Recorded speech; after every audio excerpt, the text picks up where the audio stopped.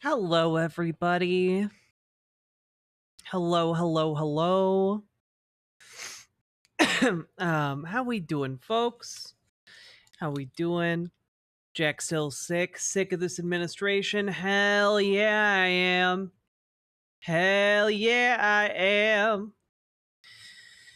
Hello, everyone. Hello, Dead NB 1312. Hello, Danger Days. Hello, Erica. Hello, Summer Lovin'. Hello, Nyan Rat. Hello, Brooklyn to Northwest. Hello, The Knifeiest Duck. Hello, Banana Brains. Hello, C321 D9Q. Hello, Ulersoth. Hello, Susalus. Hello, Aaron Lee. Hello, Feistiest Bard. Hello, Abyssal Anath. Hello, Ectobiologist. Feeling better? I am feeling slightly better than yesterday. Still have a fever, but it's a little bit lower than it was yesterday. Still feel like straight trash.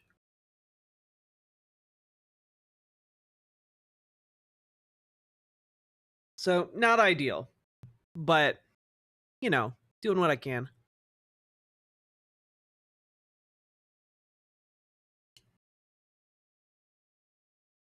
So, I have an update for you guys. Have an update for you guys about all of our efforts from yesterday, about the comments left on the regulations page to stop the, in our effort to stop the. You'll have to forgive me, my brain is broken. To stop the effort to curtail voter registration. We wound up with 4,800 or so comments against the measure. No, this was different from the SAVE Act. We went through this yesterday. It's not the same thing. This was being done via an executive order through like the bureaucratic federal system, not through Congress. The SAVE Act is the more front-facing way of doing that. There were 4,800 comments against it. There were less than 50 in favor of it. So well done, everybody. Well done to those of you who got your friends and family, who reached out and got a bunch of people to act. I know it was very last minute. And there's a very good reason it was last minute, folks. Because we had less than 15 hours. Usually how this process is supposed to work is that these proposed rule changes are supposed to have like something like 90 days of public comment. And in violation of law, there was only 15 hours given for public comment. In an effort to try and avoid the exact amount of public outpouring against the measure that you were all able to bring to bear. And so, folks, they know they can't get away with that shit. They know we're paying attention. You guys did real good. You guys did real fucking good. I'm really proud of this community. You did good, guys.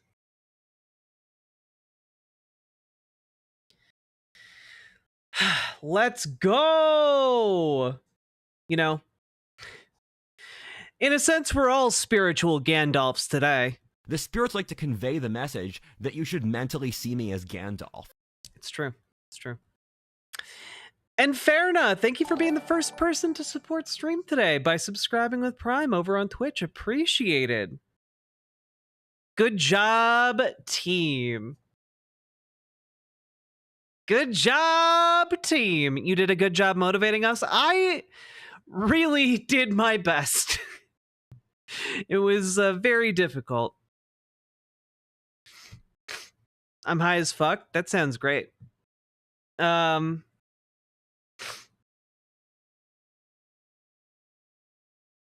They're probably going to decide that each comment in favor of the rule change actually represents 10,000 people who like the idea. Maybe, but our comments can be used going forward to challenge rule changes like that. Joe Biden still isn't a leftist? True. True.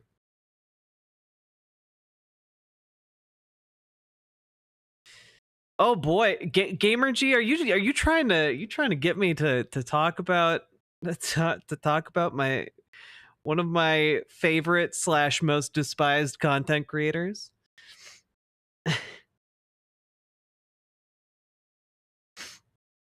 God.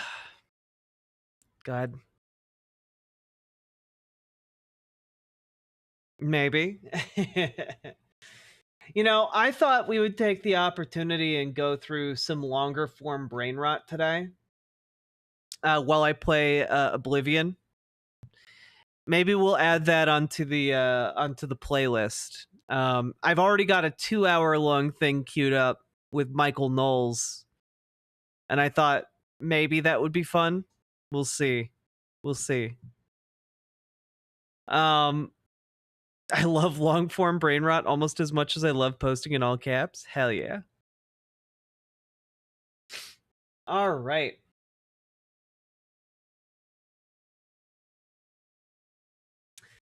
Okay, but I know a lot of you are saying you Michael Knowles right now, but also what if it was Michael Knowles interviewing an alien archaeologist? What if it was that? What if it was that kind of brain rot? That kind of obscene level of rot. I think that could be fun. I think that could be really fun. Yes, Daddy.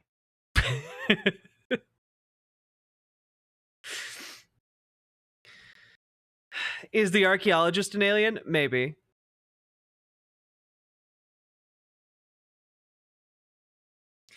And it would give us a lot of opportunities for this specific sound clip. Google debunkers. Which is always a good time. Google debunkers. Google debunkers. Get ready, Google debunkers. Sorry, Google debunkers. There you go. Nailed it. Suit up, Google debunkers. Yeah, I got mini Minuteman clips. I got mini Minuteman sound clips on this soundboard. You think I'd leave my main man's Milo out of this soundboard? No. Google debunkers. I'm cultured. I watch Mini Minuteman. Dude does cool shit. How many comments did the EAC get? They got over 4,800 comments against their proposed rule change to make our lives worse, and less than 50 in favor of the measure to make our lives worse. So we did it. Mission accomplished. We outgunned them by a rate of 10-1, just about. Well done, chimps. No kidding, folks. I am really proud of you guys on that one. You know, I am really proud of you guys on that one. That was some good mobilizing. Based in Rossi Pilled, indeed. If only Milo would go to Roswell, New Mexico. I'm better than that joke. I'm sorry. I'm here to issue a formal apology to Milo Rossi. I blame the illness attacking my synapses.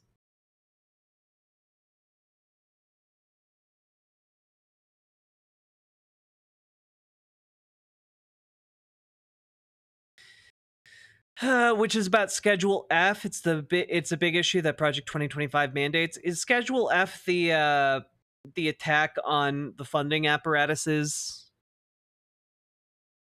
Time to remove this command? Yeah. Are you still feverish? Oh, hell yeah. You've heard of Google debunkers, but have you heard of the Safari scanners?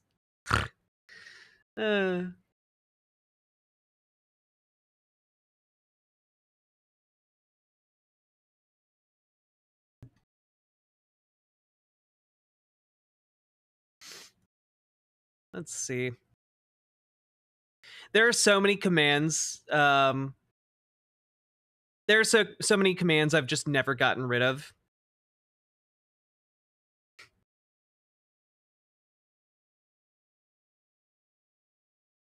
For example, did you know on Twitch you can exclamation point gender bitch? I bet you didn't know that. Paying $5 just to make TTS lady say Google debunkers and mini Minutemen. I will also make her say oh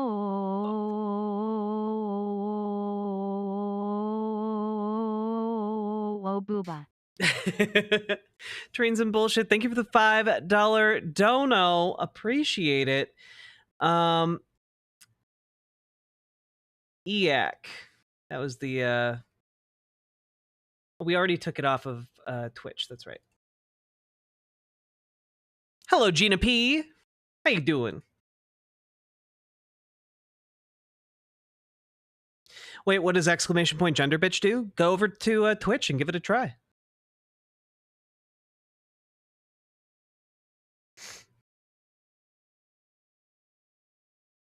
Boom. Command gone. Oh, it still has the old we used to have an emote that said gender bitch because for a while, like for a good year, does anyone remember Infrared Haas? Has he crashed out yet? Has he like I don't know, like done a mountain of blow and like got into a shootout with cops yet?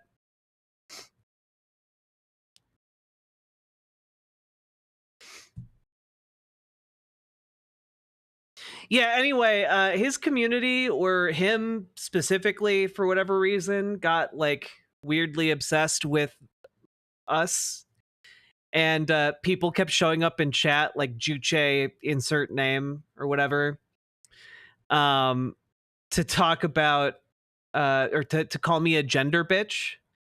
And after a certain amount of time, somebody made like an emote that just said gender bitch in like trans colors. And honestly, it slapped. And we have it still in the site chat over here. But because of the limited number of emote slots, it did eventually get booted from Twitch. But yeah, so gender bitch is a whole thing. Based. Yeah, right? The crazy MAGA communist guy? Yeah, that guy. I was once in a Discord call with him, and he just kept screaming, "Stop coping! Stop coping! Stop coping! Stop coping!" etc., etc. I was in that Discord call for like 8 hours, and he did not stop yelling the entire time. There's something deeply wrong with him. That's why we're the superior chat. See, Trains and Bullshit knows how to appreciate a good 3D emoji. Look at that spinning chip. It's so high resolution. I didn't know MAGA and communist could combine. That's the great thing. You can't. They don't. If you hear anyone call themselves a MAGA communist, they are the biggest grifters you've ever seen in your life. You're about to talk to somebody who's legitimately insane. Either legitimately insane or raking in cash from really gullible dupes. Oh, sorry. He also yelled, just keep bitching, keep bitching, keep bitching, keep bitching, keep bitching. But like that for like a full like 40 minutes. It was crazy. Speaking of, remember the other day when I was really trying to get you guys to hit that button? Jazz Dog made this, and it's dope as fuck.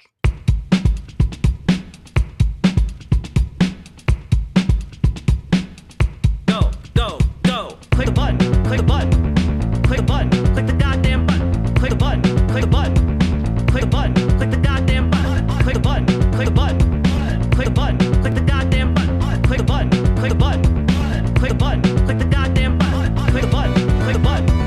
Click the button, click the goddamn button, click the button, click the button, click the button, click the goddamn button, click the button, click the button, click the button, click the goddamn button, click the button, click the button, click the button, click the goddamn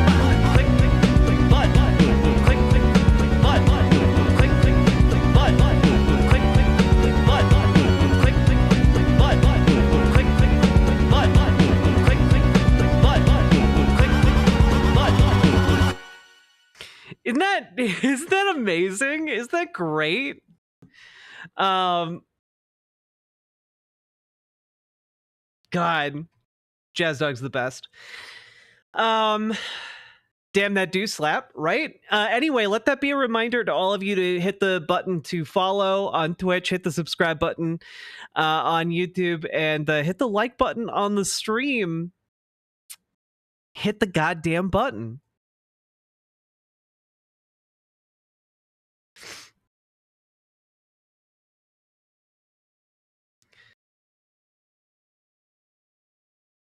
Haas even admitted that when he first created the term MAGA communism, it was a joke.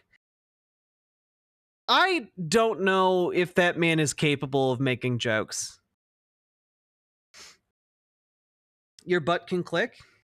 Yours can't.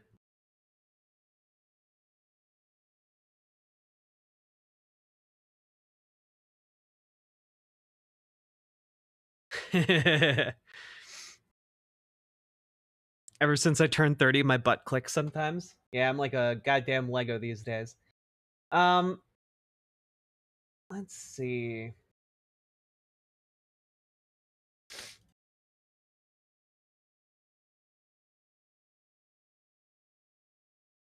Hey, Kagan boy.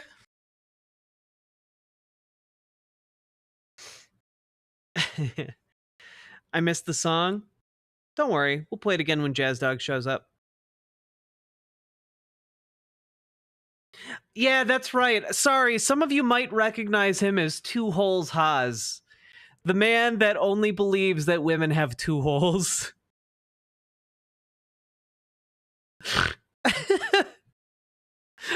I'm not going into that lore. That's the deep lore. That is that's don't quote the deep magic to me, witch. I was there when it was first made. I'm sorry, what? So this guy went on dating shows, right? Like there was a period of time where on Twitch they were like pushing dating shows. That was like the meta to get big. Can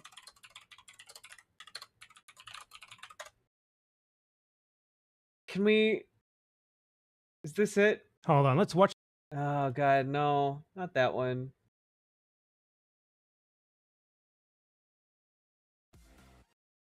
Oh my god, is this an hour-long conversation?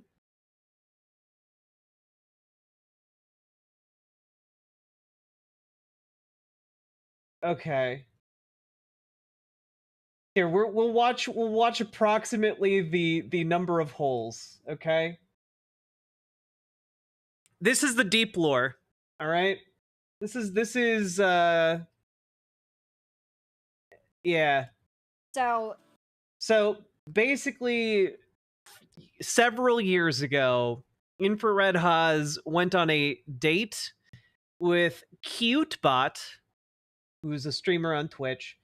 And this was the result. This is after they'd been talking for like 30 minutes. I'm gonna just have to trust you to be flexible, okay? I think that's gonna be a great source of distress in our relationship. What the fuck? Why? Yeah, Literally, I mean, why? It's like, okay, you are my bitch, and I'm counting on you to be my bottom bitch, you know? No. Yeah. No, that's not how it's gonna work. No. Dude, yes. Like, for example, in bed, I need to fully be in control. And so much so, I need so much control that I need your actions to anticipate and respond to exactly This is so what stupid. This is the level I'm operating on today. Bro, this is why you're picky, because you're not gonna find a girl like that. What? Why not? You're literally not gonna find a girl like that. Really? Yeah. Are you sure? You're asking for a mind reader, you know? Shake, shake. Well, I mean, shake, after shake, experience. shake Like, it. no. After experience, she eventually will figure it out, you know? Okay, then, well, Not immediately. why wouldn't you trust me to be able to, you know, I'd like to think I'm a competent gal. I'd like to think that. Is this AI? No. Because you're trying to put something in my butt. You know what I mean? Like, dude, there's an, I don't. There are only two holes. Whoa! There are only two holes. Whoa. Oh. What is? I'm not immediately going to be like, all right, first date with Haas. Let's go whip out the strappy lappy. No, we're gonna work up to it, dude. We'll start with anal beads. No, that shit is not. And but here's the thing, look. To be fair with you, I don't do that shit either. So both ways, it's not gonna happen. You know, to me, yeah, I'm only interested in 2 holes, not 3. You know. 3 holes. Oh, like your own. Yeah, the third one is. Dude. How many? I'm not interested. Wait, in I have a question. How many holes does a woman have from the waist down? 2. Okay, so what are those holes used for? A lot of things. Like, what do you mean? What do you ask Yeah, me? it's just a general, like, an easy, like, biological question. What are those 2 holes used for? I mean, like, bathroom-wise? Yes. Poop and pee? Poop and pee. And then where's the sex one, dude? The pee one. Oh my Okay. god. What's Oh your my point? god. That's What's so the joke? cute. That's so fucking cute, dude. It's like you really never had a woman like. What is going on? What, you pee from your butt? Oh. Or I mean, technically, there's like the urethra, or whatever. You But were what do looking you? at chat. No, I wasn't. I was looking at chat saying I was exposed and I lost. I know what you're talking about. Shout out, hey, chat. Shout out to Infrared. He's streaming right now. Shout out to the Infrared Tell me what chat. I'm missing. What am I missing? What are you missing? Yeah, like isn't the urethra Dude, a whole part ass of hole. Isn't? There's a so you're third saying- hole. There's 3 holes. What's the third one? Okay, so there's a pee hole. There's a Yeah. sexy sex birth canal, and then there's Yeah, but the pee hole. the pee hole is part of the vaginal complex, right? Why are you arguing with me?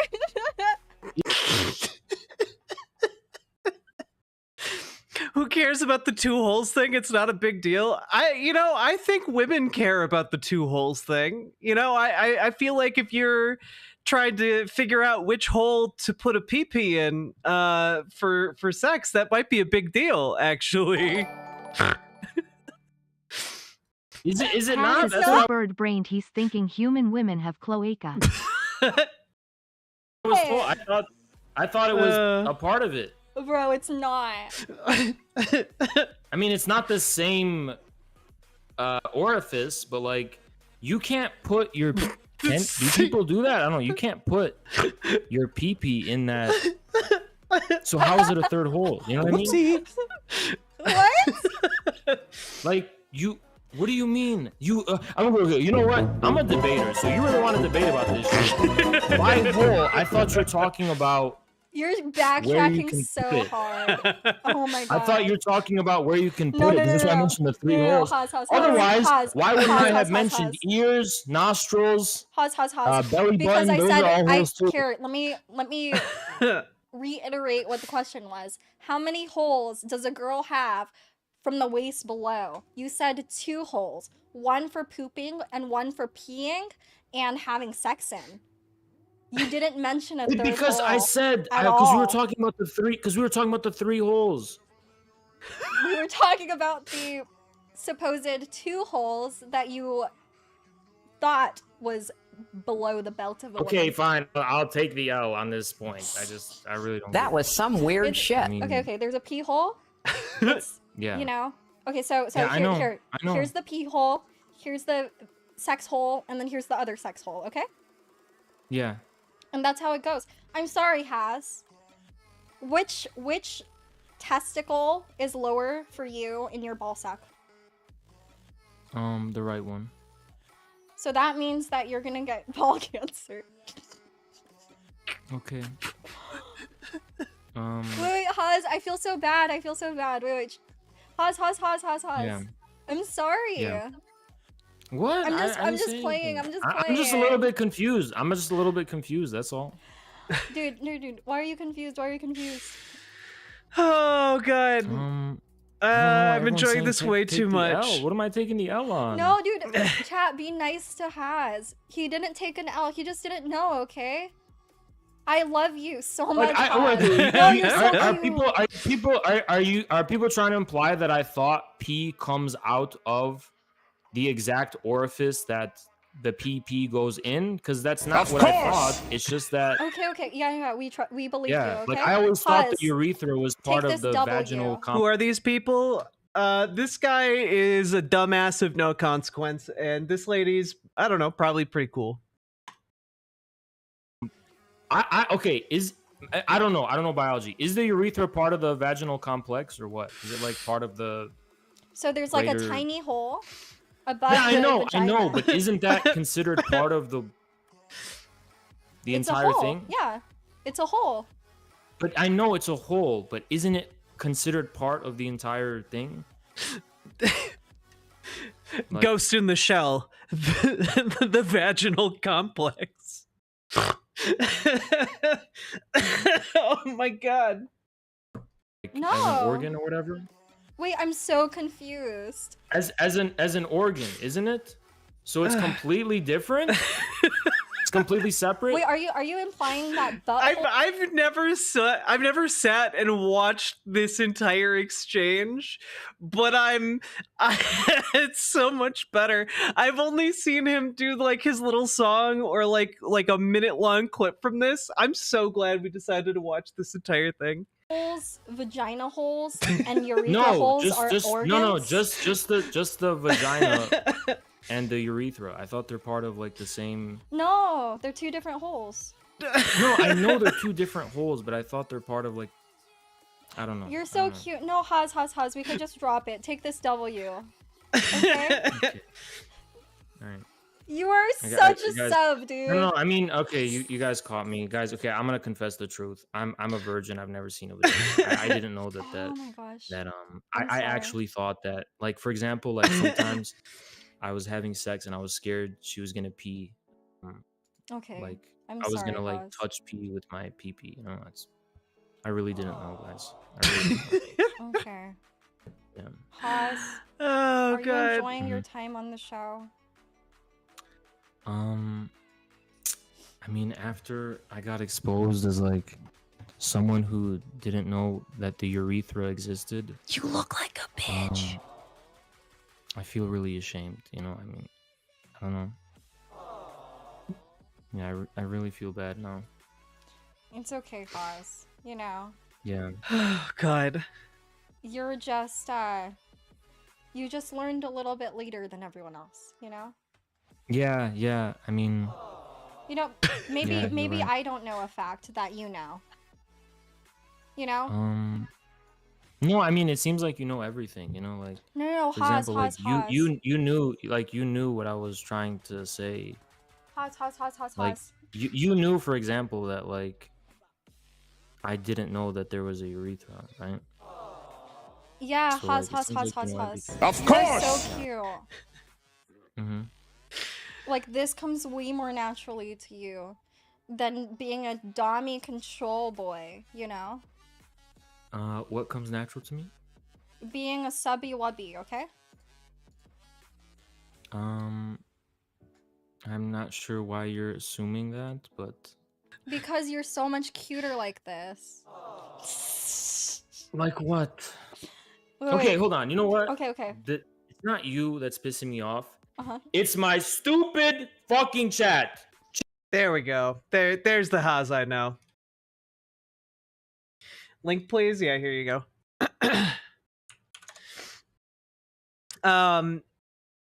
Yeah, no, again, just to really reiterate, this guy was in a Discord call with me years ago and just yelled like, you know, transphobic slurs at me and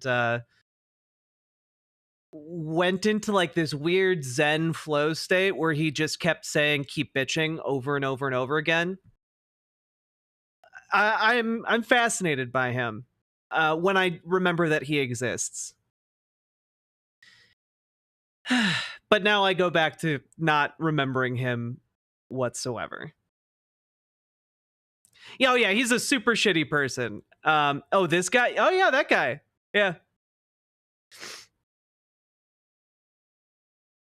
This guy, oh, that's right. He was going to fight Dylan Burns. He was going to like do a boxing round with Dylan Burns. And then Dylan Burns wound up being like a foot and a half taller than him and like actually trained in boxing.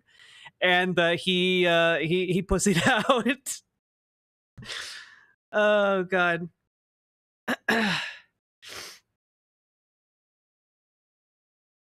Is Haas the tanky guy? Yeah, he's a tanky. All right. That was fun. That was a fun little digression. That clip is funny too. It is funny.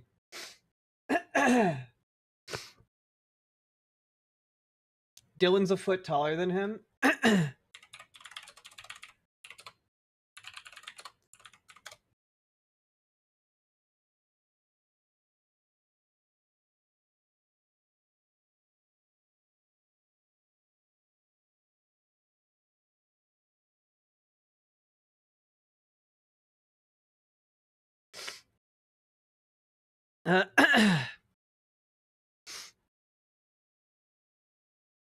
Patrick Lucas, thank you for the gifted membership over on YouTube. I appreciate it.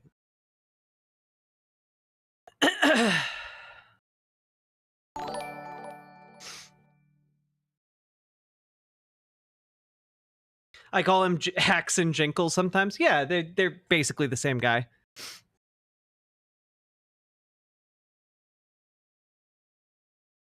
Let's see here, folks.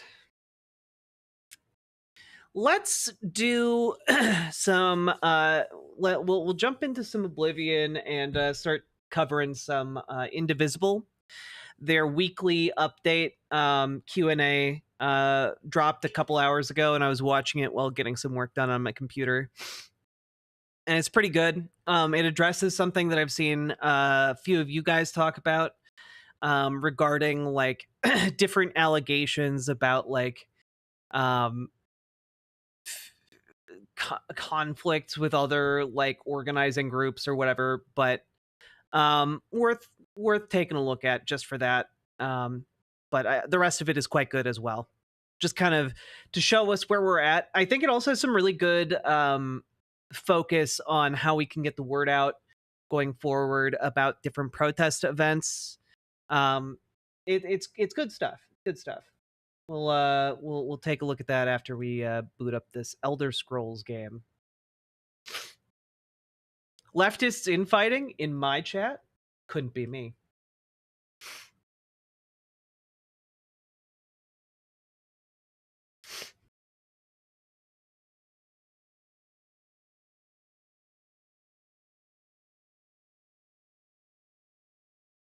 Let's see here.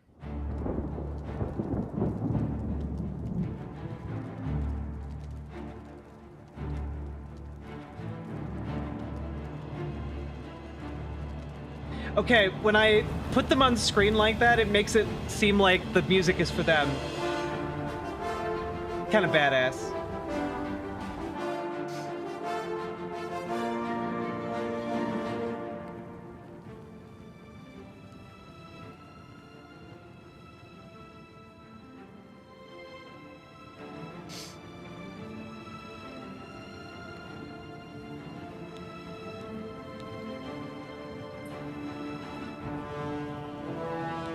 Hey everybody, welcome. We're going to get started in just a second. You have logged into What's the Plan? I hope that's what you were hoping to log into. We got one heart emoji already, but if you're just joining us, we've got a few thousand people on. Be the first to tell us where you're coming in from. Inverness, California. I wonder if they're close to Indivisible Inverness, is very heroic. No, probably not very close. Thanks everybody for being here. If you're brand new, this is what we do. We introduce ourselves. We're all coming from blue states, red states, purple states, rural areas, urban areas. Everywhere we are fighting for our democracy, and we are doing it with emojis, and we are doing it by forming groups, and we're doing it by taking actions. Shout out to, I see the Villages is in the house. Oh, the Villages. Oh yeah. Yep, I see some Hawaii folks. Eugene, Oregon. Haverhill, Massachusetts, California, Princeton, New Jersey. Let's see if we can't. Snohomish County. What? Fremont, Ohio, St. Albans, Vermont, Minnesota. Hopefully people are getting the sense this is everywhere. If you join this and it's the first time, you're like, oh, Is anybody doing anything? Yes. It turns out a lot of people are doing a lot of things, and you're part of that by being here. We're going to give people maybe another 15 seconds to join, and then we'll get started because we're going to have a lot of questions, I can tell. Perhaps you know my husband. It's a big week. Linda, California, Portland, Oregon. I'm going to go through some of the new Indivisible groups, and one of my favorite parts of the week is to go through and be like, I don't know where that city is, and then you look it up, and it's often a beautiful or historic or cool place. So we'll go over some of those. I know from the feedback that we got that people feel like the chat box moves really, really, really fast. That's kind of how this goes. We're going to work on improvements, but that's the reality. So why don't we, let's see. And can everybody hear us okay? We're going to get started. Should we get started? I got a big yes. Okay, we're going to take it. Okay, thanks for the thumbs up. I love the feedback. This is us having a conversation. We're going to actually have a full-on conversation. We got about 3,000 people here. So let's get started. Welcome, welcome, welcome, welcome, everybody. I've been saying this for a while, but you were joining this mass movement for democracy at a time of growth, which is great because throughout history, we know that there's not been a solution to fighting back against authoritarianism that doesn't depend on local, organized people from all walks of life. That's what works. If you read Erica Chenoweth on the 3.5% rule, if you read Timothy Snyder or Heather Cox Richardson, what we know is it's up to us. That's what we know about those who study authoritarianism. And we are in this moment that has lasted for months where new groups are joining every single day. We're here to celebrate a little bit of a accomplishment for the Indivisible movement. As of literally today, they posted there are 2,000 active local Indivisible groups all across the country. 2,000. 2,000. Excuse me. Our unit of activism is the group. This is how we aggregate power. This is how we wield power. Because we live in a democratic republic. That's what we live in. And in a democratic republic, groups of individuals can influence institutions and people. So that's what we're doing. To have 2,000 all across the country is incredible. Is incredible. I want to call out, in the last week, we've averaged about 10 a day. So we've had around 70 new groups this week. Leah always says, you spend too much time just calling out the groups. So I'm going to try to go very quickly because we have a lot of questions. Christine from Indivisible Kingsland, Texas. I'm from rural Texas. This is past Marble Falls. If you've ever been to Austin, you drive up north. I'm from the boonies in Texas, so it really warms my heart to see some pro-democracy folks in rural or more remote areas organizing, including in deep red states. It's not enough to organize just in blue areas. It's not enough to just organize in city centers. Wait, how in contact with progressive Dems is Indivisible? Quite in contact. They've been around for a while, guys. They've been around since, like, at the very least, the first Trump administration. So they've been around for almost 10 years doing this stuff. And as a result, they have connections within the Democratic Party. They have connections with various different groups. Yeah, like a lot of political theorists, strategists, etc. Like they mentioned last week, talking with Timothy Snyder about different resistance methods. Like they're good eggs. Yes, we need that, but we need to be everywhere. We need to send the message that nobody is supporting this across the country, at least not a substantial majority. So Christine with Indivisible Kingsland, welcome to the movement. Paige with Indivisible Chattanooga. I will say, last time Lee and I, it was the first time Lee and I went traveling throughout the country visiting with Indivisible groups. We went through Chattanooga for the first time. And I swear, within a couple days of going to Chattanooga, we were looking at houses there because we were like, we should move there. It is gorgeous. It is cool. There's a great scene there. I love that Indivisible Chattanooga has started. Welcome, welcome, welcome. Kathy from Hubbard County, Indivisible. This is Nevis, Minnesota. This is nestled way up north in Minnesota. Lee and I both went to college at Carleton College in Northfield, Minnesota, which is more towards the south. But in Nevis, Minnesota, population 377, we have Indivisible Hubbard County. So Kathy, thanks for registering Indivisible Hubbard County. And last, Andrea from Indivisible Temecula, California. This is a re-registration. So one of the dynamics we're seeing right now are Indivisible groups that were active in 2017 and 2018 or thereabouts, became less active maybe after Trump lost in 2020, are now re-energized, are getting new people in and are re-establishing themselves. And so this is the case with Indivisible Temecula. Andrea, thank you for registering. Lee, I realized we got started, we didn't even introduce ourselves. I'm Ezra. I'm one of the co-founders and co-executive directors of Indivisible, married to... I'm Leah. I am the other co-founder, co-executive director of Indivisible, and we are indeed married, which is why we're like sitting so close together. Also because this is a cramped space. So because we're all trying to find the camera. Indeed. Leah, do you want to go over what's the reason for these calls? What are we doing? How do we run these things? Sure. Okay. So this is going to be mostly Q&A. We'll have some just opening thoughts, but we want the bulk of the questions or section to be Q&A. We're going to be doing upvotes of questions in the Q&A function on the toolbar below your camera screen or your window video. So if you have a question, put it in there. If you see questions that you want us to answer, upvote those questions. We're going to mostly be doing the questions that are voted to the top so that we can kind of get to the things that are the most pressing for the most people. So be sure to engage with that function. You are welcome to pop your reactions in the chat box, but if you put your questions in the chat box, they will not get upvoted. So just be careful about that. Let's see, other pieces. This will be recorded, so if you missed this, if you want to watch it again, we will be posting it on YouTube. All of the links that we post in the chat to different actions, resources, etc., we will send all of those out in the follow-up email that we send for this. So if you don't catch it because the chat's going too fast, don't worry, it will be in your inbox. We are going to keep doing this as long as people find it useful. We are growing every week, so we think people find it useful. And, just a general note on kind of respect and community care. We're talking about stuff that's incredibly personal and incredibly hard and scary for a lot of people in our communities. It's true. I know that everybody here has, something that is very personal for them that is on the line right now. It can be really hard to do that, process all that. People can disagree. There can be, conflict. What we ask is that folks really try to keep the chat respectful and constructive, even if we have disagreements about strategy. So we're all here to organize together. We're all here to lift each other up.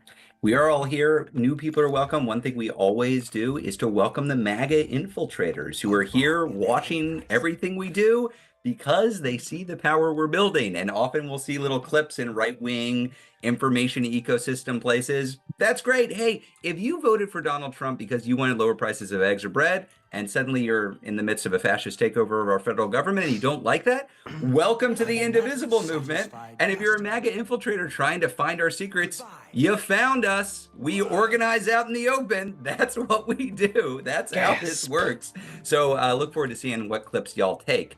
Okay, so one thing that we do after each of these calls is a survey to ask you about some strategic question or something that we're wrestling with. The last survey was kind of meta. It was about these calls and what you like, what's going well, what you would see room for improvement around. So I just want to reflect back some of the things we heard from y'all. We got a lot of responses. I spent some time going through all of them. Things that I heard that folks appreciate, actionable guidance. You like the sense of community that comes. Somehow that guitar still works even though we bang it every single day. It's a Telecaster. It's fine. It's basically indestructible.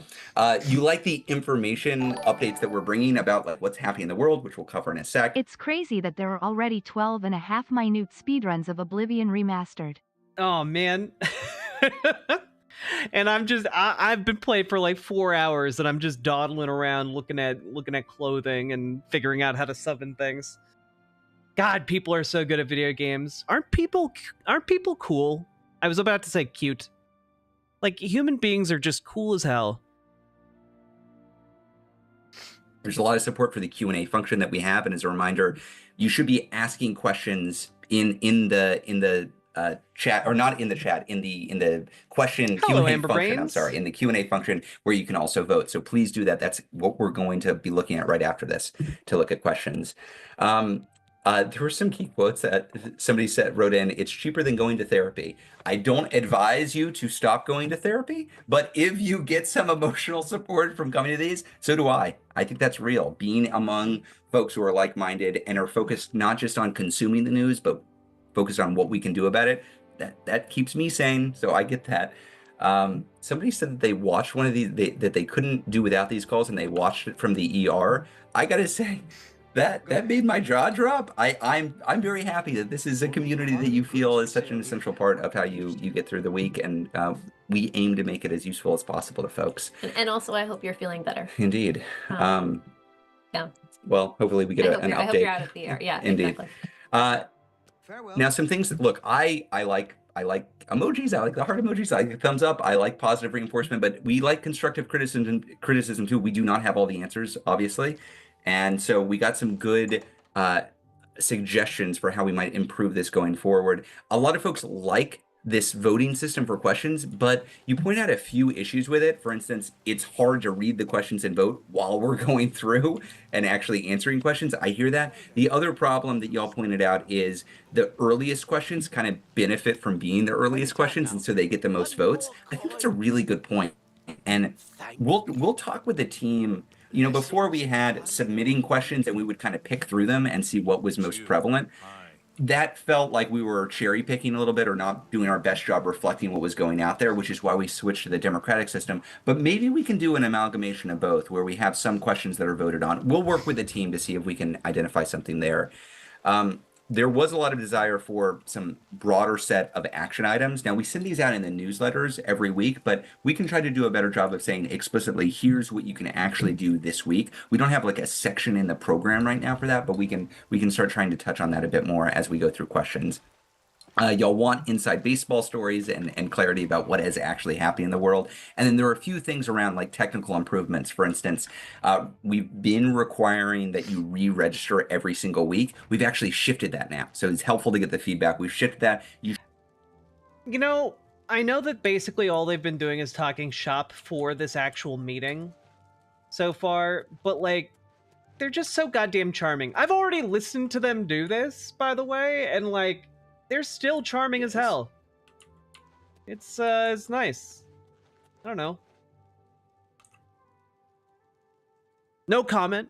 You should be able to register once and then it's on your calendar and then you're just registered. So we'll keep on trying to make improvements. Thank you everybody for submitting these responses. We really do go through those and we're trying to build something that works for everybody here too and improve. So if there are other things that we can be doing that will make this better, let us know. Leah, any thoughts on the survey before we move on?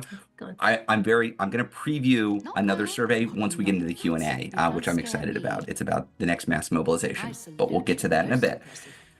Okay, with all that said, let me just provide a little bit of intro about the state of the world this week, and then we'll get into Q&A. What is Trump doing? What is Trump doing? He is consolidating power. It is the typical authoritarian playbook. And that means he's going after institutions that oppose him. This means universities like Columbia and Harvard. Some are fighting back, some are not. It means law firms like Paul Weiss. It means media institutions like ABC News and Washington Post and LA Times, the business community, big tech. Like, that's what he is doing. This is what authoritarians do. They look at the sources of power in society and they say, well, that's a threat to me and my power, so let's go after them. This is how we should view the latest rounds of rumors about Trump's next target. Last week and going into this week, there have been widespread rumors that Trump is going to start targeting nonprofits. Nonprofits writ large. We don't have specifics about what exactly this will be. There was a fair amount of reporting that he was going to go after climate groups and environmental groups on Earth Day as kind of a middle finger to climate activists. That didn't materialize on Earth Day on Tuesday. There have been some rumors that he's going to launch just a much broader attack on any sort of nonprofit that might represent an interest or a threat to. Can I just say, I love the movement in Oblivion so much. I love it. I love the NPCs moving around on their paths so goddamn much. His power that he doesn't like. We thought that might come earlier this week. We were talking with partners, we were trying to prep as best we could, and we were bracing for impact. Those executive orders that had been rumored did not materialize, at least not yet. They might be coming today or later, and there's a specific rumor that has picked up speed that we might see evidence of literally later today, and it's Trump issuing an executive order or possibly starting an investigation to target Act Blue in some way or form. I'm just giving you everything that we have, and it's not everything because everybody's reading tea leaves now, but there are some sources that are saying Act Blue is going to be the next focus of the administration. It could come out with a a statement as soon as This is something that is in the works. I have heard about this as well. They're not blowing this out of proportion. later today. Now, Act Blue, for folks who aren't familiar, this is what many political candidates on the Democratic side use to fundraise. It's also what Indivisible uses to fundraise. If you go and click donate on Indivisible's website, it will take you to Act Blue, which processes the payments. That's all Act Blue does for us. It allows you to put in your credit card. It's like going after Venmo. Yeah, it's kind of like going after Venmo. Except that it's the Venmo for facilitating payments within the democratic and progressive ecosystem. Exactly. So we don't know what is coming. I just want to be clear about, regardless of what comes, it is our constitutional right as Americans to peacefully organize and protest. What we are doing here is not just allowed or tolerated by a democratic republic. It is foundational to us having a republic at all. Foundational. It's in our Constitution. It's not the 17th Amendment. It's the first damn amendment to the Constitution. Says, and I quote, "The right of the people peaceably to assemble and to petition the government for a redress of grievances." It protects that right. That's what the Constitution says in the first damn amendment. Indivisible will not give in to this bullying. We will not give up our constitutional rights. We will not obey and advance an authoritarian who is trying to run roughshod over the American public. Get his ass. What we are doing, we're organizing. We're going to keep organizing, and we're going to keep insisting on the rights that we've got.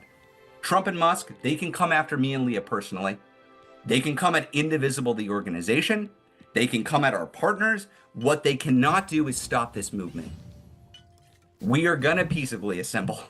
We are going to petition our government. We are going to have our redress because we have a lot of grievances. We have a lot of grievances. Let's go. And a lot of the American public have grievances. And you're damn right. Our elected officials are going to hear about them. The institutions that are failing us are going to hear about them. And the institutions and the leaders that are fighting on our side are going to hear from us as well. Leah, anything else about the state of the world, or should we get to Q&A? Get to Q&A. Okay, y'all. Reminder: you can ask questions in the app. You should just be able to click the Q&A button and then ask questions. The way we are going to do this, you're going to see me looking up because I put this on a screen up here. But the way I'm going to do this is look at the most top voted questions, and then we're going to go through and we'll see what we can get through over the next 45 minutes or so. That's the plan. So. Most upvoted question from LC with about 500 plus votes is: how do we quote unquote Tesla RFK Jr.? His plans to create a database, a registry for those with autism must be stopped. Hands off. It's a great question. And RFK is a... Do you still think I'm two holes, Haas? Genuinely, if you are Haas, yeah. Enormous danger to the health and well-being and rights of everybody in America. Like what he is doing is setting public health back decades. It is directly endangering our families and our kids. It is sabotaging the future cures for Alzheimer's and cancer and Parkinson's and diabetes, things that we actually depend on and our loved ones depend on. So with just and yes, he is particularly threatening autistic people with his like enormously dangerous and threatening comments and what he has been claiming the right to do. So with 100% agreement there, I would say, look, when we think, well, again, Superjet guy, when has consistency ever stopped this administration? Make it quick. When would you ever expect anything out of these people that would contradict this? think about different targets, we're thinking about them in relation to an overall power structure. And what I think we have to first face with RFK Jr. is that not enough of the public understands that kind of the like outsider branding that he came in with is actually just completely phony, and that he is a dangerous crank who is getting people killed.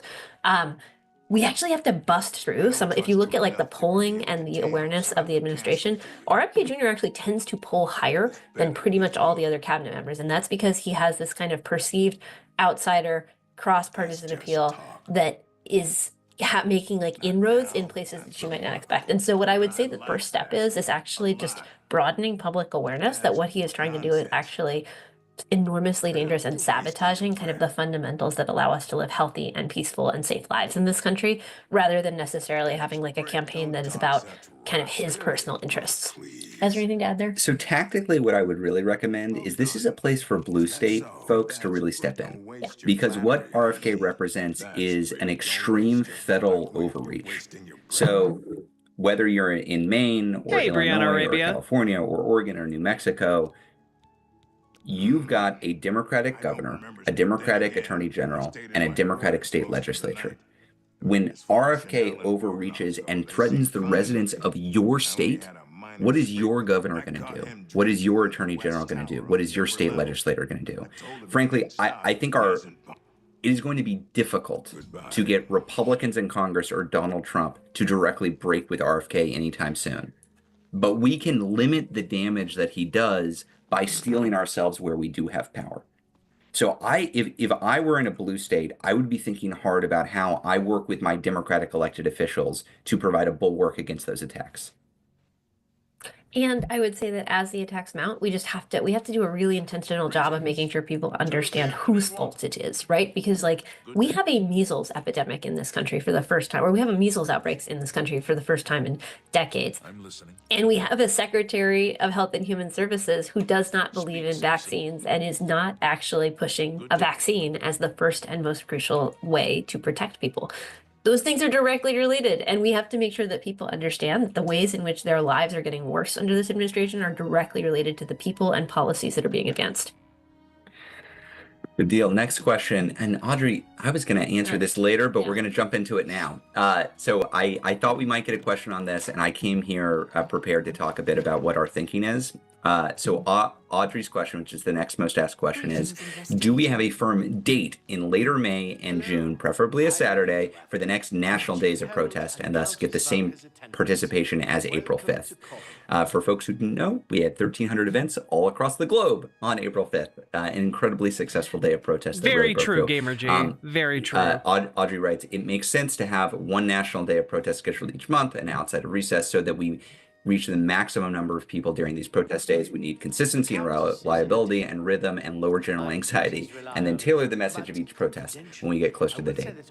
So, Audrey, this brings up what I wanted to survey about. And if folks caught me, I went on Mad Al last night to talk about protests, and we ended as I ended. If we had more time, I would have teased a little bit more that we were thinking about it with, oh, there's a lot more to come. This is what's to come. This is what's to come.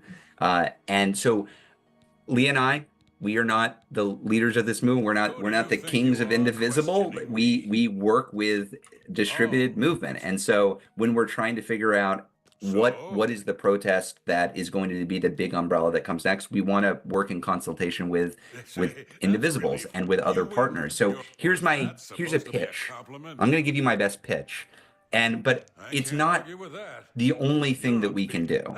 And what I would like you all to do is follow up in the survey to come after this and tell us whether you think this is a good idea, if your own group or your own community would like to participate, or if you have concerns about it. Like, raise flags and say, actually, I think it would be better to do X, Y, or Z. None of this is written in stone. We're still developing it internally and with partners. But with all that said, let me tell you the current thinking.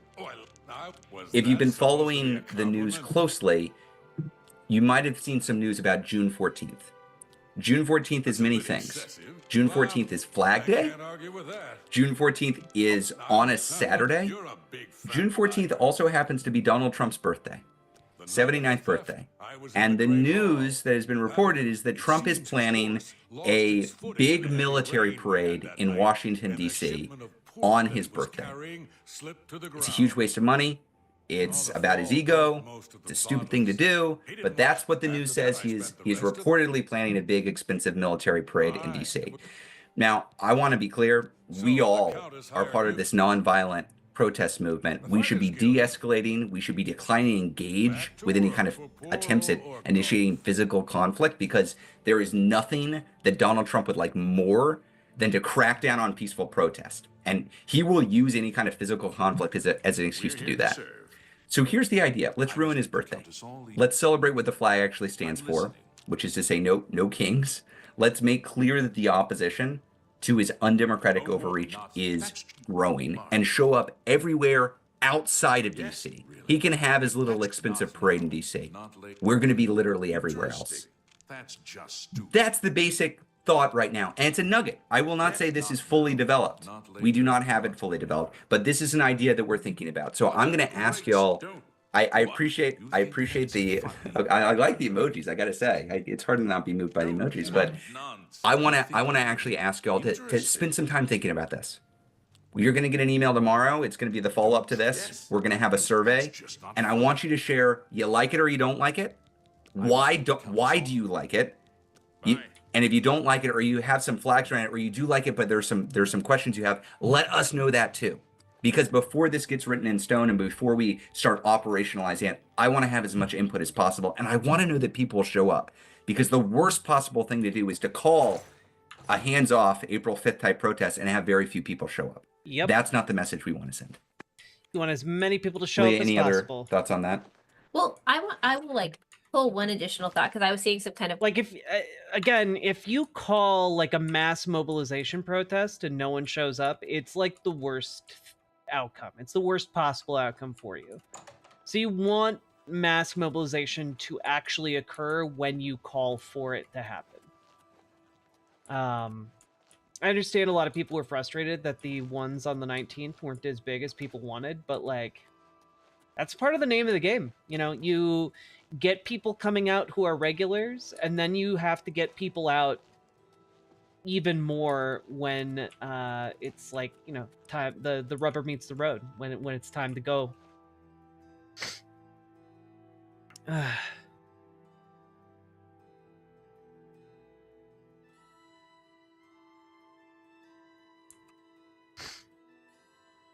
comments in the chat that are kind of like why and like what's the arc here.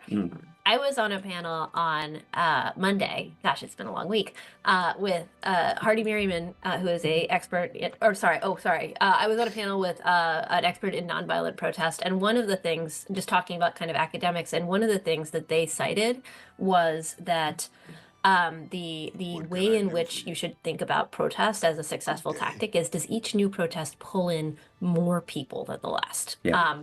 And so one of the ways in which we're thinking about this is like, are we able to consistently build a new tactic? Are we able to flex a new muscle? Are we able to pull in a new constituency? I want to shout out, for example, everybody who's working towards May Day, where we are partnering with immigrant rights groups, where we are partnering with labor unions to try to have a big, powerful people's showing. So we want to be continuing to kind of build these muscles, pull in new people. We might have new angles, we might have new constituencies, but we have to consider, or we have to think about this as like building the ultimate strength to push harder collectively, rather than kind of like one protest is going to fix everything. That's right. I just want to underline May Day, that we're Indivisible is not leading it because it's being led by workers unions and by immigrant rights, and Indivisible is though throwing in on this. It is on a Thursday, so there is a different dynamic there, but it is important for us not just to show up in a big way, but to show up with different constituencies. So if you're not a unionized worker, if you're not an immigrant, you got to show up. You got to show up. You have to link arms with these folks that are under threat and show up, because that's how we're going to make our next big action big too. It's going to be all of us. So I see some people saying June 14th is a long way away. You're right. We should not sit on our hands until June 14th and then show up in a big way there. We've got to find other ways to engage. The next opportunity for us to show solidarity is with these folks on May 1st, if you can. More to come on that. More to come. Thank you all for being here and engaging in the conversation, and we'll hopefully build together. Next question comes from Michelle. What's our long-term goal? If it's impeachment/removal, won't we just be stuck with JD Vance? Well, I'll start by saying our long-term goal is to get to, well, our long-term goal is justice and a just and equitable and true democracy in America. I would say the like short-term proximate version of that we are trying to get to is a moment where our democracy is stable enough that losing election does not plunge you immediately into a fight with onrushing authoritarianism. We're not there yet. When you're asking me like, what's our goal within the next few years? what I would say is that I think we want to build the political power and the popular opposition and the societal disapproval of Trump that makes it very hard for him, that constrains his ability to get away with the things that he is doing. And then we want to beat them and have a successful electorally and have a successful transition of power, which is going to require moving a bunch of different institutions within our society in order to hold the line on what is necessary to ultimately have a successful transition of power after we have won an election.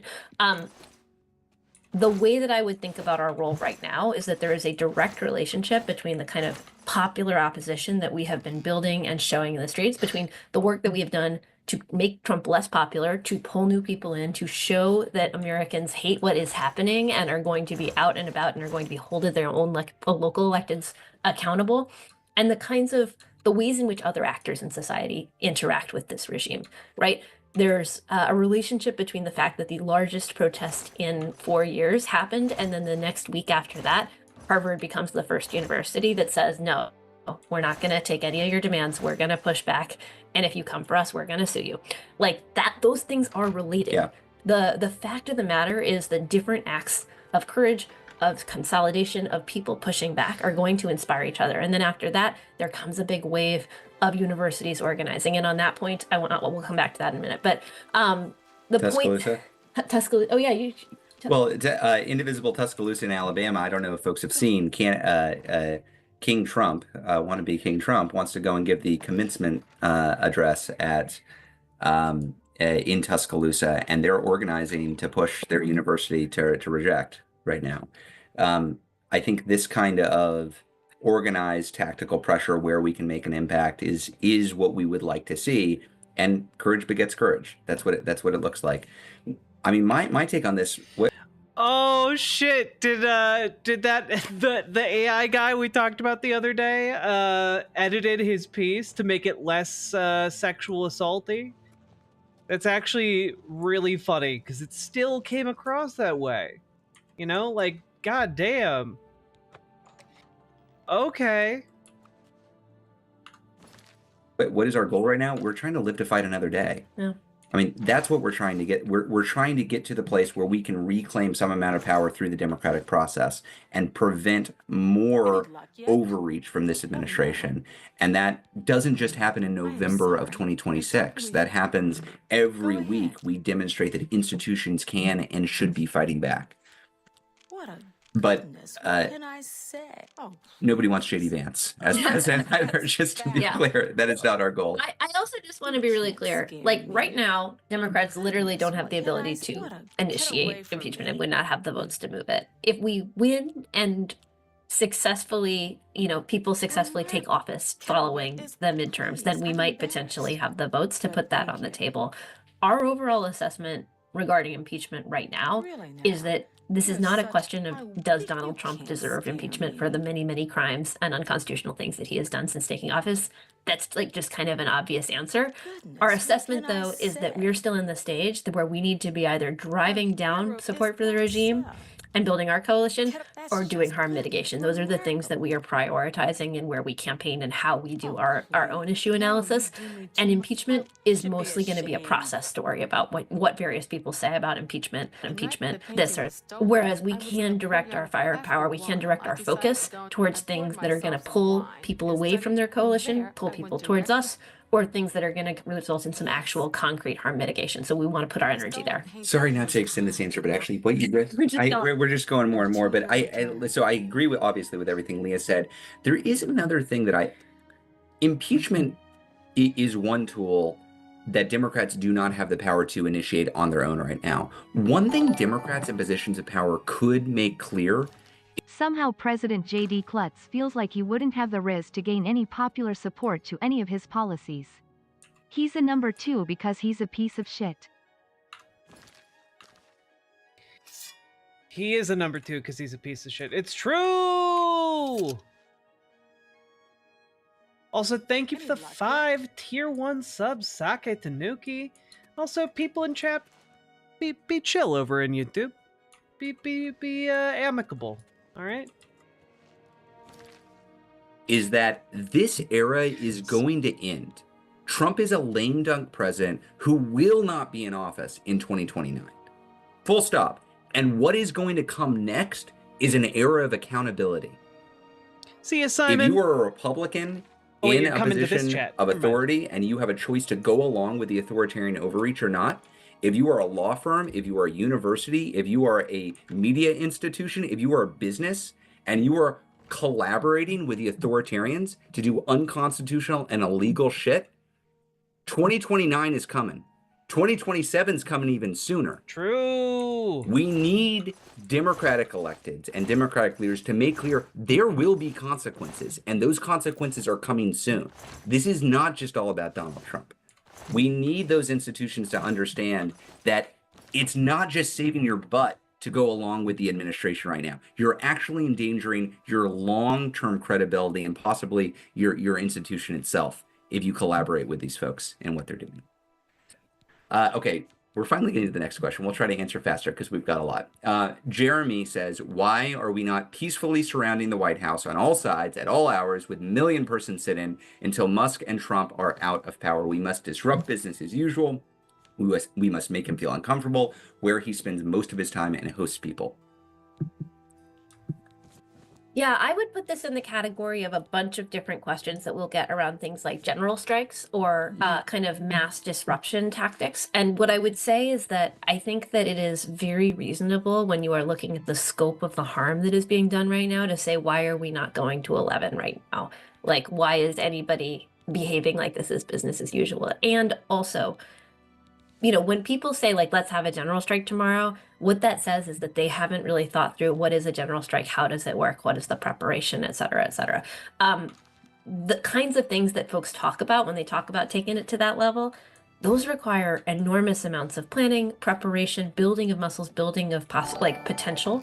That, you know, we should just be real about the fact that those are not. I only found out recently that bees make circular honeycomb, but the weight of the cells filled with honey presses them into hexagons. I'm gonna need you to clarify if that is a real fact. Is that a real fact? Because if so, that's cool as fuck. Also, thank you for the 2 tier 1 subs. I very, very much appreciate the support. Y'all, I really genuinely, like, I can't really overstate how much I'm grateful for you guys for supporting my streams where I'm not, you know, talking about the existential chaos in front of us in order to continue to persist. Because, like, fuck, man. Like, I know I need to talk about RFK, and I know I need to talk about all that shit, but, like, man, that's like where I live, you know? Like, that's a story that's very specifically about me, and it's hard not to be it's hard to be impartial about it, you know? It's true! I'm getting reports from chat that Sake Tanuki's 2 tier 1 sub dono message is in fact accurate. Thank you very much for the cool new fun fact, Sake Tanuki, that I'm sure will definitely be incorporated in the next fanfiction I write. Appreciate it.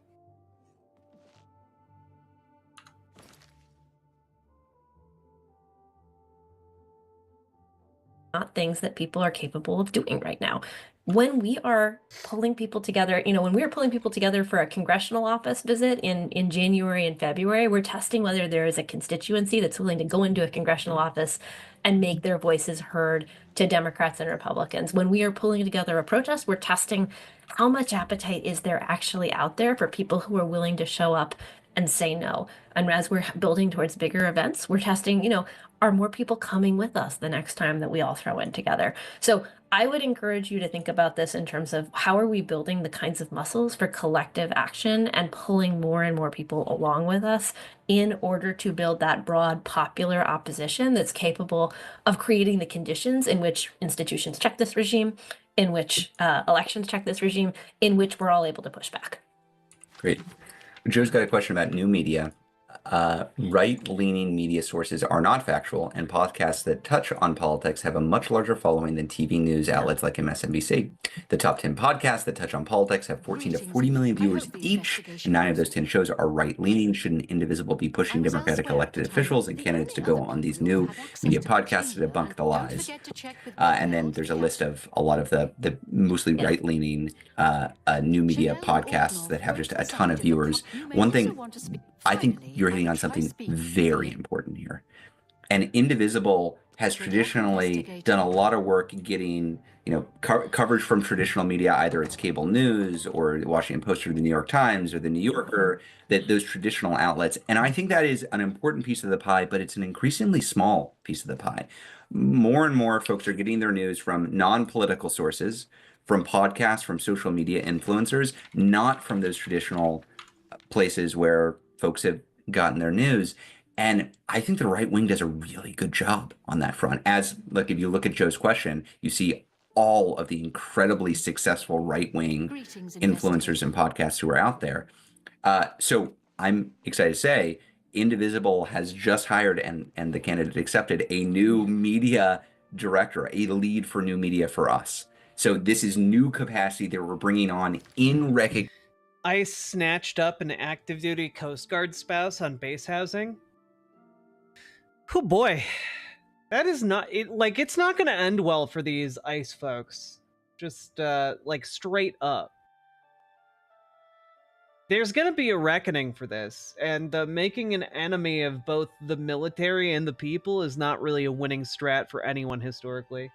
Recognition of this basic reality, that it's not enough to just get traditional media coverage of what we're doing. If we're not competing for attention in the places where normal everyday Americans are getting their news, we've lost. It's game over. It doesn't matter if I get a quote in the New York Times or if Leah is featured in the Washington Post. That's not going to be enough. We need everybody, not just Indivisible national folks, but Indivisibles from across the country. Duck here. I see that you are all typing in chat. That's good. That means you have working fingers. Why don't you take those working fingers and use them to like stream? Oh. Thanks. BWA. I had my attention on the screen, so I didn't really know where that comment was gonna go, but I'm glad it went in the direction it did. I appreciate that for sure. Thank you very much for the $5 dono, very knifey duck. Very appreciated. Country to be engaging in these places, because normal everyday folks cannot just be influenced by Joe Rogan and Ben Shapiro and Jordan Peterson. I will just note, I think that's all true, and I totally agree. And also, I do think it's worth noting that there's like a bit of an asymmetry in the audiences for conservative and liberal media. So one of the assumptions there is that there's kind of like an equal number of people who want to consume 24/7 left-wing or liberal content.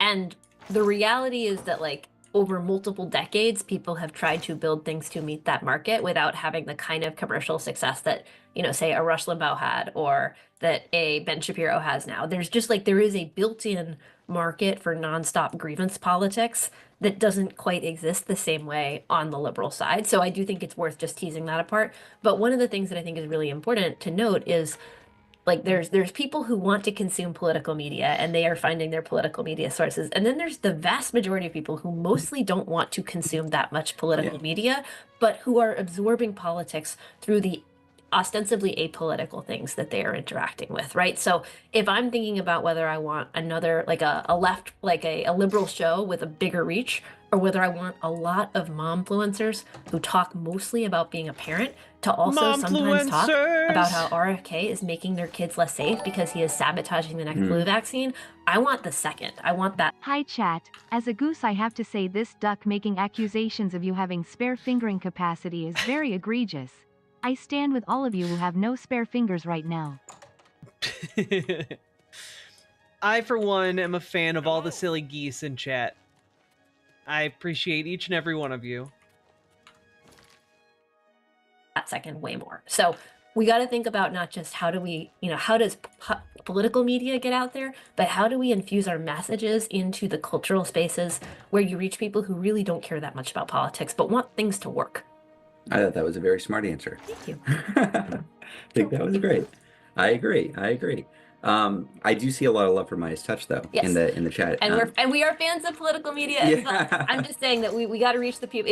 If everybody who is listening to this votes, that's great. We still have to reach the people who will not join us for a 3 p.m. chat on Thursday afternoons every week. Indeed. Okay, next question comes from Nancy. I have seen a shift. Momentum seems to be in our favor. Is that an accurate read? I think you're picking up on the vibe shift since April 5th. I believe that's what you're picking up on, and it is real. It is real. And we said this at the time that April 5th on its own isn't we want it. It's over. Can I start all my donut posts with "Hey chat, Duck here"? If you're reading the tea leaves, and that's all any of us can really do at this point, what you're seeing are things like, Chris Van Hollen going down to El Salvador, followed by folks like Maxwell Frost and Robert Garcia going down to El Salvador. You see J.B. Pritzker in this role of trying to, rally the governors from across the country and show here's what it looks like to fight back. You're seeing a lot of, I'd say, creativity from Democratic leadership, which is really what we need to see. Folks trying to figure out, how can I break through? As a superb owl enjoyer, I was blown away to see a great horned owl fly silently into the night. What did it say when it hit it? Did it say, whoo, how? Look, I know that wasn't my best work. But thank you for the 5 tier 1 subsocket, Tanuki. I very much appreciate the donos, even if none of you understood the esoteric, terrible joke I was making.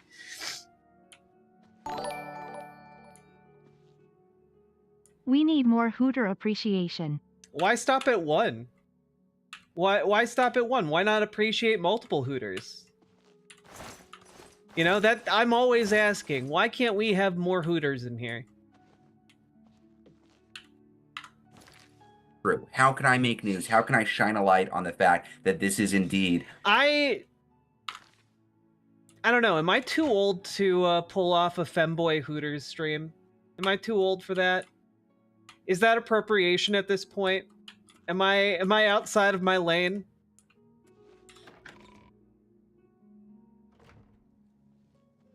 All Hooters are valid. True. Nah, do I have the femboy pass? I don't know. I feel like I provided enough service in my Tumblr days in the femboy army. Hi, early bird here. I have to re-get to inform you that I failed to catch the worm and it entered the brain of RFK. I have let you down, and for this I am sorry. I shall try again tomorrow morning. The worms are back. The worms are back. Thank you for the $5 dono. Trains and bullshit. Also, thank you for the 5 tier 1 subsocket, Tanuki. I forgot to say hello while opining about Hooters. That's my bad. A crisis. That is not where we were 3 months ago. 3 months ago, the dominant view within Democratic circles was rollover. Hi chat, as a sentient goldfish hooked up to Chat GPT, I would like to say that Henry Blodgett is a charming man and never sexually harassed any chatbot. Just real quick there, sentient goldfish, are you sure about that? Did Henry Blodgett type into you to say that? How sincere is your commitment to that line? If I dunk a little bit of extra fish food in the tank, what does that get me? And play dead. And that's a direct quote from James Carville's op-ed in the New York Times from a couple of months ago. Roll over and play dead. Trump will take care of himself. That is not the dominant view right now. I would not go so far as to say that we have a unified opposition party in this country yet, but the insurgent fighting faction of the Democratic Party is indeed ascendant. It is ascendant. Those are the folks that are getting the attention. Those are the folks that are getting small dollar donations from around the country. Those are the folks that are being seen as actually in line with rank and file Democrats. And you can track the shift of the party over the course of February recess events to March empty chair town halls to April, the largest single day of protest in years and years. And suddenly, what's the result? Democratic members of Congress are looking for ways to plug into that positive language, and Elon Musk announces he's leaving Washington with his tail between his legs. I want to hammer home one specific point in there. So like last week, maybe the week before, I don't know. Time is not aren't working quite right. There was the first quarter fundraising report came out, and it indicated, it's kind of like the report on how different politicians have been doing, how they've been raising into their own different vehicles for campaigns. What was pretty consistent across a lot of the people who had standout performance is that they have been the people who are out front, who are fighting back, right? It's AOC and Bernie, it's Chris Murphy, it's Jasmine Crockett, it's Max Frost. It's the people who have been willing to really. Do I ever use Reddit? I have used Reddit before.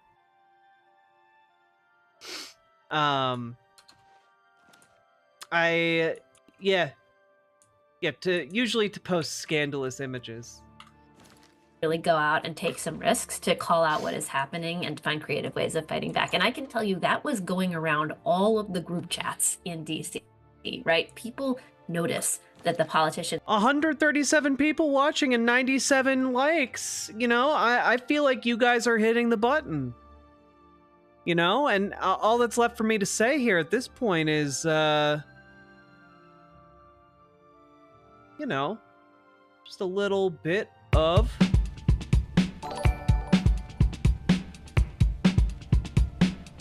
Hi, it's Doodleburb, the burb that doodles. I'm a variety streamer and you should come see my Twitch streams. I heard burb donos are being accepted, so I'm contributing. I love Doodleburb, an absolutely top tier burb streamer. Click the button, click the button, click the button, click the goddamn button, click the button, click the button, click the button, click the goddamn button, click the button, click the button, click the button, click the goddamn button, click the button, click the button, click the button, click the goddamn button, click the button, click the button, click the button, click the goddamn button, click the button, click the button, click the button, click the goddamn button, click the button, click the button, click the button, click the goddamn button, click the button, click the button, click the button, click the goddamn button, click button, click button, click button, click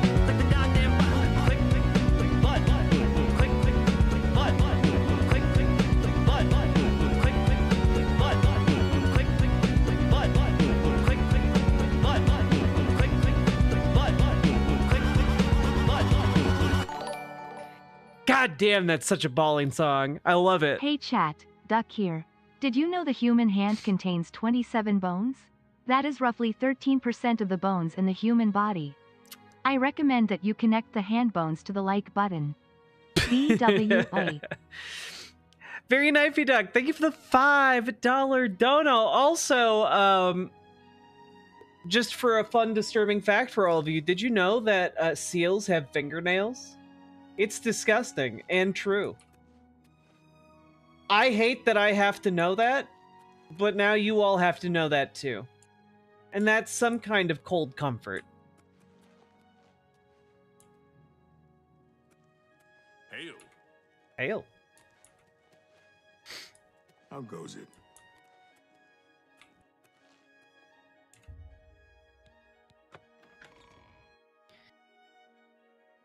Interesting today facts, indeed. Who are going out front are being rewarded, and they think, oh, how do I do that a little bit more? So as you know, we've been talking about like what are the ways in which we reward fighters, but I do just want to call out like the actual material support of people who are putting their mouths where their money is. I don't know, metaphors running out. You know what I mean here. That actually does matter because okay, yes.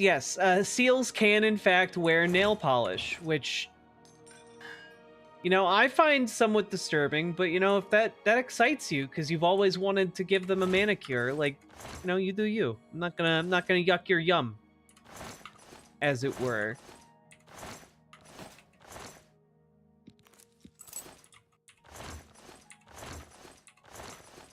Hit the button. Hit the button.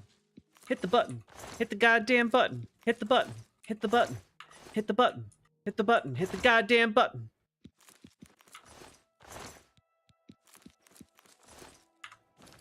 Because it signals to other people, oh, that's the direction that this is going. I got to catch up. Yep. Okay, Susanna asks, what is being done by Indivisibles and partners, partner groups to market, advertise events on social media? I thought seals were kissed by a rose on the fence.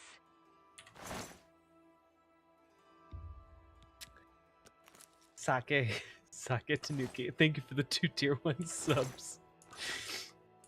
Do you guys ever just get a dono that makes your brain break in like a very specific way? That was that for me. I can feel the neurons snapping. Why stop at just one Hooters when you can stop at multiple?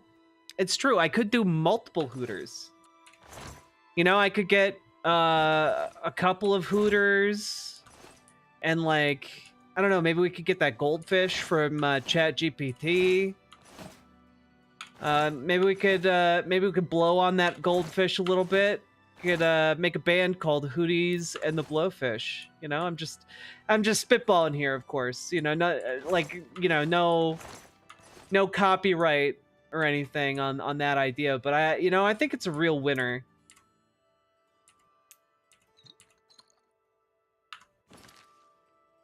Media in order to reach much broader audience. In my experience with well-educated and informed friends and neighbors, many are... How do I remove the concept of a cunty seal from my mind? You know, that's between you and your mind. I didn't do anything. You put that there yourself. What Sake was referring to was Seal, the British musician in the 90s, singing about a...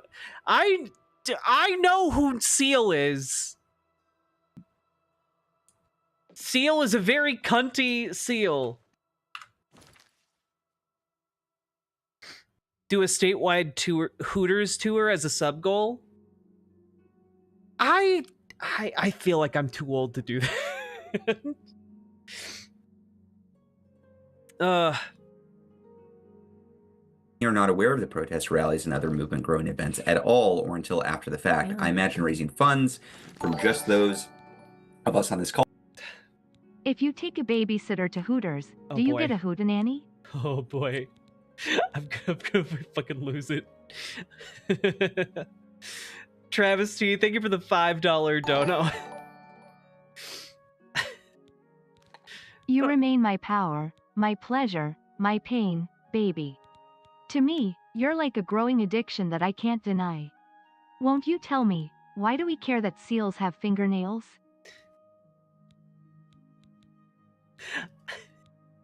I don't know.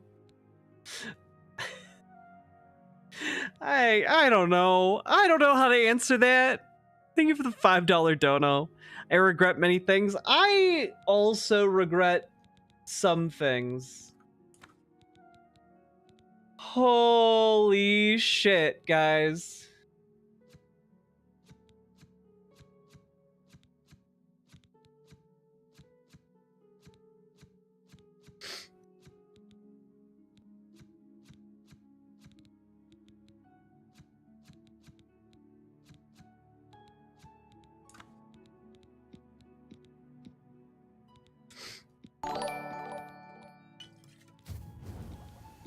Fun fact, the song Kiss from a Rose was produced by Trevor Horn. Trevor Horn was also the lead singer on the song Video Killed the Radio Star, which was the Fist video played on MTV. The Fist Now video? you know. Thank you for educating us, Very Knifey Duck. I really appreciate that. I love making bullshit potions in this game. Call could go a long way to directing more resources to mass marketing. It's a great question. I think it's a good question. It is a great question. And what I would say is, I think there's what we can do, and I also think there's what local indivisible groups can do, right? Because there's the promotion that we'll do via social media of various things, and also a lot of times it's actually like, did somebody put hand printed posters up on all of the different telephone poles in your town a week before the protest that's going to actually reach the most, the broadest population of people. So I think it is true that like we could explore more creative ways of doing this, and as we get further into promoting the ongoing mass mobilizations. I'm sure we're going to be exploring it, but I think it's, you know, it's not necessarily about paid media so much as it's about creating vehicles and containers that people are invested in and want to spread within their own social networks, and then helping them come up with ways to do it.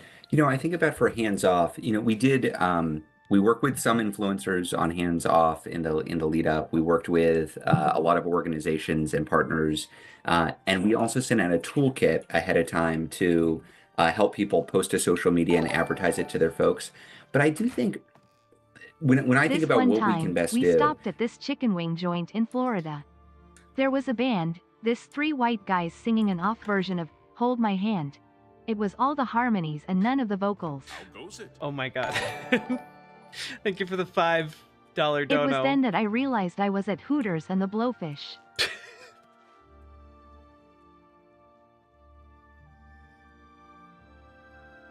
Thank you for the $10 punchline. Let me bring it back to politics. I'm a firm believer that Elon Musk could take us to Mars and provide the world with an inerasable source of free energy. Just use all Donald Trump's hot air. Oh, hello. For like the briefest span of a second, I thought maybe you were being serious, One-Eyed Heathen. I was about to be very surprised. But that was good. Thank you for the $10 super chat.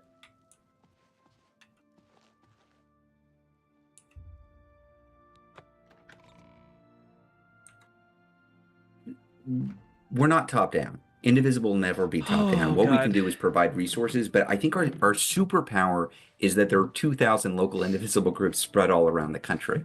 And those are the ambassadors for this movement, right? Like Lee and I can, again, we can get quoted in press, or we can get some fancy influencer maybe to talk about an event. But the thing that's going to get your sister, your coworker, your colleague, or your neighbor to come out to an event is that they hear from you. That they hear something that feels real. That's and is not just true. packaged by national media, or they hear from some talking head. So I think we are at our best when we're providing the materials to local groups to do that outreach. I'm really just underlining what you're saying, but I don't think we've quite nailed it.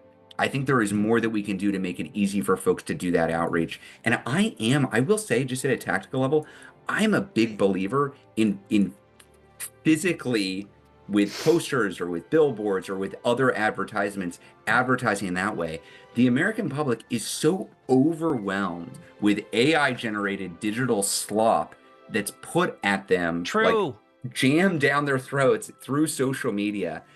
It is hard to break through in that environment, but you know what is very difficult to replicate on AI or just digitally? Love. An actual physical advertisement at the local library or the community. This, by the way, is why I've been suggesting you guys do agitprop and like post posters around your local area, because like that is unironically what will get a lot more people interested.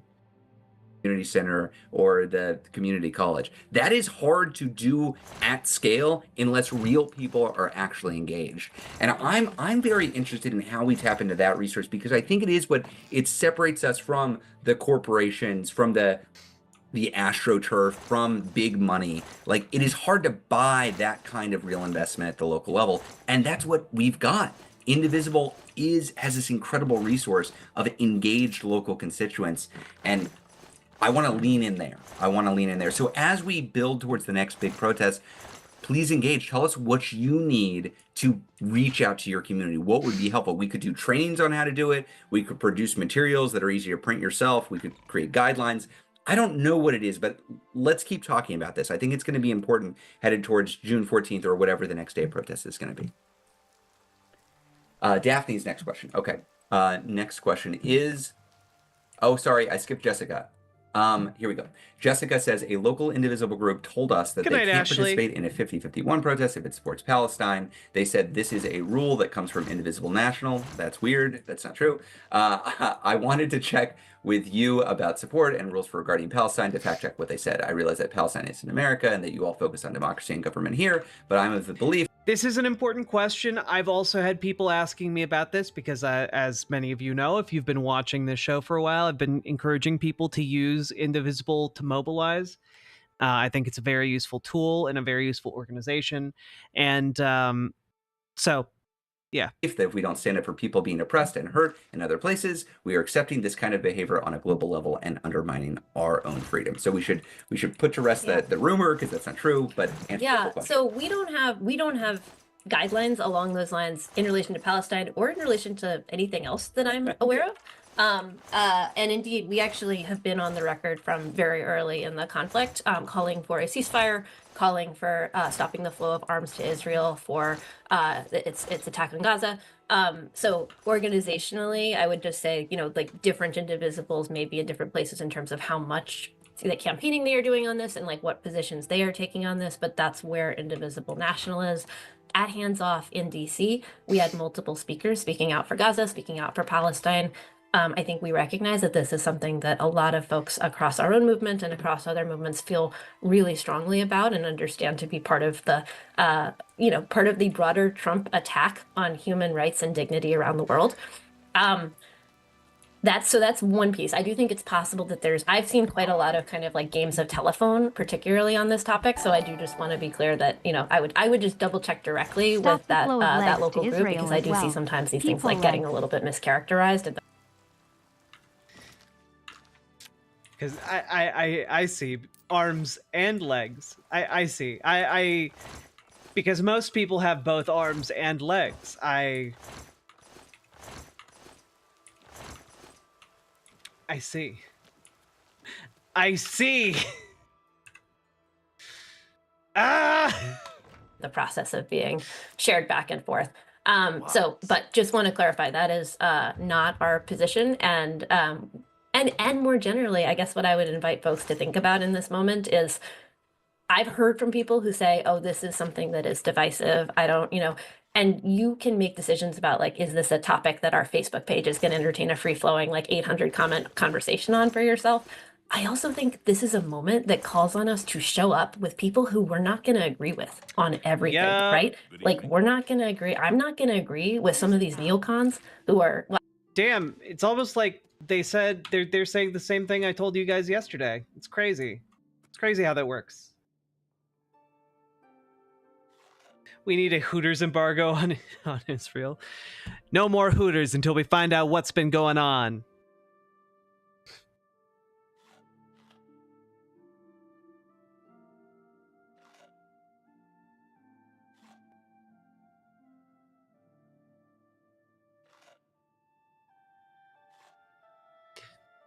Also, I don't know. I don't really want to touch it. Like, Jen announced the other day that they're doing like a rebellion pack push to take over the Democratic Party.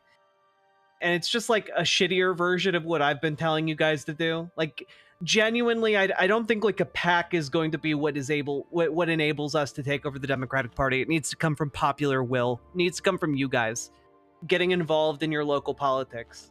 That is the only way. Showing up to your local Dem meetings, showing up to your city council meetings, showing up to your DSA meetings. That is ultimately the only way we take over the Democratic Party. It's not going to be from like corporate donations with the populism, the hollow populism of TYT. Well, actually, weirdly, Bill Crystal does seem to agree with me on a bunch of things. Bill Crystal is oddly aligned with us. Yeah, okay. I'm not going to agree with Bill Crystal. And also, I want him to show up. And she's talking about Gaza. Isn't that the opposite of what the BS Tanky post a week or two ago was about? Yes. However, that BS Tanky post got shared around a lot by different DSA groups because... I know that we like to frame the left as being better than the right when it comes to like, I don't know, bullshit talking points. But like, this is why it's so important to emphasize the need for critical thought and like the need to foster the ability to discern what is true from what is false, because if you just encounter a post like that and accept it as true at face value and then share it around, which a lot of people did, well, then you can be sharing around some pretty awful things that undermine people who are ostensibly on your side, I want him to bring whatever his constituency is to show up. And I want to make sure that people like from the left, what's the coalition, Cheney to Chomsky? You want actually a big tent in which we really are welcoming people as wherever they are and whether we disagree with each other or not. And we want to center our values. We want to center freedom. We want to center justice. We want to center human dignity and a commitment to democracy. And we also want to invite as many people in as possible and have that big tent to defend some basic core values here and to to assemble everyone who is prepared to try to check this regime together. I would just recommend, if folks have not read it, Anand Giridharadas' book, The Persuaders, is powerful, it is practical, and it is specifically on this challenge of how do you build a pro-democracy movement with a lot of people who don't all agree with each other on everything and might strongly disagree with each other on some issues. Do not let any outside faction try to divide you. Do not do that. You have common cause with lots of folks in this moment. Yeah, and I'll just note, because I'm seeing a lot going on in the chat here. We have also very much condemned October 7th and attacks on civilians. We have called for the release of the hostages. We really believe that we can hold our collective values and insist on human rights, insist on respect for innocent civilian life across all fronts. This is not a this is not a situation in which we are trying to we want everyone to feel welcome and valued and supported here. That means calling out very clearly the human rights violations that have been occurring in Gaza. It also just means continuing to center our values wherever we go. Indeed. People are asking for the name of the book. It's called The Persuaders by Anand Giridharadas. We'll send it in the follow-up. It's an excellent book. Earlier, last year, we did a big book club event on The Persuaders and had a great conversation with folks. So we'll send it out. Thank you for the question, Daphne. Moving on. Oh, wait, did I just undo? Sorry, y'all, I'm doing this live. This is how this works. Oh, so I skipped out because we did Jessica. So sorry. Thank you for. There's one question above. No, we just did that one. So Daphne asks. Sorry, this is my mistake. Daphne asked. Elon Musk has said that he's going to step down from politics and get back to the business of Tesla. I don't believe him for a minute. How can we make sure we're keeping up the pressure on him to get him completely out of government? I'm concerned that his announcement will make people less likely to continue doing Tesla protests. Do we need a different message? And if so, what should that message be? Great question, Daphne. Do you want to talk about our orientation towards Musk and Doge, or do you want me to? Well, let's see. There's a lot here. So first of all, I think we should both celebrate the work, like the fact that we have elevated Elon Musk's role and the destructiveness of what he and Doge is doing is directly related to the fact that he is feeling heat and that he is claiming he's stepping back. I also think we need to be a little cautious about taking this kind of I'm stepping back thing as a given. What we know is that he is telling investors that he's going to devote more time to Tesla. And what we know is that he seems kind of burnt out on this whole situation, right? We also know he's a liar. Fuck him. We also know he's a liar. And we also know that he has absolutely megalomaniacal ambitions as it relates to. We need to break Elon Musk. That man, I'm not content with him stepping away. He needs to feel physically ill whenever he thinks of politics ever again in the future. Whenever he thinks about buying influence and stepping into this field, we need to make sure he feels sick to his little tummy wummy, you know? Concentrating and controlling power and resources in the world. I do not think that we should for 1 second take the fact that he says he is stepping back to mean that he is not running the show and still heavily involved and still an enormous danger to all of us and our well-being. So I think we should both celebrate the fact that he is feeling the heat, and also I think we should not preemptively declare that he's out or anything along those lines. Ezra, other thoughts? No, I think that's right. Look, I have never seen polling that is as bad as the richest man in the world is coming after your Social Security check. And whether that richest man in the world is working 5 days a week for Donald Trump or 1 day a week for Donald Trump, right, he is still doing damage to our republic. He is still working on behalf of the billionaire buddies and donors to Donald Trump and not behalf of the American people. So until he is gone and not actively trying to steamroll over our democracy, that will be part of the campaign. We shouldn't let up.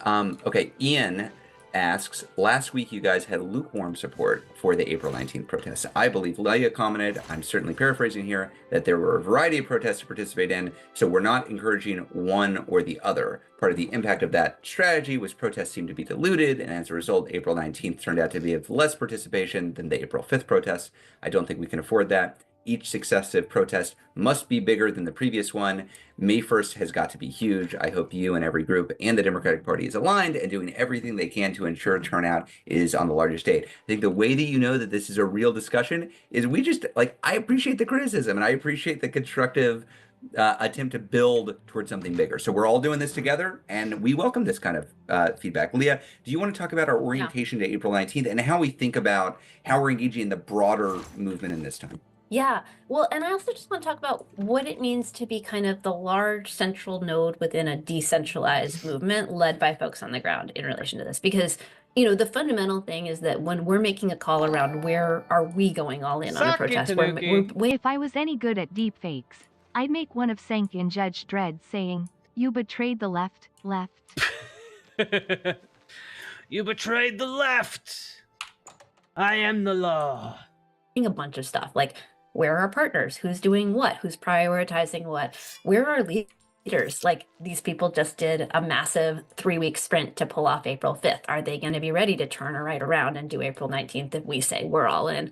Where are, you know, where are the, like, where's our own team? Because, like, we had a lot of people pull all-nighters to get everything out the door for April 5th.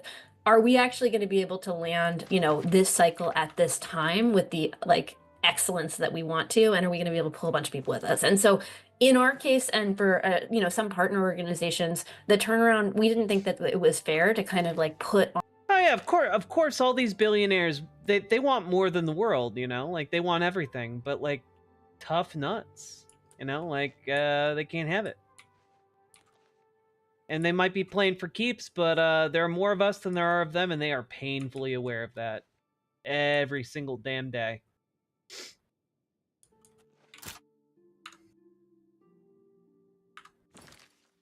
On the entire network, a turnaround between those two things without a pretty like intensive level of consultation that we were simply not going to be able to do in the timeline between April 5th and April 19th. So what we ended up with was kind I'll of donate being 20 actively subs if you read what I posted in Twitch chat. Deal. Years ago, here, I'll full screen for it too.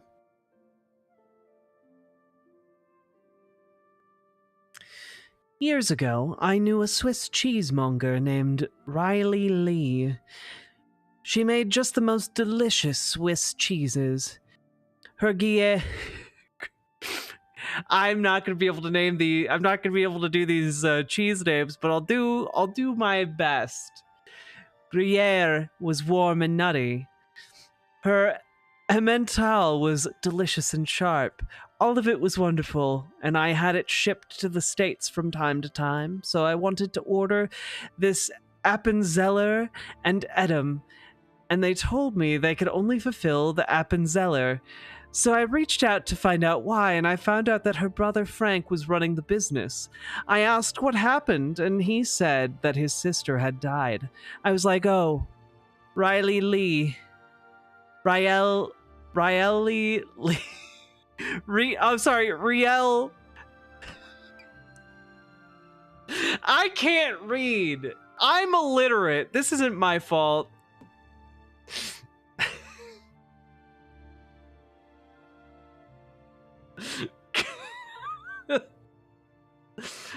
God, I don't know if I'm fulfilling my end of the bargain if I can't even read the names.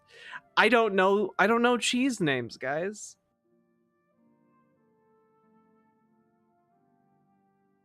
Really? Okay. Oh, really, Lee?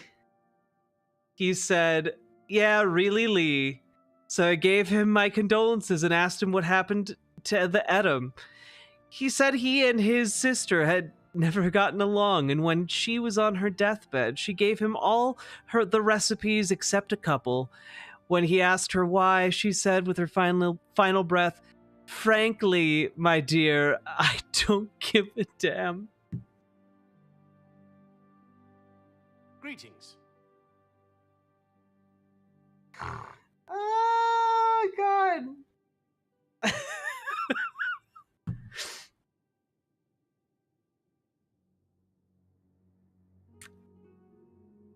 Am I in hell? Greetings. I need to teach you cheese names? You do, because I have no fucking idea how to pronounce cheese names.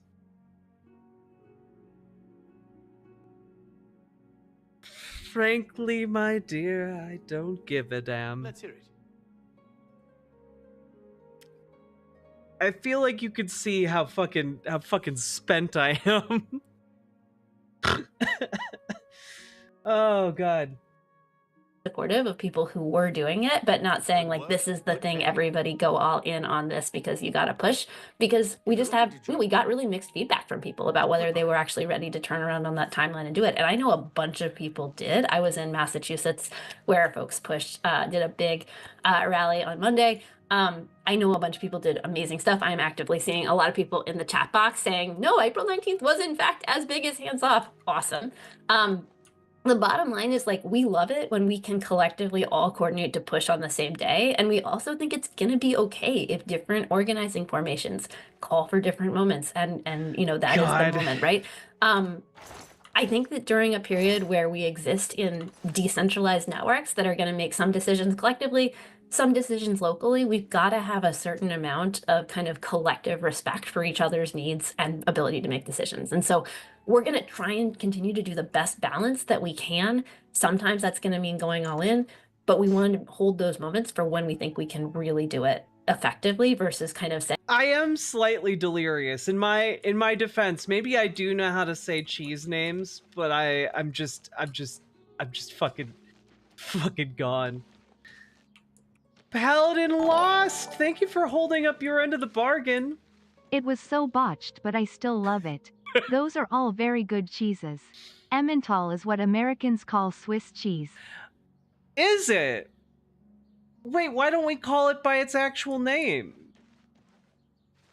Why do we call it? Is it even from Switzerland?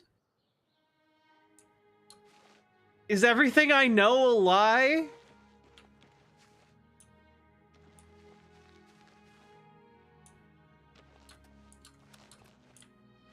Frankly, my dear, I don't give a damn.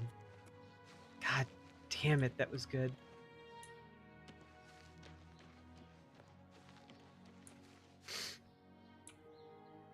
Because Americans? I am, you know, it's not often that I'm ashamed of, like, my country. Like, I know we fuck everything up all the time.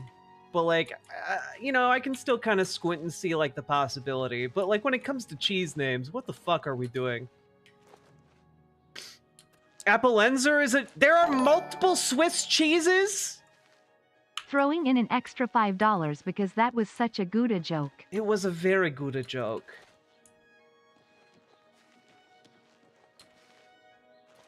Question: do you think all of Mario's cheeses are Gouda cheese? Like whenever Super Mario from the Super Mario Brothers enjoys cheese, it's all Gouda cheese. There's some Gouda cheese. Just wondering if we're all on the same page with that one. You think they only make one kind of I don't know. All I know is we have one Swiss cheese. Hello, I don't think we've met. Are you new in town? None of your business. Yes, I am. Pleased to meet you. Likewise. I'm always glad to meet someone new. Welcome. I'm sure my mother would be glad to meet you as well. All of those cheeses are from Switzerland.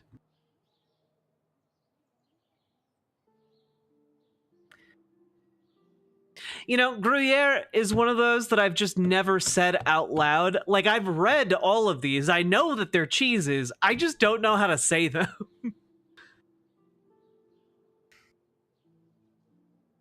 Also, there are multiple different types of American cheese. Yeah, and it drives me fucking nuts.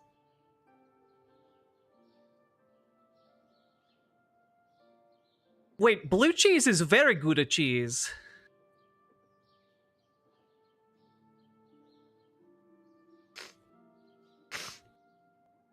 I made a roast beef sandwich today with some Munster. I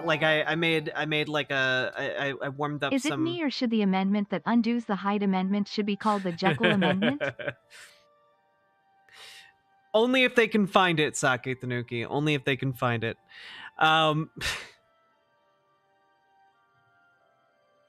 The height of Steven Crowder's acting career. The absolute height of Steven Crowder's acting career.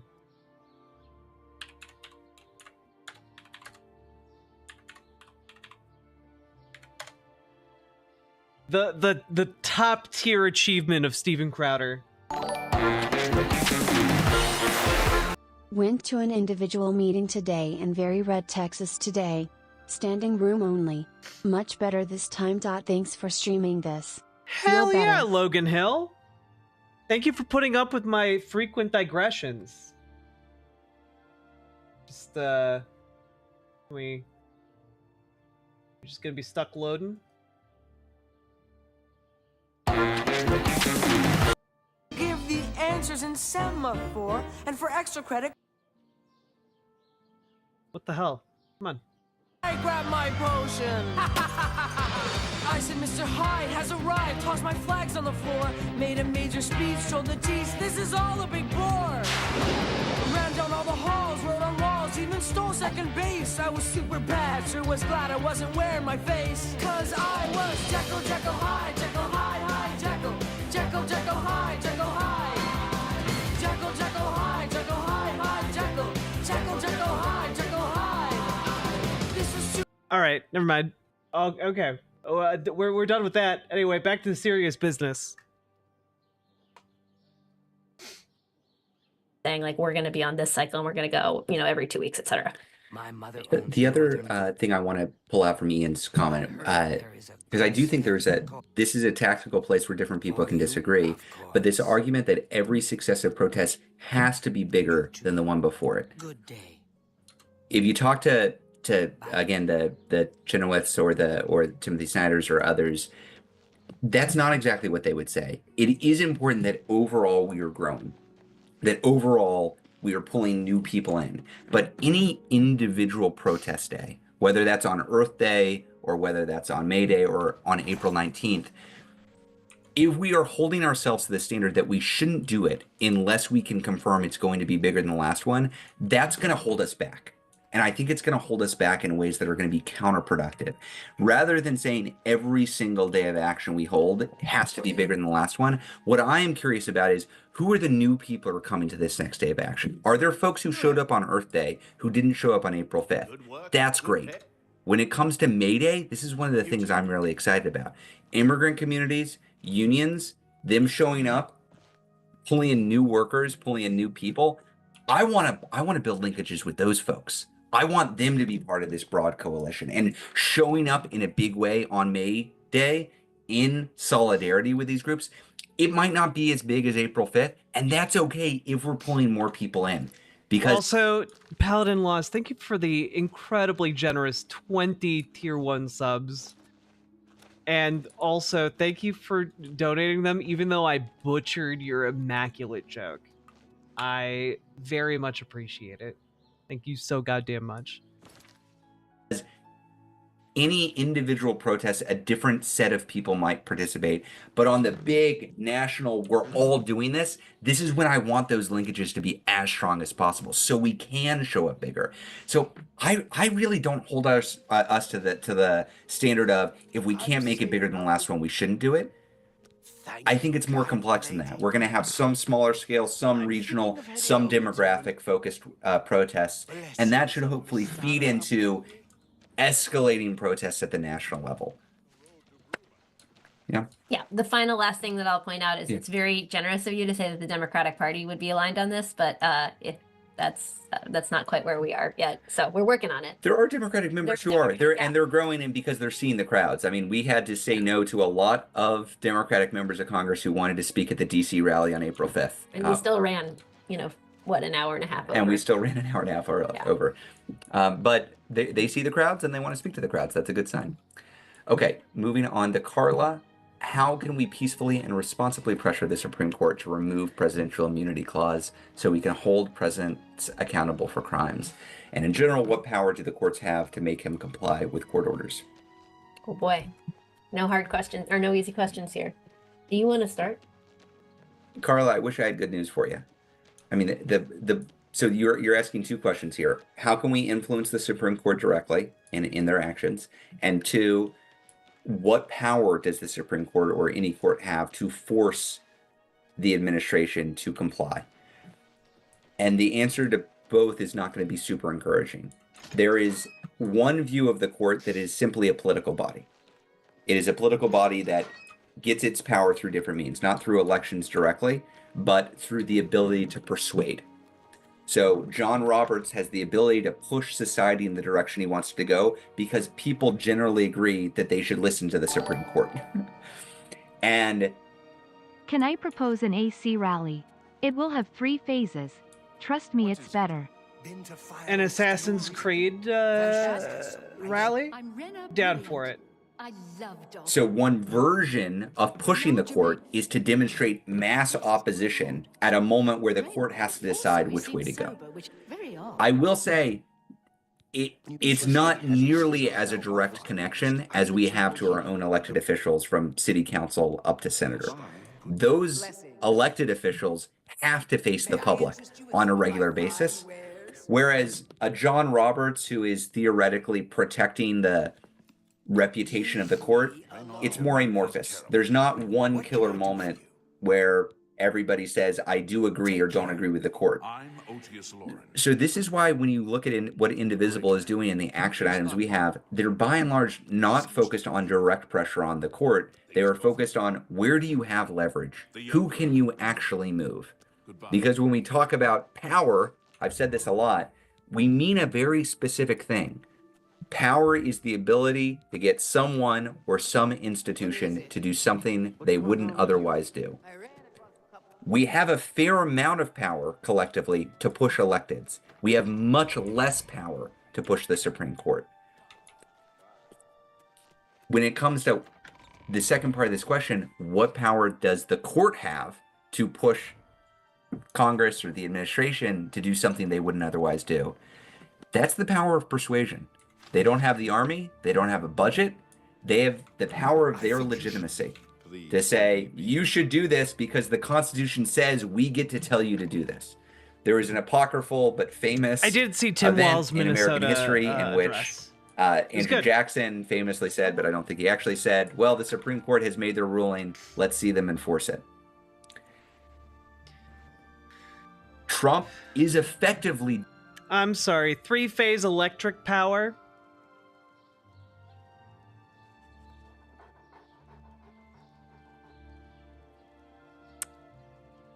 I have just been alerted to the existence of a Wikipedia page that retroactively makes me furious.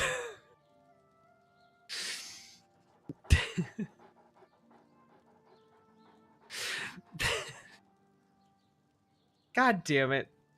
Doing that You right guys are now. too funny. He is disappearing Stop it. Americans to El Salvador. He is threatening to disappear citizens to El Salvador. And he is daring the court to do anything about it. What power does John Roberts have? I mean, he's using the power that he's got right now. They can amp it up and send more strongly worded letters and make as clear as possible that what Trump is doing is disobeying a direct court order. But at the end of the day, if Donald Trump tells the court to take a hike, the court doesn't have any unique tool to force his hand. That's what we call a constitutional crisis. And that's why Lee and I say every time we meet, we are in a constitutional crisis. Anything else on that? No, that's a good day. I want to be clear, that doesn't mean we're powerless. It just means that pressure on the court and hoping that the court is going to save us is not the best strategy. There are thousands of elected officials all across this country that have power to actually limit the harm and push back against what the administration is doing. There are institutions like we've been talking about, universities and businesses and law firms that also have the ability to push back. Yeah. What are they responding to? The broader climate. So we have to influence that broader climate. That's the theory right now. If the courts are... This, by the way, is something I've been trying to articulate, but failing in my streams. I've been trying to emphasize why the courts are important, and how that is reflective and reactive to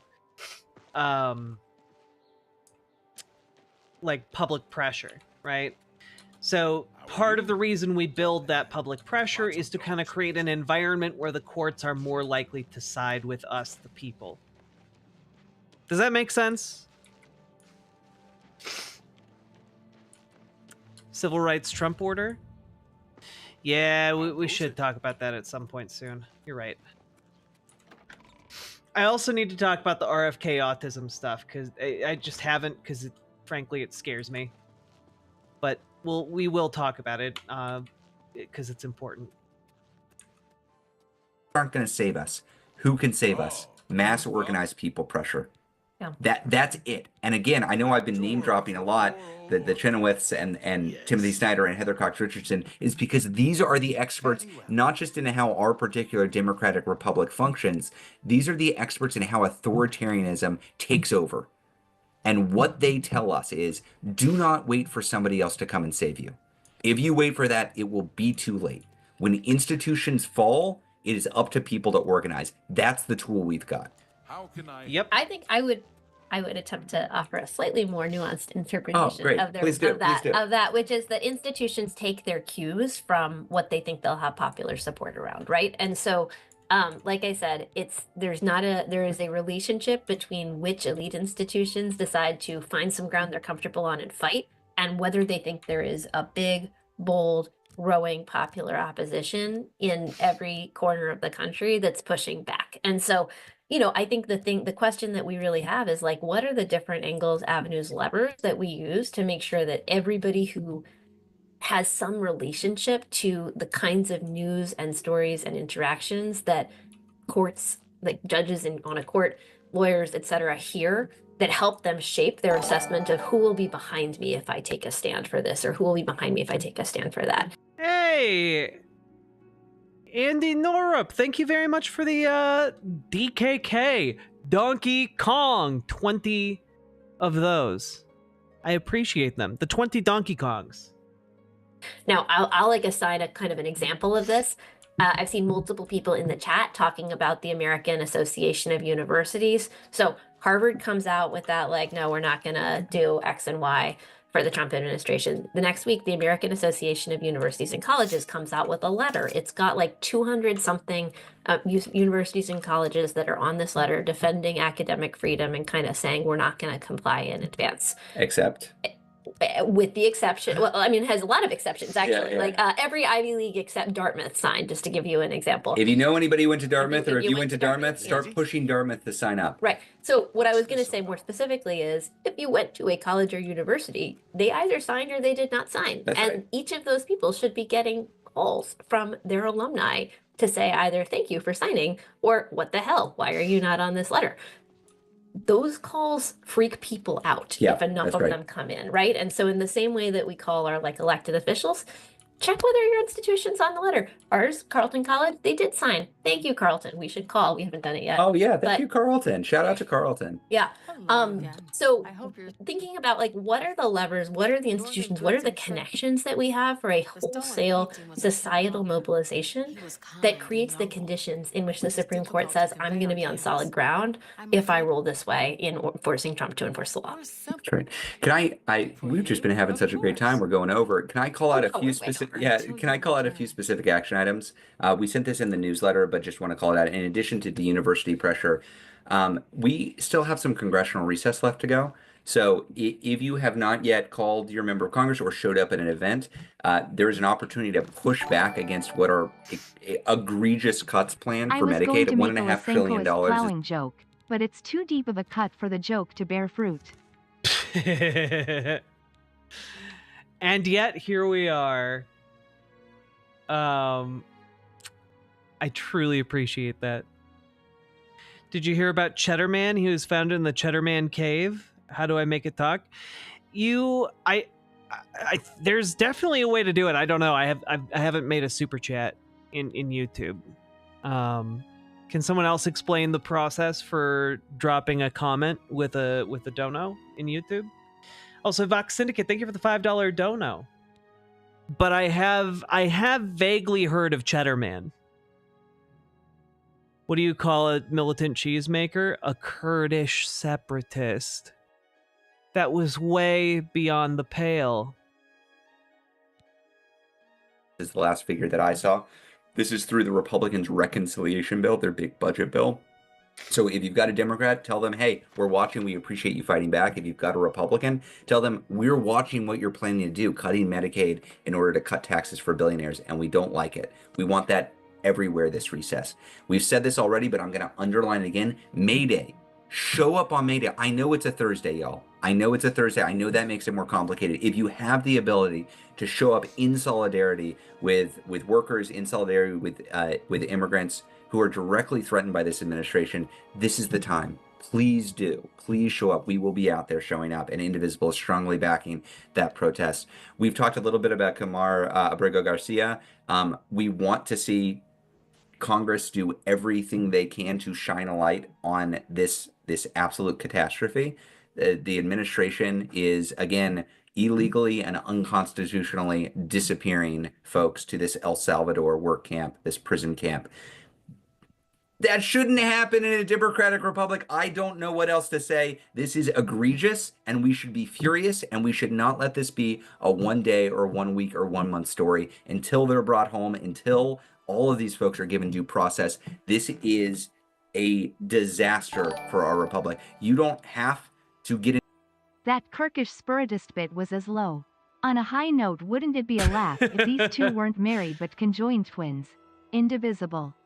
I will now go to jail. Oh God, it's just a real, just a stuck on you, fucking Wanna ass read one movie. more? See Twitch chat for more failure.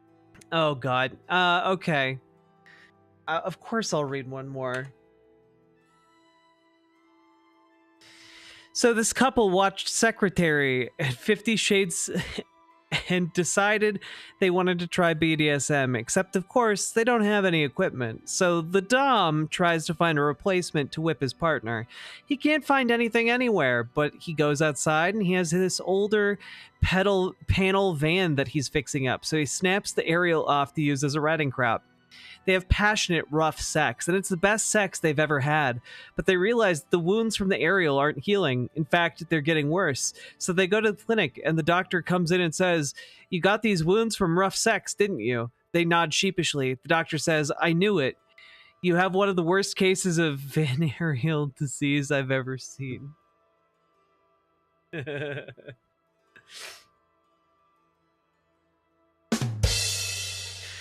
Hey!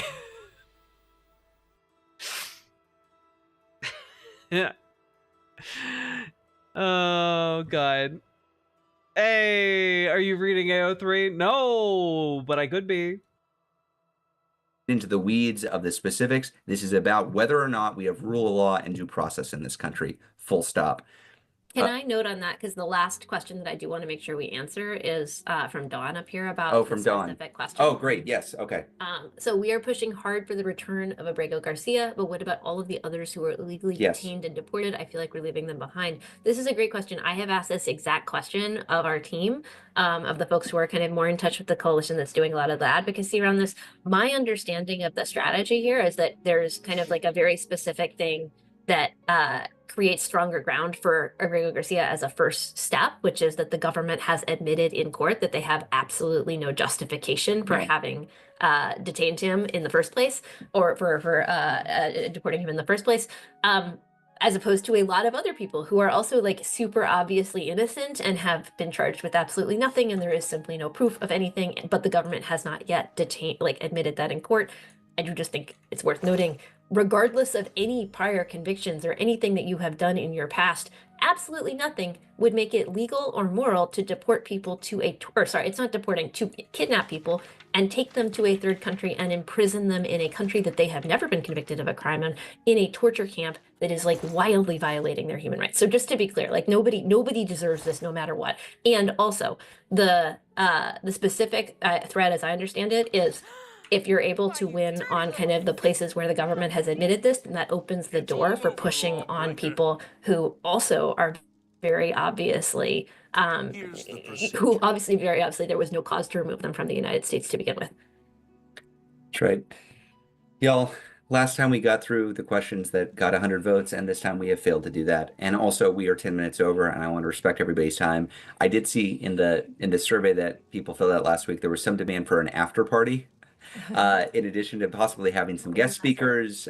We will look into this. Maybe we'll experiment some. Can I just say, I so appreciate this group. I so appreciate everybody coming. I know there are thousands of people on this call every week, and there's a world in which that would be discombobulating or that would be overwhelming, and there is an overwhelming aspect to it, but mainly I just feel this incredible sense of community.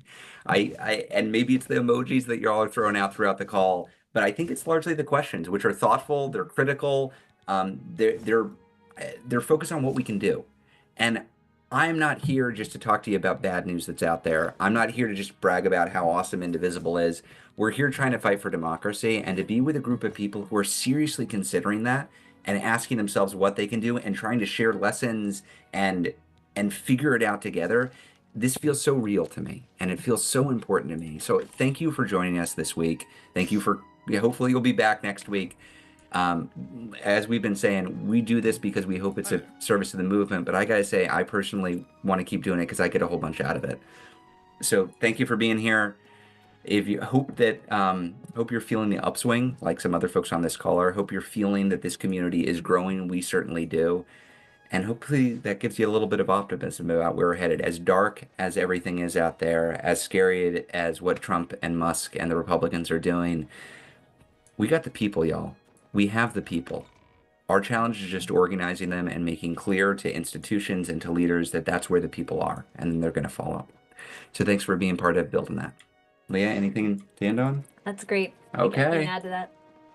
Thank you all. Okay, we'll see you next Thursday at 3 p.m. Eastern Time. Look out for the email with the survey about they June stole 14th my clothes as a possible next day of protest, and let us know your thoughts, and we'll build together going forward.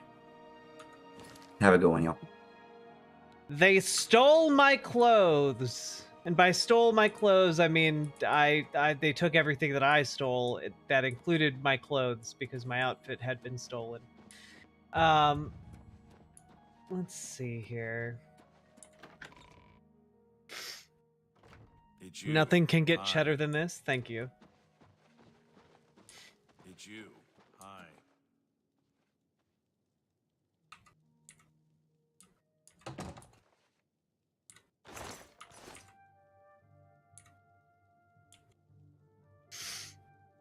Oh, it's Volga's errand boy.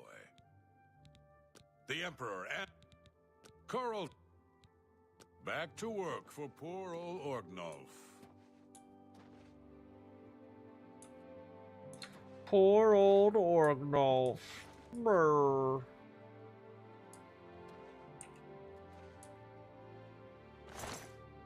Pickpocket! Pickpocket! I didn't even take anything! Fuck you! Stop! You violated the law. That's too bad. Okay.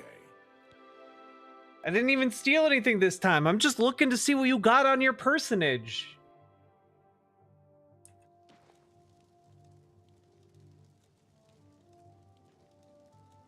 Goddamn.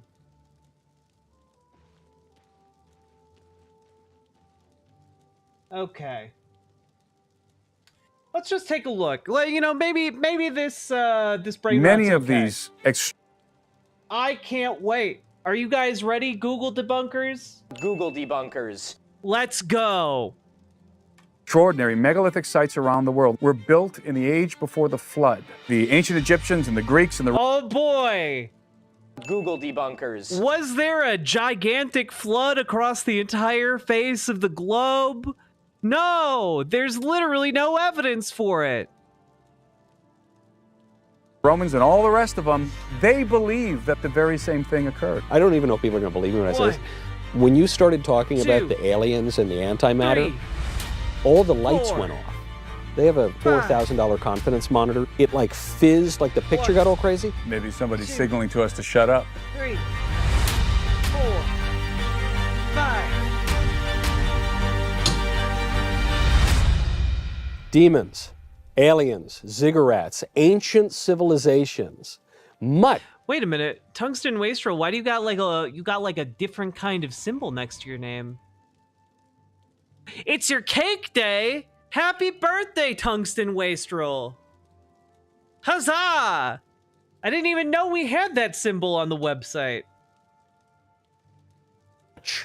Of what you think you know about archaeology and ancient history could be wrong. I, for one, know nothing about archaeology and ancient history, so I guess I'm not wrong. Well, hopefully I will be right by the end of my interview with Timothy Alberino. Mr. Alberino, thank you for coming on the show, sir. Thank you so much for having me. It's my pleasure. And thank you for smoking a delicious Mayflower cigar. And it is delicious. I thought for this conversation, we needed a cigar. Mm-hmm. Mandatory. You wrote a very popular book, Birthright, about ancient civilization. Man, this is making me want to smoke a cigar. I shouldn't, though. I could, but I won't. I shan't. Archaeology, you're an explorer, you're a researcher, you look like Indiana Jones, you've lived in Peru for a decade. You wrote this very popular book about how there are some gaps in scholarly archaeology, ancient history, things that you're not allowed to talk about in the academy, that scholars write off, that you think are worth exploring. It's done very well, and... Get ready, Google debunkers! Google debunkers. Your view is that the Bible is actually a good guide to understanding the ancient past, which I guess distinguishes you No, it's not. From other people who are revisionist on ancient history and archaeology. Yeah, that's right. I think that's accurate. So I come from a biblical paradigm. That's my worldview. And it's not because I've been indoctrinated into Christianity. It's because I've been entirely convinced that the gospel of Christ is true. So that's my perspective. I believe that the biblical narrative is an accurate account. Now, that doesn't mean I'm a literalist in every detail, but I think that it's the most remarkable book ever compiled for many reasons.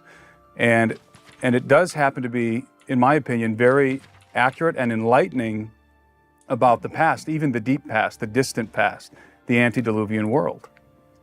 And so I've traveled all around the world and have investigated. I investigate, I guess you could describe it as fringe topics. So I don't have a background in academia. I don't have a doctorate in anything, but I've spent a lot of years in, let's say, Central America, South America, studying megaliths, studying lost civilizations. And really what I would say the moment that convinced me that we're missing large portions of our historic past, of the deep past. I'm talking about the antediluvian past, the pre-flood past. People who smoke a pipe are smart. This is deep tobacco lore. Ergo, smoking tobacco makes you smarter than the average bear. Huh. Checkmate, atheists. Past is when I stood in front of the megaliths for the first time in Cusco, in the city of Cusco, and especially the megalithic complex of Sacsayhuaman, which is in Cusco, and it is one of the most The megalithic complex of sexy woman? I'm sorry, what?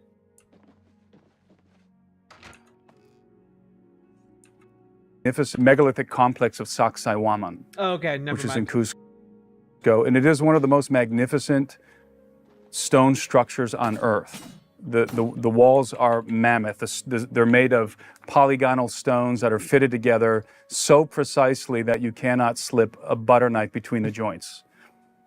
And they're beveled, so they have this pillowed appearance.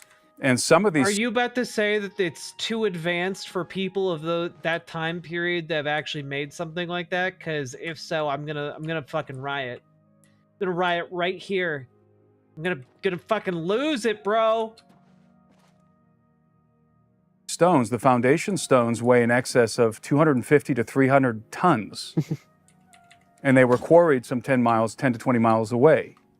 And it was standing in front of the walls of Sacsayhuaman that really, I mean, because you can read things in books and you can theorize about lost civilizations and ancient technology, but when you stand in front of megalithic walls, there's something so convincing about that in relationship to the idea that we're missing something. So then we don't have the whole story. What distinguishes specifically your view of the ancient past with the popularly held view in the academy? I've never been to Sacsayhuaman, I've never been invited. But if I did go down there, I wouldn't even know how to distinguish what... Oh, wait, who is this asshole? A rogue archaeologist, chat. AKA a guy who just makes shit up. Yo, media breakdown! Looking to join the Discord this weekend? I have a plan. RFK said autistic people can't write poetry. I am not autistic, but I am a skilled writer. I think we need as much and as many different forms of poetry written about how RFK sucks. Ooh, let's get some autistic limericks going, folks. Us autists, we love limericks. Probably. Thank you for the $50 super chat, media breakdown. I very, very much appreciate that. And also, yeah, RFK Jr. sucks. And, you know, Elon Musk is like the #1 person in this administration I want to go, right below Donald Trump. But RFK rapidly shot up to just a hair behind the world's richest man. God, he's a threat to like all civilized society. What the fuck is the Academy? Well, you see, guys, the Academy, well, that's academia. That's what he's talking about, Chad. He's talking about, like, you know, when we talk about archaeologists, yeah, that's what he's talking about as academia. Trained archaeologists. Does that get us all on the same page there? Compiling lists of autistic people really feels like it came from Elon Musk. Nah, that's an RFK Jr. thing for sure.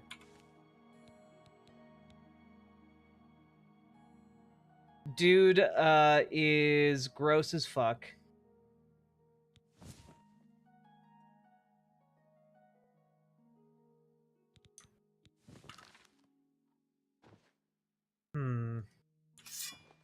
I'm trying to figure out what I should do here.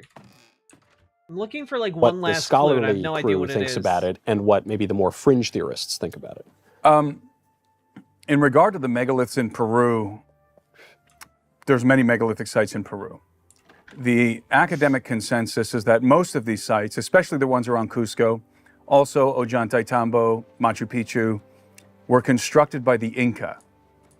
And the Inca were an extraordinary empire. I mean, this was an extraordinary civilization. They were able to do many things that other pre-Columbian cultures could not achieve. In many ways, they were like the Romans of South America. They built amazing roads and aqueducts. You know, it's crazy because other cultures and societies did do that in South America.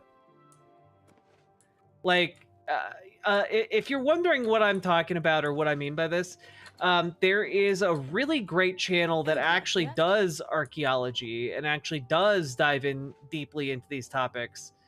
And it's called Ancient Americas, I believe. And it is all about the history of the various peoples of the Americas. And it goes way back and details a lot of different, you know, empires, proto-empires, civilizational groups, etc. that like peopled South America, North America. And it's pretty cool, actually. And so simplifying it all down to, well, the Incas were basically the only ones who could do this is really just not true. And like, so were they great? I have a lot of respect for the Inca civilization, but they did not build the megaliths. It's because the Inca, while old, aren't that old. No, they're not that old. So I believe that the Inca discovered these megalithic sites, Machu Picchu, certainly Sacsayhuaman, and they decided to inhabit them and rebuild them because the Inca viewed themselves as the offspring of the gods. They were the children of the sun. And when you talk about the Inca does not describe the totality of the culture, of the civilization. The Inca was a very specific, a very particular bloodline within that civilization. It was the royal. You're describing all kingdoms. Royal bloodline. Only they were the Inca. The Spanish called them the orejones because they had the large discs in their ears. They had the large earlobes. Like my barista at Starbucks. Yeah. Yes. Right. Yes. And so this culture, within this culture, the Inca culture, you have this royal bloodline, as I said, who considered themselves to be the offspring of the gods. And so when they came upon the megalithic ruins, the remains of what they could only interpret as the works of the gods. I mean, we're talking about massive stones that are, as I said, cut with such precision that they're fitted together without the use of mortar. And archaeologists refer to this style of building, this style of masonry, as Cyclopean masonry. And you find it all over the earth, especially as it pertains to megaliths. Oh boy. Oh boy, we're getting closer. We're getting closer to the uniculture. The theory that there was just one massive, super advanced human civilization. Oh, when are we gonna hit it? When are we gonna hit it? Because obviously Peru isn't the only place on the planet with megaliths. But this architecture, Cyclopean architecture, where they have these massive stones, exquisitely cut and dressed and then fit together without the use of mortar. By the way, this guy definitely has the assault rifle mentality. I am the intellectual equivalent of an assault rifle. I believe that is the signature of an ancient, advanced civilization that was annihilated from the face of the earth in the deep past. Ah, there we go. A singular, ancient, advanced civilization that peopled the entire globe, that was annihilated by mysterious forces. It got too close to the truth. And that one civilization, Babylon, baby. That's right. We're talking Tower of Babel. It's all coming full circle. That's right, folks. That's where this is going. And if you think otherwise, hoo boy. I'm guessing right after he brings up Atlantis. Ooh, I bet it's gonna be like Atlantis, Tower of the Gods, bringing it all together. It's crazy shit, man. What time are we talking about? How deep is it? We're talking 10,000 plus years ago. Okay.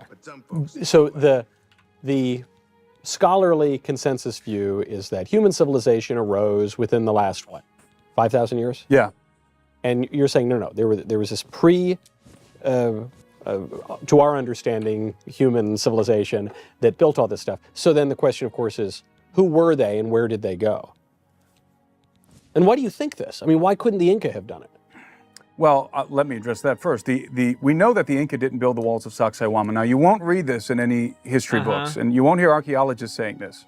But my friend and colleague Anselm P. Rambla, he's a Spanish explorer, researcher, and he actually excavated at the walls of Sacsayhuaman, the walls I was referring to earlier, those magnificent megalithic walls.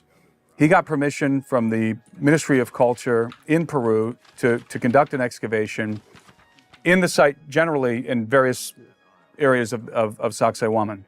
And he dug down to the foundation stones of Sacsayhuaman, to the lower levels. Yeah. And what he discovered at the lower levels were pre-Incan artifacts, and only pre-Incan artifacts. How do you know? What distinguishes a pre-Incan artifact? Well, I mean, how would... I'm sorry, how is that mind-blowing to you, though? How is a civilization is built on the ruins of another civilization like news to you? There's artifacts that archaeologists can identify as Inca, and then artifacts that belong to cultures that pre-existed the Inca or that were conquered by the Inca. So the kind of artifact that you wouldn't have found at a higher level, I guess. Precisely right. So what are you talking about? That makes sense. So he's digging deep down into the soil there in front of Sacsayhuaman, and he's finding only pre-Incan artifacts. This is... How is that revolutionary? Yeah, when you dig down to a lower level, you're gonna find stuff from further back in time. That's how it works. Generally speaking, with a few exceptions. Yeah, Carpe Pax, thank you for understanding my frustration with the inability to uncrumple paper. This is a definitive evidence that those walls pre-exist the Inca. They were there before the Inca discovered them. In fact, we talked about Sacsayhuaman also being a megalithic site. Most people don't realize that Machu Picchu is also a megalithic site. And Machu Picchu is extraordinary. It's one of the most beautiful places in the world that I've ever seen. I mean, certainly in terms of archaeological remains, Machu Picchu is phenomenal. Yeah, conservatives discover the concept of linear time. Most people don't realize that the foundations of Machu Picchu are megalithic. And they have the same sort of polygonal, cyclopean architecture as you see in Cusco.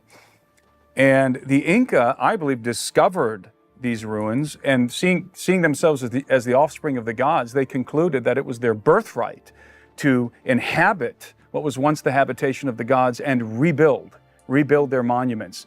And everywhere you go in Peru, and I would say all around the world, people have made use, obviously, of these magnificent megalithic foundations and have built with inferior techniques on top of them. And this is evident in Machu Picchu. This is certainly evident in Machu Picchu. In fact, Machu Picchu, the Quechua, the real name for Machu Picchu is Ijampu. And what does Ijampu mean?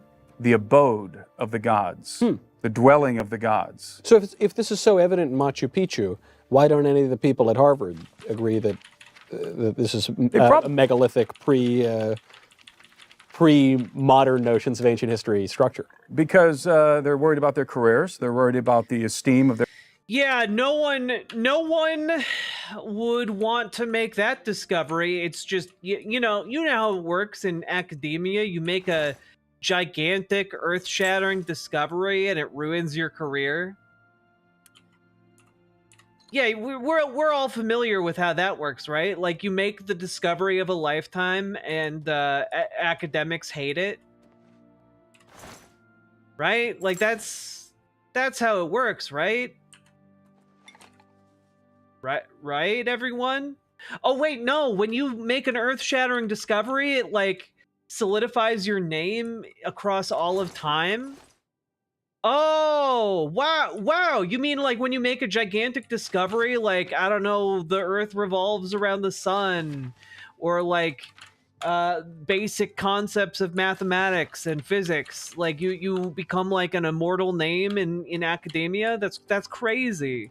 Oh yeah, that is how it works. Damn. Their colleagues. But you're right. People probably do want to cover this up for the sake of their careers somehow.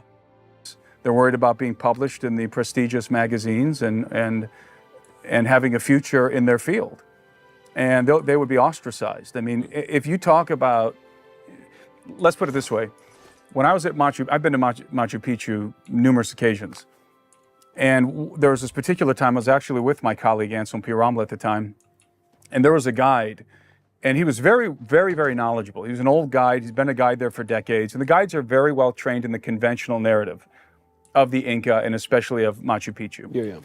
And we were quizzing him on certain aspects of the architecture at Machu Picchu. For example, you can look across the courtyard at Machu Picchu and you'll see a wall, a megalithic wall with polygonal stones, which means they're stones that have all different kinds of angles in them. Some of these stones have a dozen angles in them, and they're fit precisely to the other stones around them.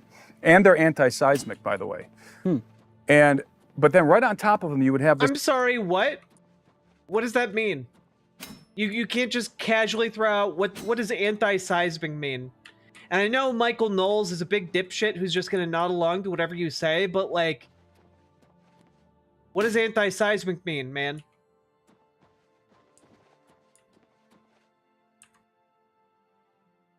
How much do you want to bet he brings up Easter Island? Oh, almost definitely. This inferior stonework, and some of that, much of that is archaeological reconstruction, but some of it we know was the Inca did it. They built on top. And I asked him, I said, that wall there, very clearly the lower levels are superior to the higher levels. You were looking at two different techniques of masonry, of architecture, one superior, one inferior. How do you explain that if the Inca built that? Why would they start off with this superior technique and then gradually the technique becomes inferior? Why would... I don't know, man. Why was Roman concrete like super, super good? And then we started using shittier concrete. It happens all the time during like civilizational upheaval. And we're talking about an empire that lasted like literally like 600, 700 years. Like we're talking like a group of people that had their ups and downs. Like it's not rocket science here. They do that? What's the explanation? What is the conventional explanation? And he thought about it for a moment and he said, because that's the way they like to do it. Man, Michael Knowles is just so tickled. No, the explanation is that knowledge is not concrete, ironically, considering what I just said. What is it? Like, knowledge is fluid, and without, like, a concerted effort to maintain knowledge and to, like, transmit it, certain secrets can be lost. You know, like, people think, like, oh, you discover a thing and it just remains discovered forever, but that's not how knowledge works. You know, like when the Library of Alexandria burned, we lost knowledge forever. Like some things that were discovered back then may never be discovered again.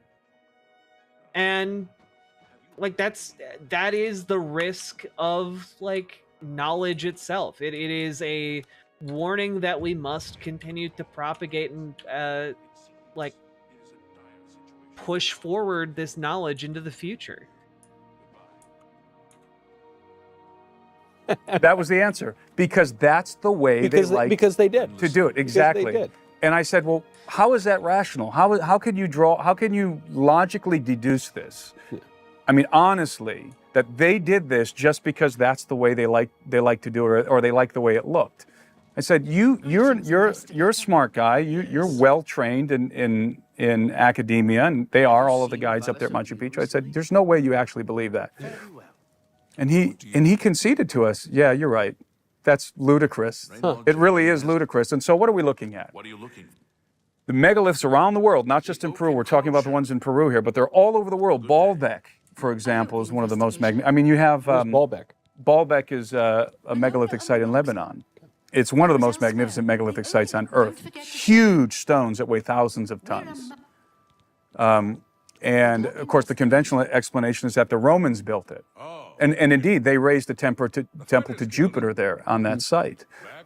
But just like the Inca discovered the megaliths and determined that they were going to build on top of them and rebuild the abode of the gods, so I believe the Romans and cultures that predate the Romans did the same thing.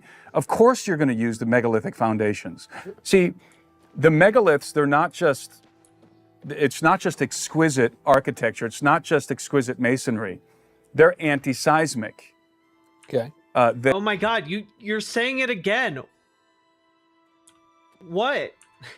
They're built in such a way that they don't collapse during earthquakes. Right. And I'll go back to Cusco here, because Cusco's a perfect example of this. When the Spaniards invaded and conquered the city of Cusco, they began to disassemble the higher levels of Sacsayhuaman, because it starts off with large foundational stones, and the stones gradually get smaller as they ascend to the top of the structure.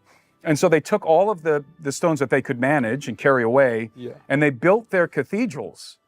And the Spanish were no slouches at building cathedrals, okay? The Spaniards had amazing architects, and they knew what they were doing. And they built their cathedrals in the city of Cusco on top of the ruins of the Incan temples that they demolished. and they built their cathedrals, and every time there's a major earthquake, the cathedrals fall. But you know what doesn't fall? Those megalithic walls that I believe have been standing there for thousands of years. Is one explanation as to why the craftsmanship gets shoddier toward the top just that it's harder to build stuff the higher up you go?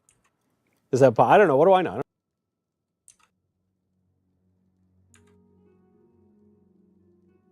You know,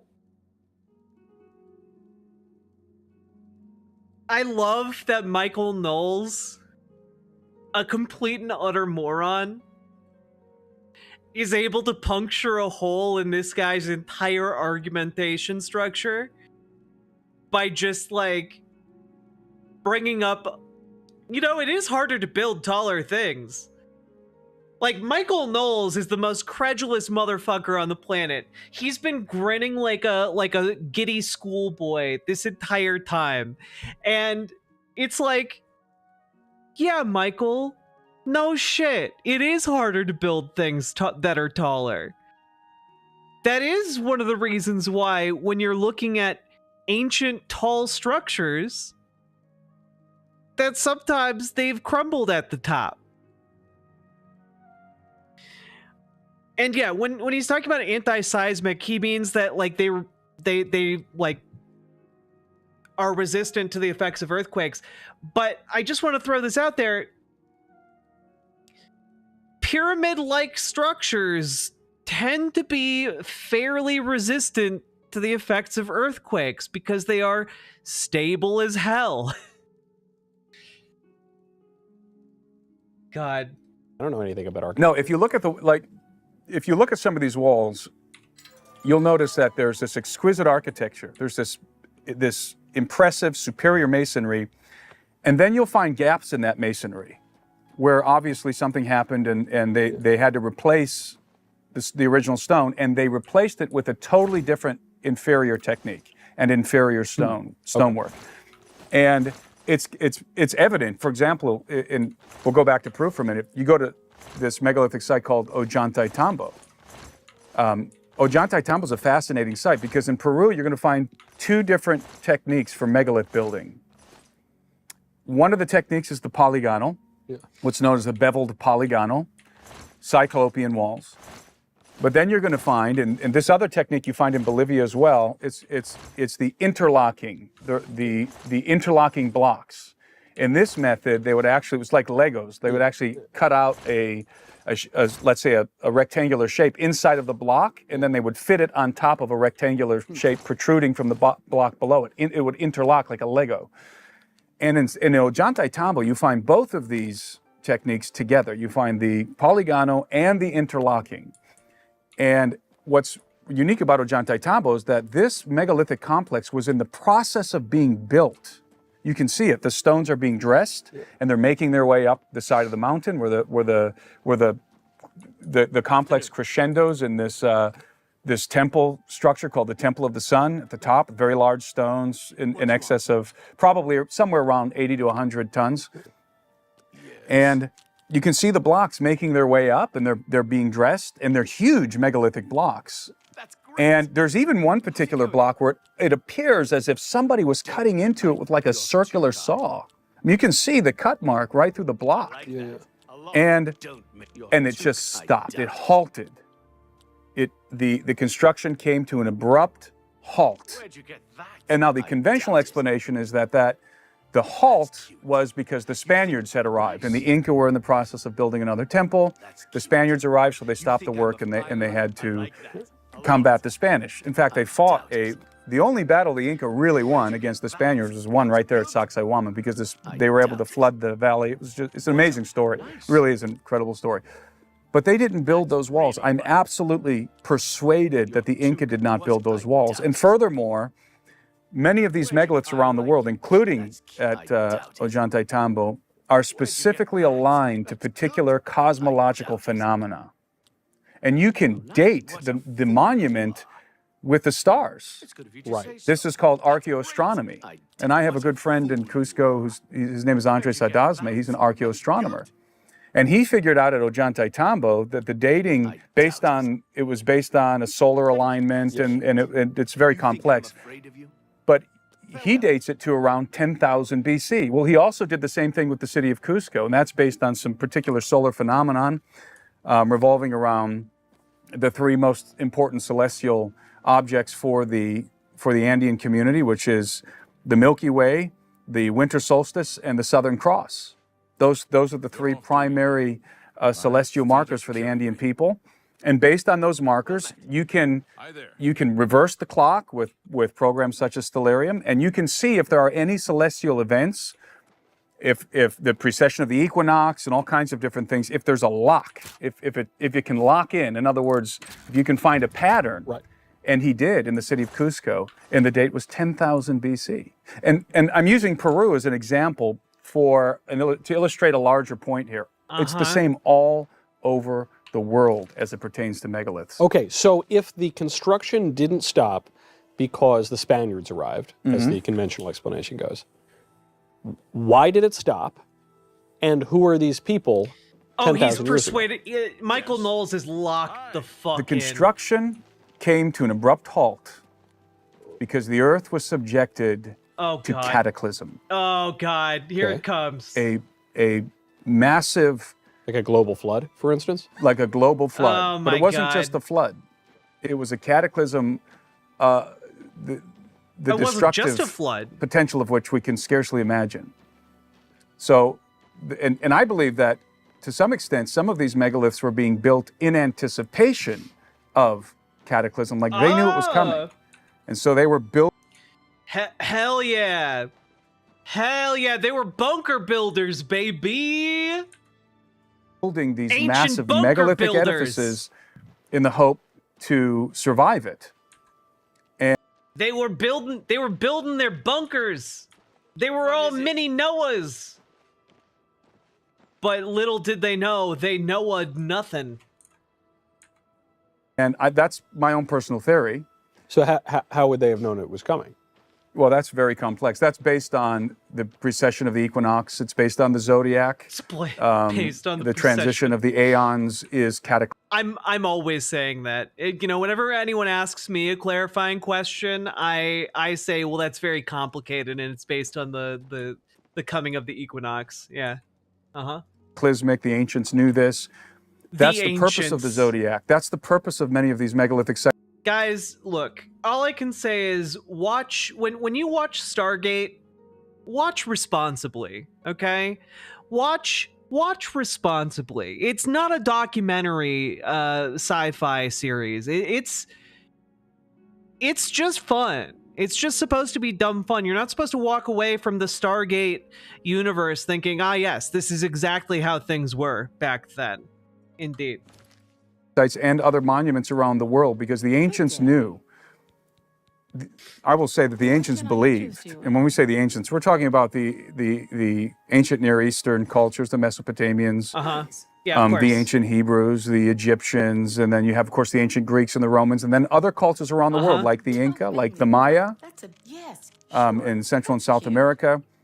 They believed that the earth was subject to cyclic cataclysm. Yeah, of course. That every so many thousands of years, something happened, and it would precipitate cataclysm on planet Earth.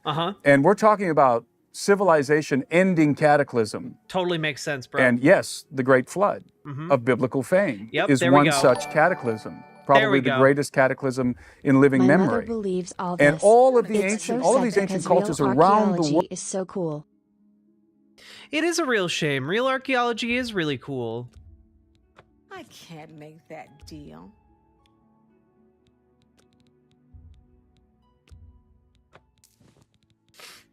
Also, thank you for the $5 dono. World have a ubiquitous testimony of cataclysm. I mean, this is the testimony of our ancestors.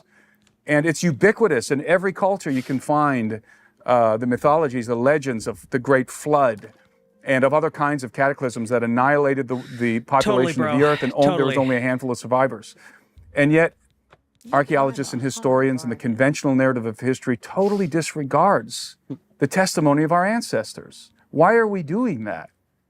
I love that he is framing his absolutely batshit insane ideas as You're all ignoring the real Don't ancestors. pay attention to the fact that the North Star was a different star to ancient cultures due to precession. Look, ignore the fact that literally everything he's saying is the equivalent of Tim Curry screaming space. Space! I mean, if it was just one culture or two cultures, you know, oh, that's just something that's in the Bible. Yeah. See, a lot of people think that the Great Flood is just in the Bible. That couldn't be further from the truth. Right. It is everywhere. Yeah.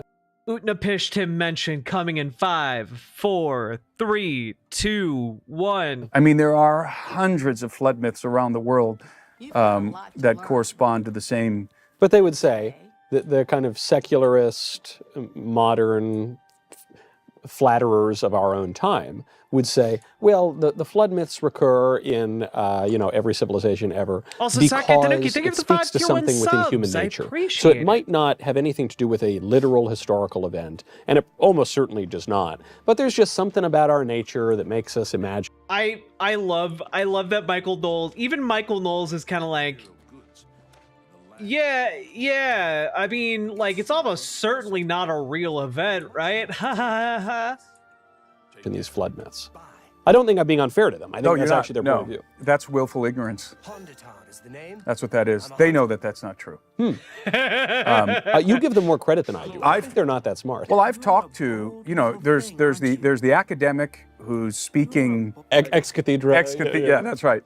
And then there's the academic who's talking to you, smoking a cigar, having a cup of coffee. Yeah. Okay, they have their public face, and then they have their private opinions. Yes, that's right. And many of these guys privately will admit many things, many interesting things. I've talked to academics and archaeologists and historians, and privately they'll admit, yeah, there probably was a cataclysm. Yeah, that's not hard to see.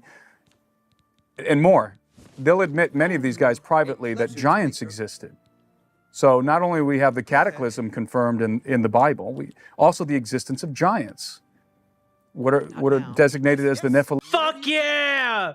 Fuck yeah, we're at the Giants! We're at the Giants section, motherfucker! Let's go! Book of Enoch! Hell yeah!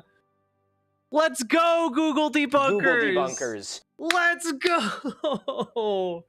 I am so glad we are locked in.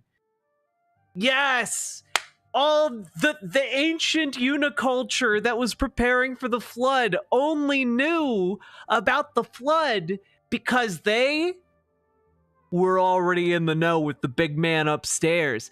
You know what I'm talking about? Yeah, we're talking the Nephilim. We're talking about Bible giants. Let's go.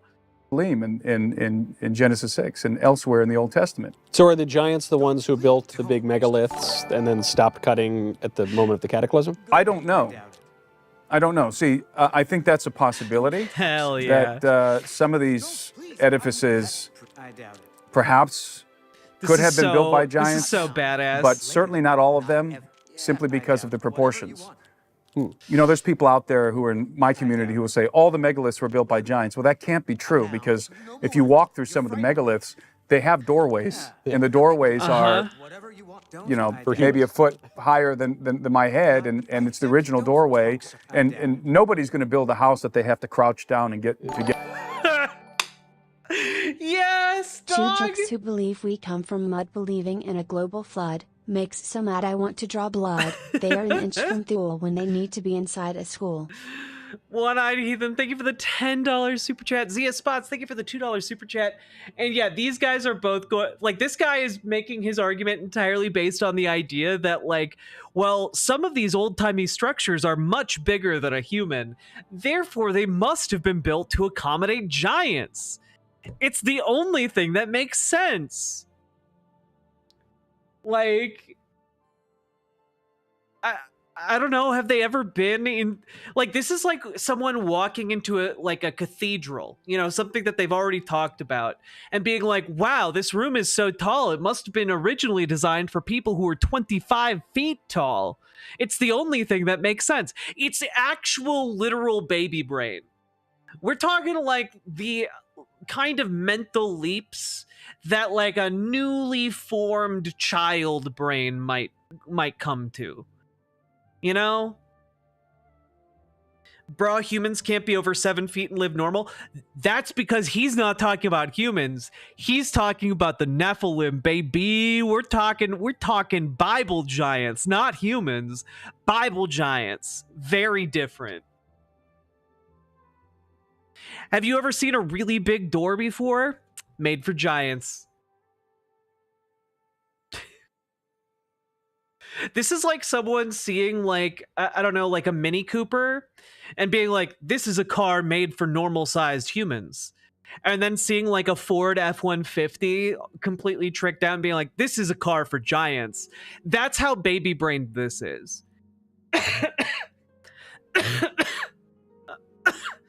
So better human, where are their bones? Don't ask them questions. They want, the bones went to go live with God.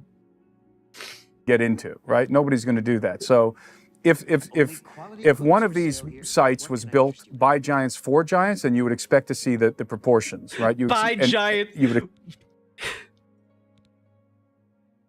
would. By giants for giants.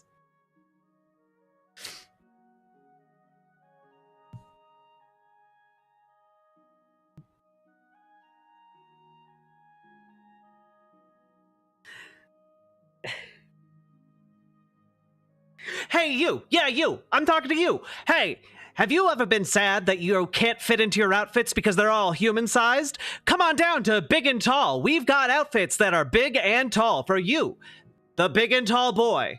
That's right. We make giant clothes down at Big and Tall, able to fit anything and anyone. Made by giants for giants. That's the Big and Tall guarantee. And our store is something so big you won't have to crouch in. That's right, we made it in the Vatican. The Vatican, Big and Tall. Come visit. 50% off, by giants for giants. Expect to see very large doorways, very large corridors, oh my God, very he's large so stupid. stairwells. He's so stupid. And you do at some of them. He's so I'll go back to stupid. Sacsayhuaman in Peru. Sacsayhuaman, the doorways are massive.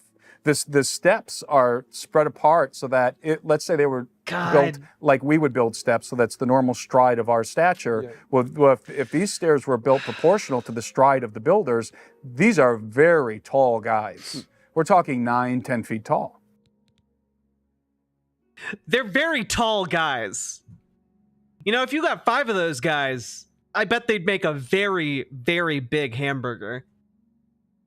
So, but if I go to great cathedrals or great, even, I don't know, even a great symphony hall or something, sometimes they'll have very large doors. That's a good.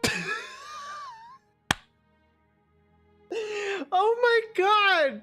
How is this?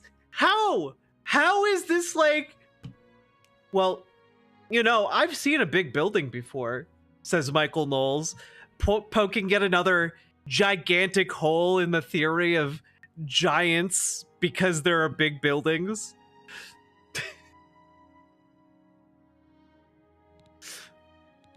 It's the mythical Borgar. Good point. That's true. So could it just be that? It could very well just be that. I'm not saying that megaliths were built by giants.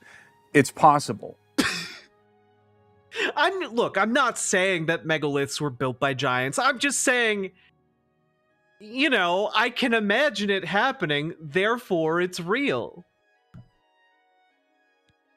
I don't know who built the megaliths. I don't know who built them. Whoever built them, though, the conventional explanations are inadequate. I just can't. To account for the phenomenon. So if they were so technologically advanced that we can't even understand how they did what they did, where did the technology go? Who were they? Were they some smarter race of creature? Were they just human beings who figured things out and then generational knowledge was lost? How did it happen? The knowledge was lost, and the ancients knew it. The ancient Egyptians knew it. The ancient Mesopotamians knew it. They knew it. They knew that the civilizations that had pre-existed them, specifically the civilizations from before the Great Cataclysm, from before the flood, were superior to their own. They acknowledged them as such. And this is what I'm trying to illustrate, is all over the world you have the fingerprints in the megaliths, you have the fingerprints of an advanced lost civilization And it's ubiquitous. Cyclopean architecture is ubiquitous all over the earth. It's not that the Inca over here developed their, megalith building technique and the guys who built Baalbek developed a different one. No, it's the same. It's the same Cyclopean architecture. They're working with the same knowledge. You've used the word multiple times. Forgive my ignorance.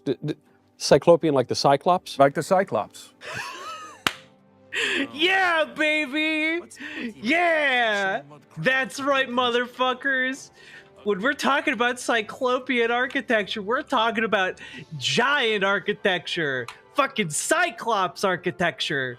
Baby, you think a two-eyed motherfucker could have made that? No. We're talking someone without any kind of depth perception whatsoever. That's right, baby. So was it a race of Cyclops? This is an archaeological term, and interestingly enough, the Cyclopes were the offspring of the gods in Greek mythology. They were demigods. And so the Greeks attributed the megalithic constructions that they saw strewn around the land, but in a state of ruination, they attributed those constructions to the Cyclopes, to the offspring of the gods, because the Cyclops in Greek mythology was the master builder. It was the Cyclops, for example, who forged the thunderbolts of Zeus. I mean, these were the master builders, and I think that's a myth. I'm not saying that the walls were built by actual Cyclopes, but I think it's... You're just saying, you're using an archaeological... No, I'm not saying these were all built by Cyclopses. That'd be ridiculous.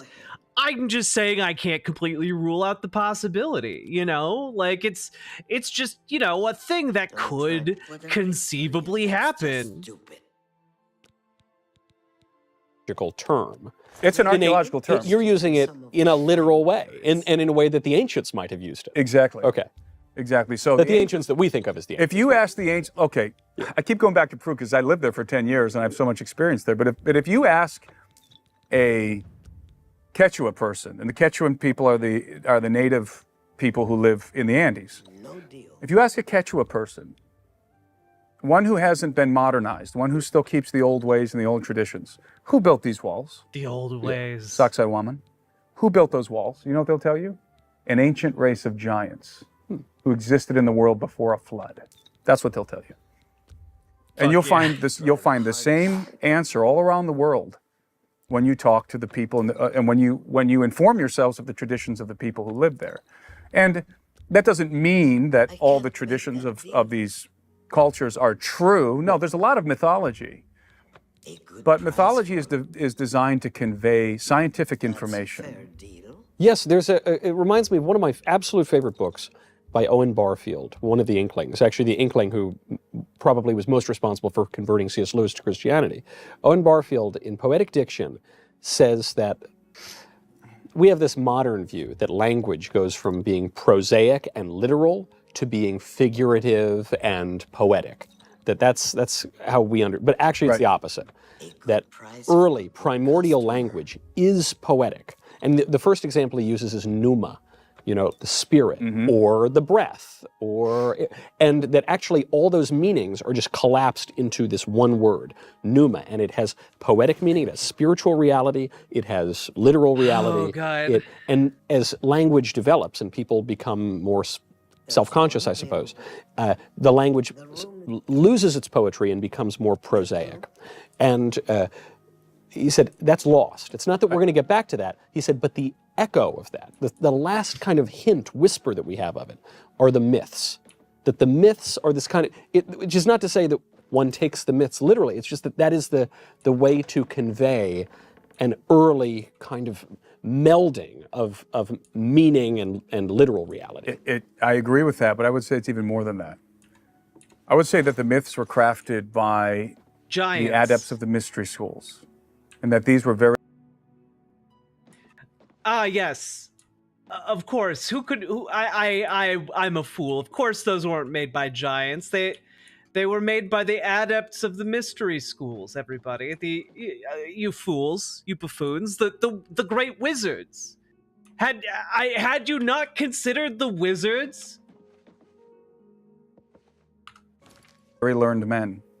and that they understood things about the universe and about the earth, things that we would equate to modern science, and that they encrypted that knowledge in the myth. So that the myth is like, much like prophetic content from the Bible. Yeah. It's like an encrypted folder. So if I'm going to send you a folder with information that I want to conceal, that requires decryption for you to view, I'm going to send you a zipped folder. Yeah. And you're going to take that zipped folder onto your computer, and you have to decrypt that folder. You have to unzip it. That's not how fucking conversations work, man. That's not how the transfer of like scientific knowledge happens, man.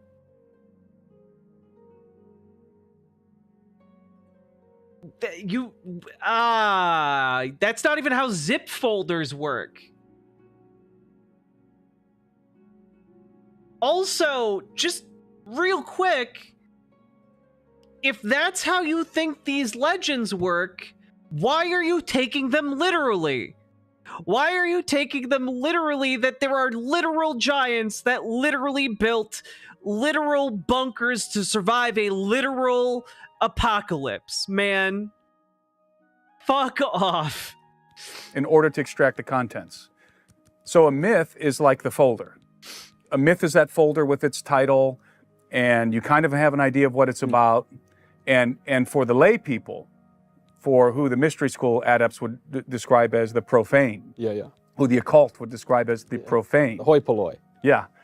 They're not the initiated, like, you know, they're initiated, we're profane. That's how they would see us. We think of these stories, these myths and legends in a different way than they think of them.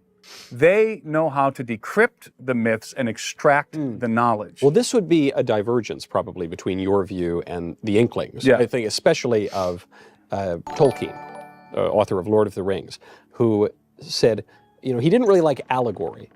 There's a difference between an allegory. He hated allegory. Yeah. Because allegory is like Thank you for the Pilgrim's $2 Progress. super Yeah, chat. just big walking symbols. Like the Chronicles of Narnia. The Chronicle, right, yeah. You know, Lewis is probably less talented at his fiction than Tolkien was. Tolkien created myth, though. And so, I guess, not to speak for Tolkien, one of the great writers of the 20th century, but the Tolkien view of myth, and maybe the Inkling view of myth, is that it's not that it's hidden knowledge exactly. It's just, it is conveying in the best possible way knowledge that is not really susceptible to prosaic literal speech. Whereas there are also other schools. I'm thinking of in the 20th century a writer like Leo Strauss, or other people who write in an esoteric or even Gnostic tradition, who say, no, this is about encryption. This is persecution in the art of writing. At all times, the philosophers, the sages, are under attack by the unwashed and the tyrants and the barbarians. And so we need to keep secret from these unwashed masses,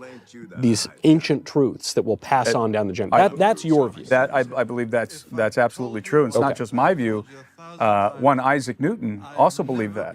Newton was, because we think of Newton as a natural scientist, but he spent a lot of time, especially in the later part of his career, in alchemy. He's an alchemist. And in a successful exegesis. alchemist, by the way. I knew he was into alchemy. I didn't know he was successful. And I don't know all the details, and every time I try and recount this, I get the details wrong. But let's just say, generally speaking, he was into alchemy, and he believed, as did some of his predecessors, that the myths encapsulated real scientific information, alchemaic recipes, from which you could extract different kinds of elements. Yeah. And he performed some of these, he read the recipes, so to speak, from the myths, in a couple of these myths, and he was successful in extracting the element that was theorized that you would get if you did that with the myth, if you read the recipe correct. But myths also encapsulate, more than anything else, astronomical information, and that, there's no question about that. I mean, you know, you look at the ancient world and you see, for example, you look at ancient Egypt and you see all kinds of composite beings, like the Sphinx. Right. The Sphinx is a great example. And that's what you get when, you know, a cat fucks a man. Then you get a Sphinx, okay? And that, you know, if you look around, you find all these giant doors. And, you know, I've been thinking, what else can fit through giant doors? half man, half cat sphinxes. That's right. We're talking Nephilim riding sphinxes. They're riddling to the left of them. They're riddling to the right of them. I'm just saying. I'm just calling it like it is. I'm an archaeologist. And you have the Sphinx, which I believe originally, the Sphinx was the head of a woman in the body of a lion. Yeah. And I have to give credit to the late David Flynn for much of this. I read a book, the most consequential book I've ever read in my life. It's called Cydonia, The Secret Chronicles of Mars, by the late David Flynn. He passed away in 2012. But the secret Chronicles of Mars, you say, about the sphinxes that live there? Sphinx is actually that composite being, the head of the woman and the body of the lion. Today it's the head of a man, because but it's not proportional. The head is small. It appears to have been recarved. I think originally it was the head of a woman, because I believe what the Sphinx is marking is the exact period in time when the cataclysm of the flood occurred. Oh, God. And that happened between the transition of, and we're talking about the zodiac here, because this is how the ancients calculated time. It was the great mill in the sky. It was the celestial. The zodiac is Chinese.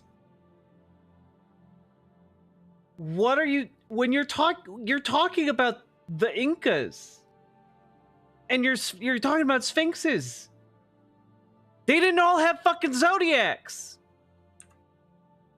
They all had a concept of time. They weren't using the fucking zodiac. Celestial timepiece. Yeah. Zodiac, ubiquitous in many different cultures around. God, what an excellent grift to be in on for like Michael Knowles. Like you are asked to do nothing but look slightly incredulous the entire time your guest talks, and like then you just like smoke a cigar while you listen to like crazy shit and like drink alcohol. Like it's oh my God. Around the world, same figures. And that transition from the age of, it was the transition from the age of Virgo to the age of Leo, when the cataclysm, I'm talking about the cataclysm as described in the Bible, occurred. It ensued during that transitional period between Virgo and Leo. And what is the zodiacal sign for Virgo? The glyph is a woman. And what's the glyph for Leo? A lion. So you have the head of a woman. Fuck off. That was some weird shit. Just like, what? What the fuck, man?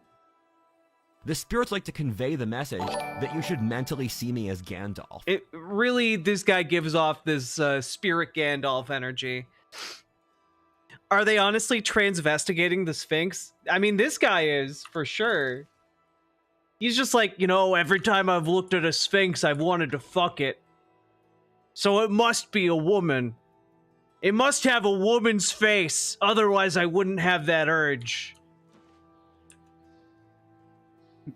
And the body of a lion. It's a time marker. Right. So I believe that, and there's other astronomical phenomena that solidifies this idea that the Sphinx is a time marker. But it's marking the age in which it was built, but it's also marking the occurrence of the cataclysm. So when would that have been? Is that at the historically, academically accepted time, or is that some earlier time? When do you peg It would be the it is a historical time that academics do acknowledge, are increasingly acknowledging that was a time of potential cataclysm on Earth. They call that the Younger Dryas period, the end of the last ice age. It's not a time frame that most Christians are accustomed to thinking about in regard to the flood, because it's somewhere around 10,500 BC. And why? Somewhere in the neighborhood. And so you're saying Christians who take a young Earth creation view don't like that? Okay. I'm not a young Earth creationist. Yeah, I'm a Catholic. We're not too hardcore about any of those particular things, you know. I believe that the Great Flood of biblical fame happened sometime in the neighborhood. When I say in the neighborhood, give or take 1,000 years. Sometime in the neighborhood of 10,000 BC. Yeah, it's funny because I do know some of our Protestant friends and viewers are very particular about the Earth is exactly this old, and I'm open to the possibility, but also the tradition going back to the ancients, our ancients, not the super ancients who were earlier, doesn't insist upon a literal historical reading of the book of Genesis. Yeah. Certainly not. And what's interesting is we talked in the beginning about how all of this conversation for me is framed within the biblical narrative, not because it has to be, but because it simply is. You don't have to read this into the narrative. It is already incorporated into the narrative. What do I mean by that? Well, this period of time, the antediluvian world was considered, again, almost universally by the primary ancient cultures around the world as the Golden Age. Of course, this is a term that comes from the Greeks, and they all have their own terms for it. For example, the ancient Egyptians referred to it as Zep-Tepi, the first time. It's the same thing. It's the same idea. So what is the Golden Age? What is the first time? Yeah.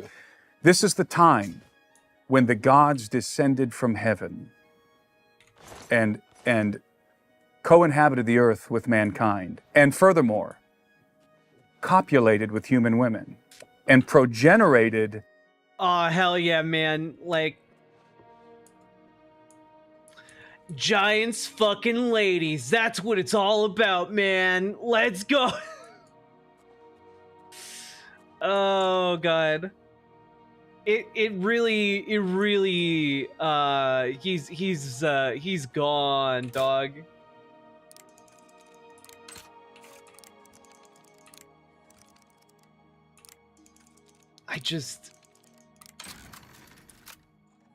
I'm fascinated. Hybrid offspring. So I'm thinking now, we were just talking about the book of Genesis 6. Genesis 6. A confusing passage where the church fathers are somewhat divided on it. You know, one explanation of Genesis 6, the sons of God looked on the daughters of men and found them to be beautiful and went and did the thing that men and women do. That one reading of that is it's demons or something. Angels or demons mating with human beings. Yeah. Now, one issue with that, of course, is that to make a human being in the ordinary course of things, you need two people that have bodies, not an incorporeal being and a corporeal being.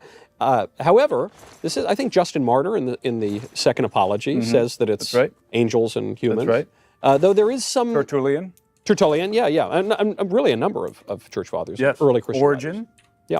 Now, but there is some disagreement. The one view is the Sethite view, that the sons of God refer to the descendants of Seth, and the daughters of man refer to the descendants of Cain. And then if you were to take an even more metaphorical Dog, it's so cool how he talks like this is the most normal shit in the world. And symbolic view, it's this notion that virtuous men are seduced by not so virtuous women, which is an anthropological fact of history.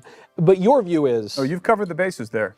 So I would say the biblical view, and the only one that makes logical sense, is that the sons of God in Genesis 6 are an angelic faction. These are angels. These are not men. Oh, hell yeah. The sons of God saw the daughters of men that they were comely, and they decided to take wives Oh, I bet they saw from they were among the daughters comely. of men, and they copulated with them, and the production of their union was giants, the Nephilim. See, that Dog, how? How are you talking about this shit like it's normal? You're fucking weird. And like, I don't know. I think when you're talking about this out of a place of sincere belief, that's bizarre as hell. Like, I'm sorry. Show me the giant skeletons. Show me a fucking 10-foot tall giant skeleton. Literally anywhere on the planet. I'll wait.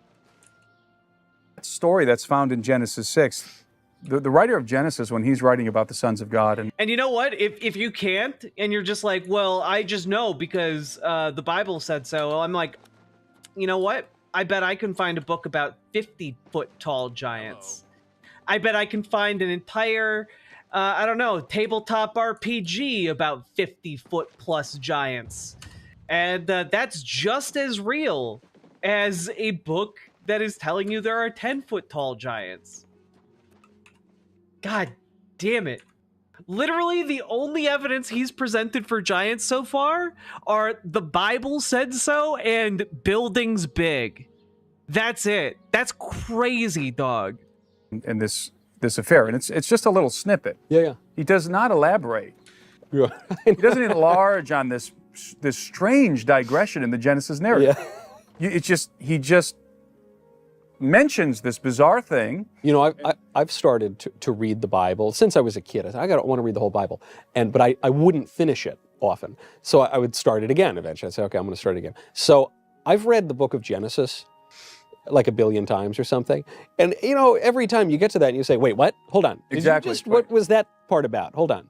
That's right. Back up. We need an elaboration on that.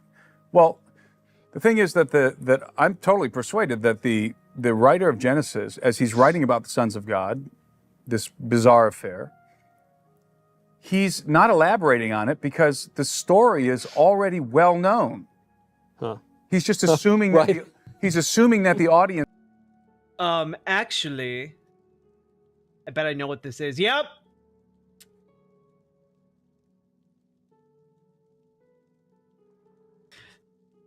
This guy's unironically like, I've seen the 10-foot tall skeleton before. See, they sell the remains every Halloween.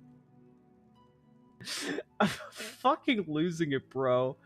These are the intellectual titans of conservatism. Already knows what he's talking about because this was one of the most monumental events that's ever happened. Even you see this in the New Testament when specific people who were either alive at the time of the writing or who had been alive within living memory. They'll say, yeah, you know, so-and-so, the daughter of so-and-so or the son of so-and-so, yeah, he saw this happen, and here's just a little bit, you know, anyway, we all know, right? Exactly. You all know Johnny, right? Exactly. Okay, so you're saying that this is happening in the book of Genesis, like, yeah, of course, we all know saying about that the writer of Genesis is assuming that his audience is conversant with the larger narrative that expands on that, on the mention of the sons of God, on the writer of Genesis' allusion to that story. The audience already knew the whole story, so he didn't have to repeat it. There was no need to go back into all the details. Now, 2 questions then. One, how does, at least the traditional Christian understanding of what an angel is, which I'm persuaded by, is that an angel is incorporeal. And one can go further, you know, St. Thomas Aquinas describes angels as being, in a way, unique species that are, we have choirs of angels, we have different hierarchy of angels, but they don't communicate by speaking, for instance, because they don't have vocal cords and mouths. Now, angels do interact with human beings in mystical and interesting ways, but angels in themselves don't have bodies. Human beings do have bodies and rational souls. So we have intellect and we have flesh and we have will. And then there are the lower animals who have bodies and they have instinct and they have appetite, but they don't have intellect and will. So we're kind of this middle ground. We've got the reason, the intellect and the will, albeit greatly degraded, of an angel, but we got the body of an animal, and we're kind of this meeting point. So how does an incorporeal being create a child with a corporeal being, or do you have a different view of angels? I think we need to back up a little bit because we have to deal with what I call the first cause. So let's assume for a moment that Genesis 6 is angels, and they're looking down at the daughters of men, and they're lusting after them. Yeah. They're desiring to take them as wives and to copulate with them, to have intercourse with them. Yeah. So what's the first? This guy is like an Indiana Jones LARPer with the disposition of Elwood Blues or Jake Blues from the Blues Brothers when he's doing the bit in the restaurant. Your women, how much for your women? Copulation. Eh. First cause here, lust. Yeah. In fact, when I was talking about the elaboration of that story, why the writer of Genesis didn't bother to elaborate on it, is because it was well known to the ancient Hebrews. Yes. In the Book of Enoch, which was found among the Dead Sea Scrolls. The Book of Enoch is actually quoted verbatim in the New Testament, in the Book of Jude, verbatim. Right, so it's considered an apocryphal book or non-canonical book. It's not included in any canon of the Bible that we're familiar with.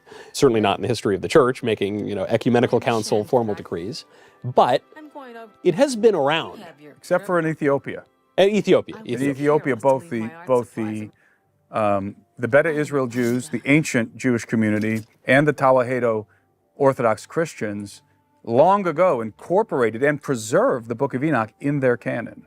And as you say, there are references, it would seem, in the New Testament. So many. I didn't know there are allusions. There are many allusions to the Book of Enoch. For example, when Jesus says, "In my..." When he said there are allusions, I thought he meant for a split second, I thought he was talking about actual illusory magic. But no, he's talking about allusions to giants. In my Father's house are many mansions. Well, where's that come from? The Book of Enoch. The Book of Enoch. Nowhere to be found. I've never read the Book of Enoch. There are many allusions, but then, as I said, in Jude it's verbatim, and Jude says that Enoch, the seventh from Adam, prophesied, saying, and then copy from First Enoch, paste into his epistle. So they were conversant. The early church, the church fathers, the disciples of Christ, Christ himself, and all of the writers of the Bible, all of them were conversant with the Book of Enoch. There's no question. In fact, I believe that if you were living in first century Jerusalem, before it was destroyed. Well, he's getting part of this from the Book of Enoch. Again, this is what conspiratorial thinking leads you to. It leads you to latching on to one thing that agrees with your presuppositions, and then never letting go of that thing. Because if you do, your entire worldview and indeed your world falls apart. And there's no hope of recovery for you on that one. So people will just cling to it and double down and triple down even when they're shown to be wrong. I'll do the 5 arm curls. You got me. By the Romans. And if you were to walk into the temple during the time of Christ, into the synagogue, I think you would find in the scriptorium, where all of the sacred scrolls are kept, you would find a manuscript that was representative of what today we call First Enoch, Ethiopic Enoch. I would even say, as someone who is totally innocent of the Book of Enoch, I've never read it, I have no strong opinions of whether it was some huge mistake not to include it in the canon. I don't think there are mistakes in the canon. I'm going to go use the bathroom real quick. I will be right back. Whew.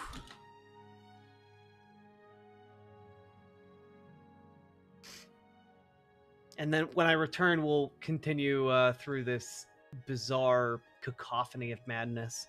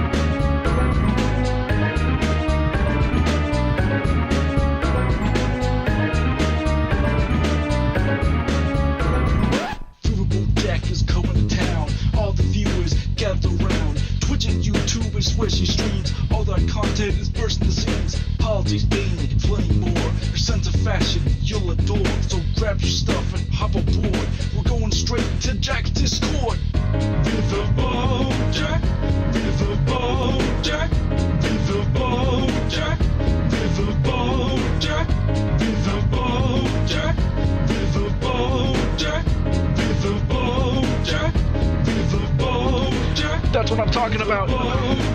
First time singing the songs for Riverboat Jack. Shout out. I don't know what I'm doing really, but I got passion. That's what it's about. It's all about passion.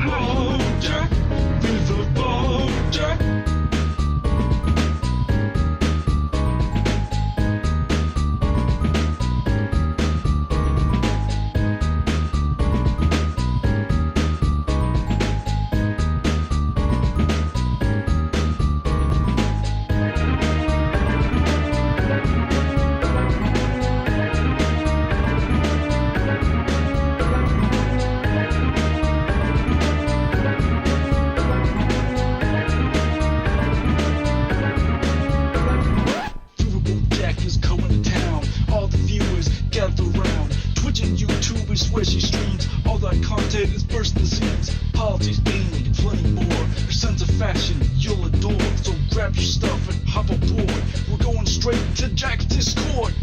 Riverboat Jack, Riverboat Jack, Riverboat Jack, Riverboat Jack, Riverboat Jack, Riverboat Jack, Riverboat Jack, Riverboat Jack, Riverboat Jack, Riverboat Jack, Riverboat Jack, Riverboat Jack, Riverboat Jack, Riverboat Jack, Riverboat Jack.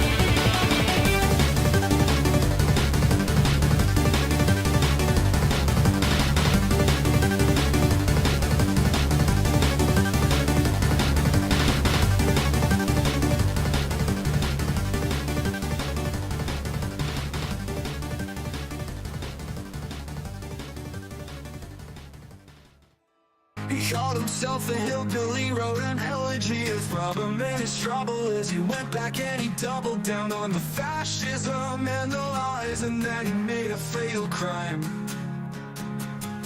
Couch fucker, what's your deal? J.D. Vance is cut by Peter Thiel. Couch fucker, why must he lie? We must stop Project 2025. But in 2005 you wrote back then only one time. I felt femininely when I saw that movie about New Jersey. I don't know what's wrong with me, but I must deny. And that's when J.D. Vance said he wants trans people to go die. Couch fucker, what's your deal? J.D. Vance is cut by Peter Thiel. Couch fucker, why must he lie? We must stop Project 2025. At the RNC, he felt maybe I'll be free if I take up on this task, being MAGA's dying grasp to take over the country. I think J.D. Vance needs a swirly. Couch fucker, what's your deal? J.D. Vance is cut by Peter Thiel. Couch fucker, why must he lie? We must stop Project 2025.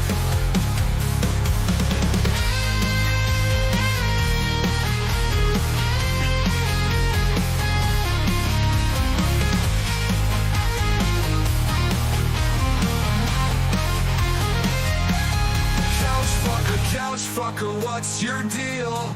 J.D. Vance is cut by Peter Thiel. Couch fucker, why must he lie? We must stop Project 2025.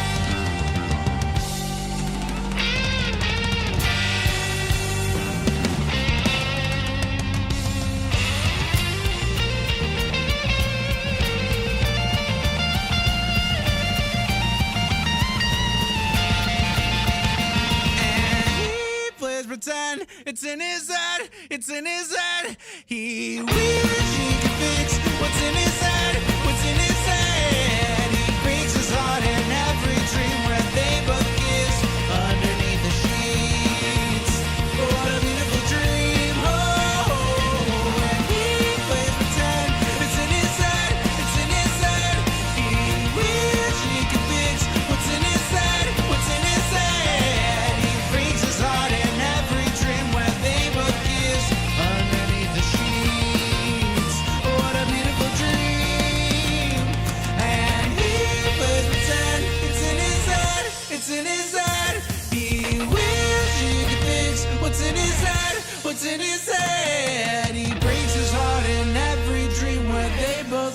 worse underneath the sheets. What a beautiful dream.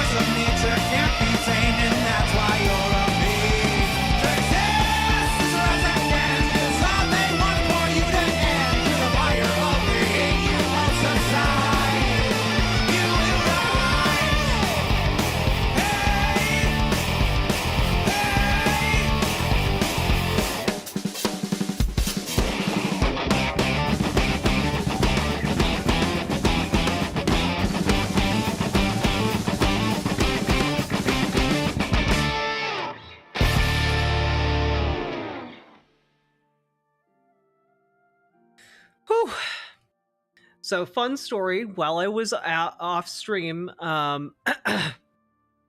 I stabbed myself with a knife by accident because I had to. I've been cooking stuff off screen. You haven't been able to see, but I had like a turkey roasting in the oven, and I had to like cut up the turkey, and I stabbed myself real good in the thumb. But I cleaned the wound. It's bandaged up. I went through 2 band-aids, but it looks like this one's good now. And on the plus side, my Cuban beans, as usual, have turned out immaculately. So, feel better. I'm falling apart at the seams. Yeah, I'm making Cuban beans. They're slow cooking. Cooking down a little bit to make them nice and goopy. Will you survive? So yeah, I'll be okay. I used antiseptic and a bandage. I will be okay.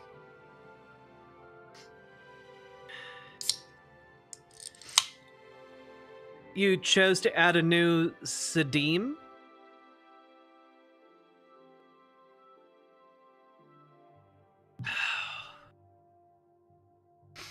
God, V8 Energy is so fucking good.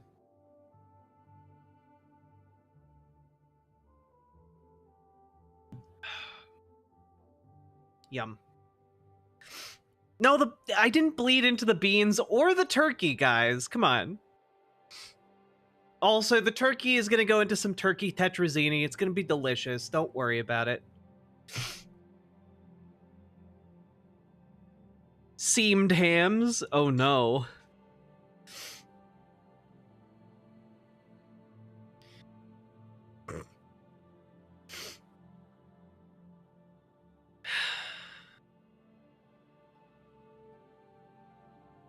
Four pounds of chicken turned into a creamy, meaty pizza topping? You need explain.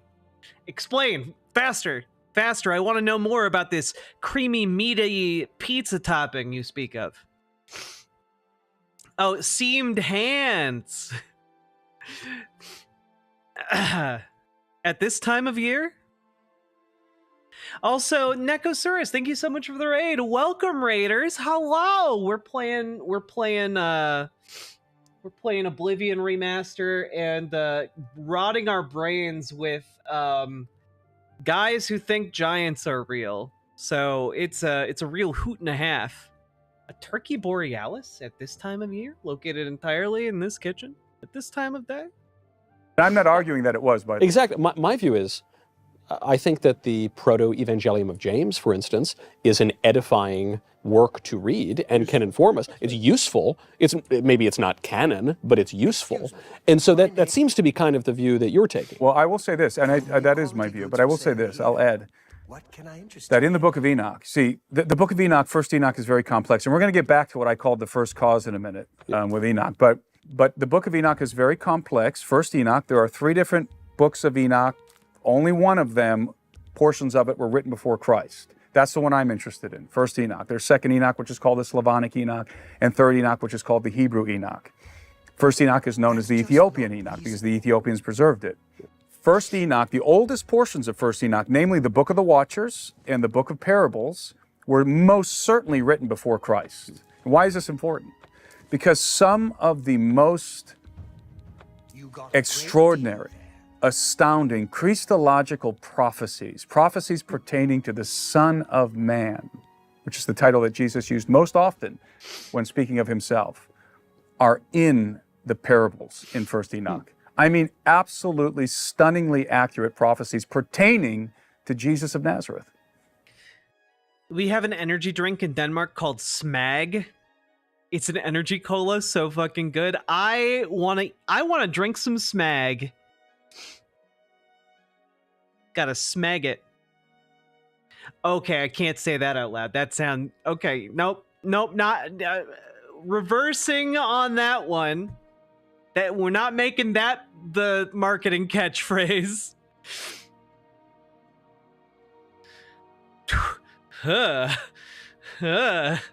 Unintentionally spicy Riverboat Jack stream.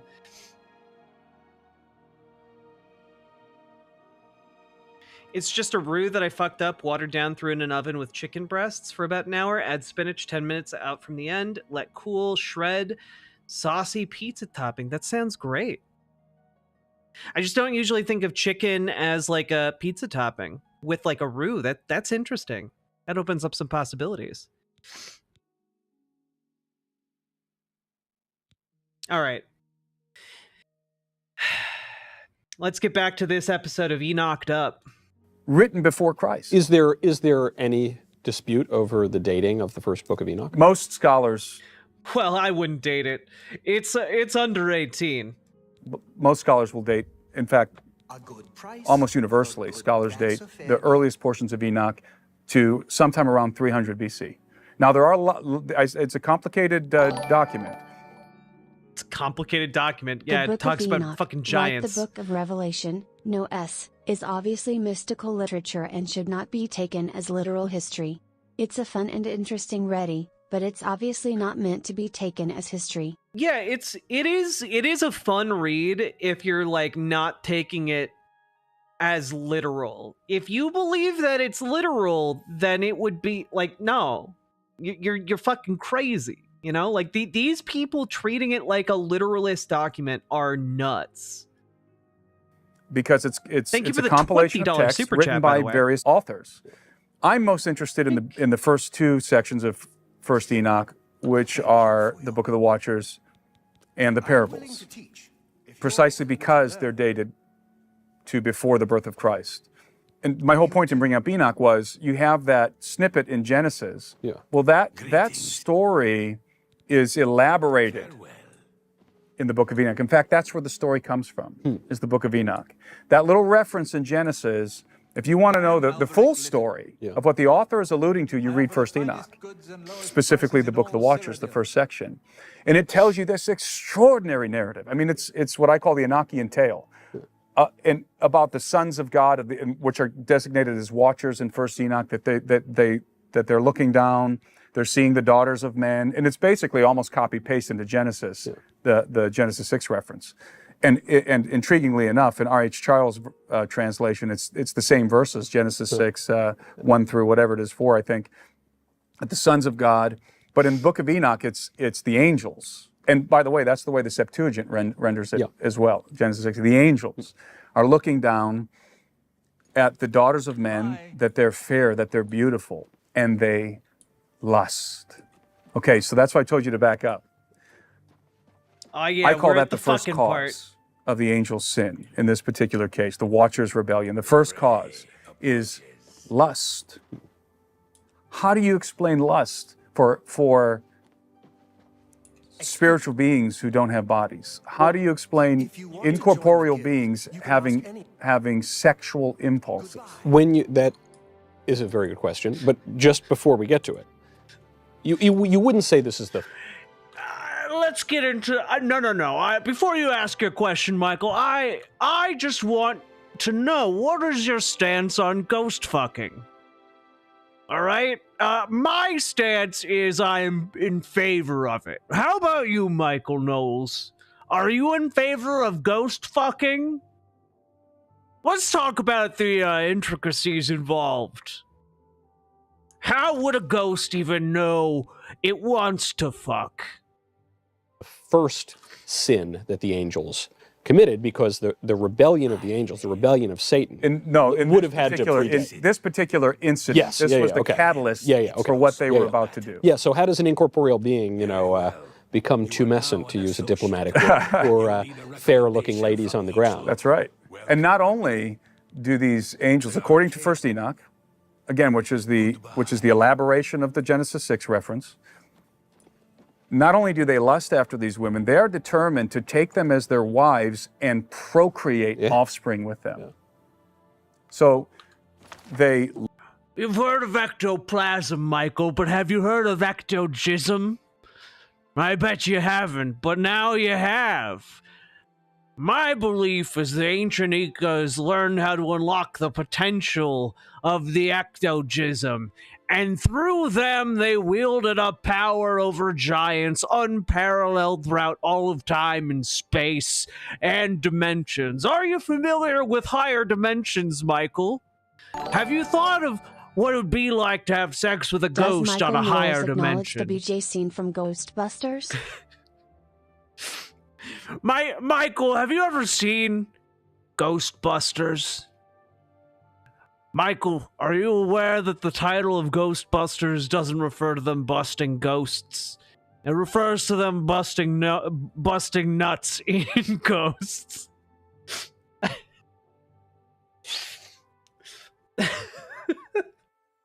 Fuck, I can't keep doing this bit, but it's so fucking funny. Lust, that's the first cause. Then they descend to the earth, according to First Enoch. 200 watchers descend to the earth on the summit of Mount Hermon. And Mount Hermon's very interesting in the Bible.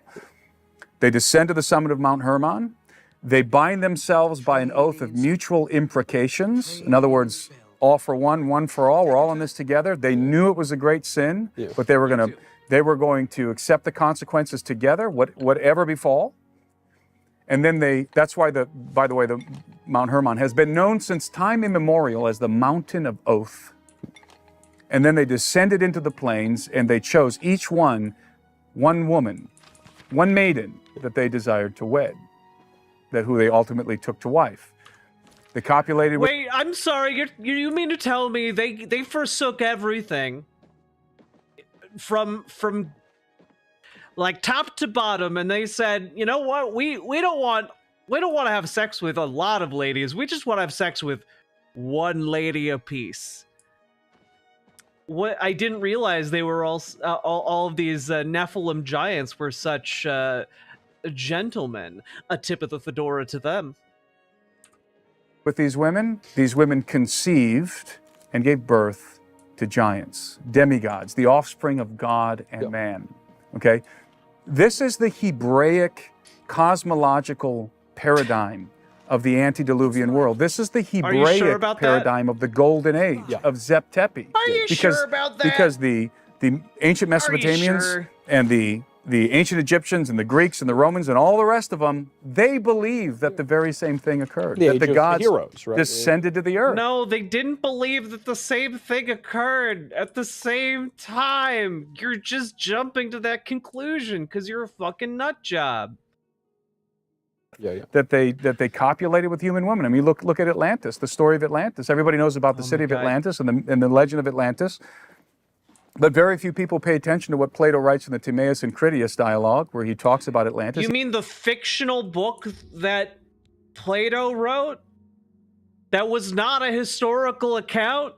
You mean that Atlantis? Sure, bud. He has Solon of Athens traveling to Egypt, and he's being informed by the priest of Sais about the extraordinary past of the Athenians that he's unaware of. And part of this past involves this conflict that they had, this epic conflict with Atlantis and the Atlanteans. And they tell him the whole story, right? And everybody's familiar with Atlantis, that Atlantis was this advanced ancient city. It's a great resort in the Caribbean. Right, that as well, yes. It still exists today. In a slightly degraded form. Perfectly pleasant. It does. So that Atlantis was this advanced civilization that was destroyed in a day and a night in cataclysm, right? But Plato has the priest of Sais telling Solon in the dialogue the full story. Yeah. And what's the beginning of the story of Atlantis? The beginning of the story of Atlantis is that the gods who descended to the earth are apportioning the earth amongst themselves. And of course, as we all know, Plato got this account when he was trading bed whispers with his ghostly lover, who was, of course, the ghost of a Chinese empress who was descended from an Incan warlord. But that's a story for another day, Michael. They're creating an empire, and they're dividing up their kingdoms. And Poseidon, for his lot, he got the area of Atlantis, the region that would become Atlantis. So what does he do? He builds Atlantis. He raises up an island out of the sea, of course, which is ultimately going to be the home of this city, Atlantis. But what does he do after this, or during this? He becomes enamored of a human woman named Cleito. And he takes her as his wife. And he copulates with her. And she gives birth to 5. You know what's one of the biggest giveaways of like how bizarre these people are? You know, one of the biggest giveaways? They keep saying words like copulate. They don't say like, oh, they had sex. No. See, that's too mundane for these types. No, they copulated. They copulated, you see. It's the only way it rolls off the tongue. God, they're so fucking weird. 5 sets of twin sons who will become the 10 kings of Atlantis. And these are giants. Atlas, for example, he's the chief among them. That's the backstory. So what do we see here? Well, this is a 1-to-1 match with the Book of Enoch in Genesis 6. Oh my God. Is it not? It's the gods descending to the earth, taking human women as their wives, having intercourse with them, and progenerating a race. See what I mean? See what I mean? He's trying so hard not to come across as a ghost fucker, and yet here we are, all seeing him for what he is, a ghost fucker. Demigod giants. This is everywhere. Yeah. It's just like the Megalithic. Demigod giants, they're everywhere, Michael. Everywhere the light touches, demigod giants. That's why you see their skeletons used as props every Halloween, Michael. Every Halloween, they dance a merry jig as they blow in the wind, don't they, Michael? And yet, the wind isn't moving them, is it? It's the spiritual energies of their ectogism, still vibrating through the pores of their bones. That we were talking about. This is called the Golden Age. And I believe that it's literally true. That literally happened in the time before the Great Flood.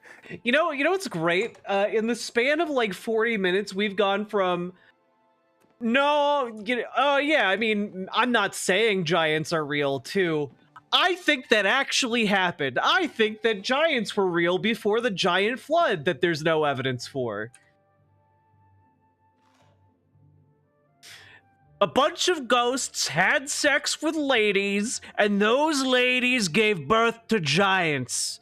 And boy, do I not envy their wombs. I bet when they gave birth, those giant babies were colossal.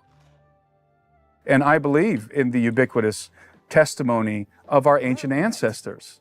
And in fact, the Egyptians informed Solon. It was in the midst of the conflict because this Atlantean empire became expansionary, they became aggressive, and they were going on conquest. Based on what evidence? I want you to show me the evidence of the aggressive Atlantean empire, my guy. I want names. Hello. What's going on with you? A pleasure to make your acquaintance. Conquest, and they were steamrolling everybody that they encountered until they encountered the Athenians, who were the only faction that was able to resist them, and they're locked into this epic war, the Atlanteans versus the Athenians, and then cataclysm. Cataclysm destroys Atlantis and everyone else, not just Atlantis. It's a global cataclysm. And the Egyptians kept record of this, and they told Solon that wasn't the only cataclysm. There have been many cataclysms because they believed it was cyclic. Right. That the cataclysm is cyclic. That there's this celestial timepiece, the zodiac, that the primary function of which is to keep track of when the cataclysm is going to occur again. So this is how the ancients viewed. So if you were to and I'm not saying, by the way, that means that the pyramids were built by giants or anything like that. I don't want people to think that. I don't know who built the Great Pyramids. But I do believe that many of these extraordinary megalithic sites around the world, like Baalbek, were built in the age before the flood. And it had something to do with the knowledge of the gods who descended to the earth.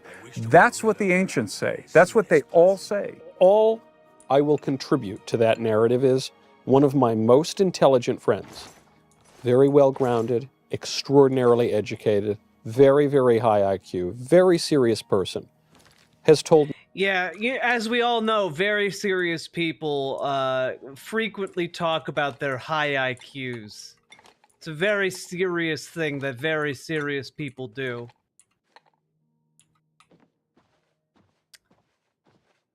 Oh, God. All right.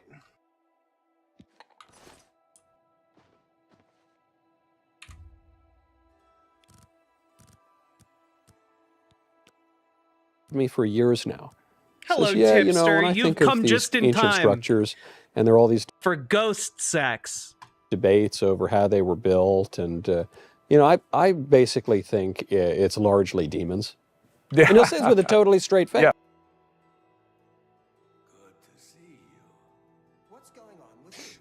Yeah, I have a friend who's very high IQ. He believes the pyramids were built by demons. And I still think he has a very high IQ. Is a strange and treacherous place. It is no wonder. Oh, boy. Morning. You ever talk to Hondatar? These people are the dumbest motherfuckers. And need to be studied for science. Yeah. He means it. He's not joking around. And that kind of sounds like what you're saying. Well, I'm going to qualm with the term demons a little bit here. So we have a very Western perspective of angels and demons. We have a demonology that comes from Western tradition that is not necessarily concordant with ancient Hebraic cosmology.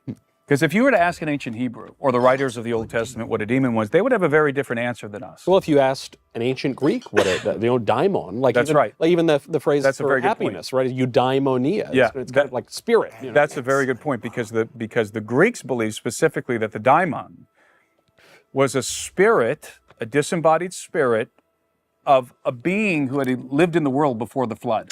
You don't say. That's what a daimon was, that they died in the Golden Age and that their spirits persisted in the earth after the flood in the form of daimons. Well, guess what? That's the Hebraic view. That's the view that's concordant with ancient Hebrew cosmology. So in the cosmology of the Jews, the demons are a very specific thing. So let's address first how we view demons in Western civilization. And this is, I would say, primarily the product of medieval Christianity. I'd love to, by the way, before you get into this explanation, I love this point you're making, which is more ambitious and audacious probably than many viewers are even noticing, because there's this idea that we all just accept as a matter of course, that our civilization comes from the melding of Greece and Jerusalem. And there are these totally different ways of viewing the world, with these totally different perspectives. But really, I think it's overly simplistic to suggest that the Greeks had no sense of the Hebraic view, and that the Hebrews had no sense of the Greek view. And come on, guys, it's pretty close together. Great and point. you see harmonies and echoes. Point. Yeah, and that's what you're saying. No, actually, there is a kind of unified cosmology. They're all inheriting the same tradition. Now, that tradition is becoming variegated. It's taking on the idiosyncrasies of these particular cultures as they develop. But there's a source. The answer is it's because there's a source of a narrative. There's a source to the narrative of the flood. There's one particular source, and I would say that source is Noah and his sons. Of course. And then that story gets taken by the ancient Mesopotamians, the ancient Sumerians, who I think are the civilization that grew out ultimately of Noah and his sons. And then it's changed. The names are changed. People speak different languages. The details get jumbled, and you get these stories that have similar elements. Right? They have these foundational elements, the flood myths, but then they have their idiosyncrasies as well.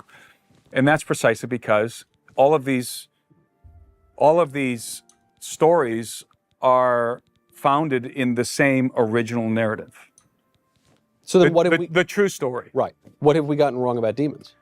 Okay, so going back to that, so the Western perspective of demons is basically, we will view demon as anything that is, demonic, anything that is scary or grotesque, we would call a demon. Or even basic, like an angel that rebels, a bad angel. Or an angel that rebels. We lump all of that together in this term demon. So in the Western mind, a demon is it's like a boogeyman, basically. It's like anything that's evil and malevolent, supernaturalism, that's all demon. That's a demon. But in the ancient Hebrew cosmology, they were much more narrow in their defining of the word demon. To them, a demon was something very, very specific. This person a said demon Noah was the single source of the flood myth, and that disembodied Mesopotamia spirit of copied a that. giant. Literally, just lying. Yeah. Also, the timeline does not work out. Mesopotamia was from before it. If you're taking a look at the account of the Mesopotamian flood, that's far predates Noah. My understanding. I don't know all the details. A giant that died in the antediluvian world before the flood. Their spirit, as this is in the book of Enoch, by the way, it derives from the book of Enoch, that their spirit, this is judgment. God judges them that because they're neither wholly of their fathers, their angelic fathers, or of their human mothers, that they're going to be cursed when they die to wander the earth as bodiless vagabonds, as disembodied vagabonds. They're going to be hungry, they're going to be thirsty, presumably they're going to have all the desires of the flesh, but no bodies through which to fulfill those desires, to satiate those desires. That was a curse that was placed on them by God, according to the book of Enoch, according to ancient Hebrew cosmology. this and only this is the origin of a demon and is what a demon is. And so, well, what about like when Lucifer rebels? You know, Satan falls like lightning and leads all the bad angels who rebelled against God, and there's a great battle, and they lose. Spoiler alert! And you know, St. Michael, the archangel, wins. God wins. He always wins. And what about them? Well, that's before the those giants. are the insubordinate sons of God.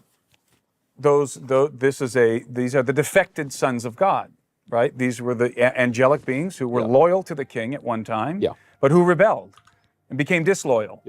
And were expelled, and that's what they are. But that they're not. You're saying that's distinct. They're not technically demons. So the demon is, again, specifically according to Hebrew cosmology, a demon is specifically the disembodied spirit of Nephilim. Now, when God in the Book of Enoch, again, this is a judgment on the giants, on the offspring of the Watchers. They're sentenced to this terrible curse. You know, it's very much like the plot line of the Pirates of the Caribbean, the first one, right? You had Barbossa and his crew. They had the Mayan. Have you ever seen Pirates of the Caribbean, Michael? Do you remember when they all became skeletons? That was pretty cool, wasn't it, Michael? What if I told you all of that was real, and it was because of angel jizz? Isn't that pretty neat, Michael? Gold, the cursed Mayan gold, and they had this curse where they were living forever. They were like eternal, but they couldn't satisfy any of the desires. The Flood Before Noah by Dr. Irving Finkel. Granted, not of bad politics when it comes to the Brits and artifacts, but start there. It's nothing worth involving your guild. Oh, God. But also, there is no evidence of a global flood. What say you? You can make arguments for perhaps like limited floods in different regions, but there's no global flood event. Of their flesh, Right. and this is represented. I have no idea this is what you illustrated just with asked me. Barbossa, who wants to bite the apple. But he can't. When he bites it, you know, the moon comes out or something, and you see that he's just a skeleton, and there's nowhere for the food to go. He has no tongue. He has no stomach, and all he wants is to be able to satisfy his hunger, to be able to bite that apple. Well, that perfectly illustrates the nature of a demon, according to ancient Hebrew cosmology. So you have the disembodied spirits of the giants that are going to persist in the world as vagabond wraiths. That's their curse, much like the Barbossa and his. Now, Michael, remember what I talked to you earlier about ghost fucking, Michael? I was being quite literal about the ghosts, okay? You see, I'm talking about these vagabond wraiths, and you know, they're kind of the bad boys of the ghost community, Michael. That's right, they're the sexiest ones. His crew's curse. They're gonna wander the earth, hungry, thirsty, presumably all of the desires of the flesh, but with. Oh, they're so hungry, Michael. They'd look at you and they'd lick their incorporeal lips. Just smacking them right there. That's right, Michael. I'm talking about hot, steamy ghost sex. With no flesh through which to fulfill those desires, to satiate those desires. That's a very torturous existence. Yeah. So, And they just keep getting hornier, Michael. They just keep getting hornier and hornier as time goes on. If you've ever had sex with a vagabond wraith, Michael, it'll change your life. You'll never feel wanted by anything else ever again quite as much as a wraith wants you.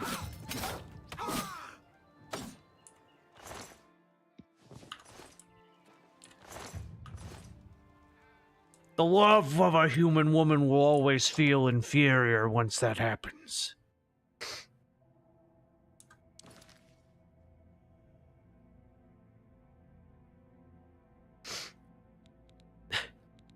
We got mods in here. Looks like you're in there, Erica.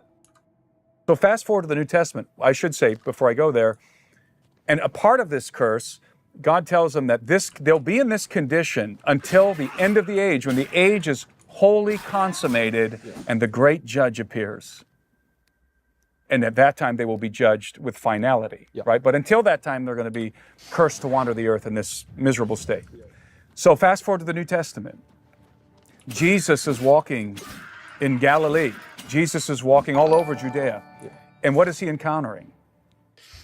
He's encountering these things called ghosts are aroused, indeed. spirits. Thank you very much for the $5 to the Enochian Australian reference, part of the judgment was God says, evil spirits or unclean spirits you shall be called. Fast forward to the New Testament. Jesus is encountering unclean spirits. And what do these spirits do? Can I just say, this guy has the exact same energy as the kind of guy who reads like a bunch of fantasy novels and is like, oh boy, it'd be really cool if they all happened in the same universe. You know, and then he like goes to town with that, except the difference is that kind of person is delightful and this guy sucks. They're inhabiting the bodies of human beings. And when they get inside the body of a human being, it manifests something like epilepsy. That the person is rolling around, foaming from the mouth, throwing themselves into the fire, screaming at the top of their lungs. And Jesus would cast these demons out. And they were called unclean spirits.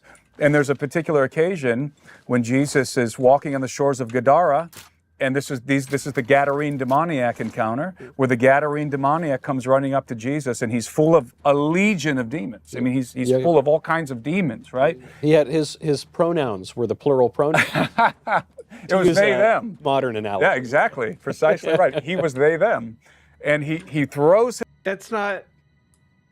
You know, like, that's just a transphobic joke. Like, they've been using they, them pronouns this entire time for, like, different groups of people and entities. Himself at the feet of Jesus. He sees him coming, and he throws himself at the feet of Jesus, and the demons cry out, "What have we to do with you, O Son of God? We know who you are, you Son of God. Being a dirty spirit, Why though? have you come to judge us before the appointed time?" Right. So what do we have here? We have a confirmation of the book of Enoch. Because the disembodied spirits of the Nephilim, they have no bodies of their own, so what do they want? They want bodies. So they're inhabiting the bodies of human beings, and through the bodies of the people that they possess, they're attempting to satiate these desires that they have, which are otherwise the sex desires. insatiable. Yeah. And they see who walking on the shore of Gadara? The great judge. Yep. But wait a minute, it's not time yet, according to the book of Enoch. It's not the end of the age yet. That's why they cry out, "What have we to do with you? Why have you come to judge us before the appointed time?" The time had not yet come, and they knew it. Yeah. So there's a confirmation of that cosmology that comes from First Enoch in this encounter that Jesus has with the Gadarene demoniac, who is a human being possessed by disembodied spirits. So that's the very narrow definition of what a demon is. And as I illustrated before, it's the same idea to the Greeks. Yeah. As I said, they believe that the daimons, the daimones, or however you pronounce it in Greek, are disembodied spirits from people who lived in the world before the flood in the Golden Age. It's the same. It's basically the same tradition. So it's basically all the same if you just squint your mind enough, Michael. If you squint your mind, Michael, you can make anything look kind of similar to anything. It's pretty cool, actually. Oh, God.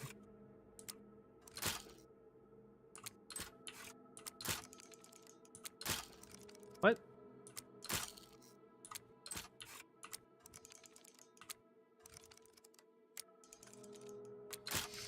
God damn it.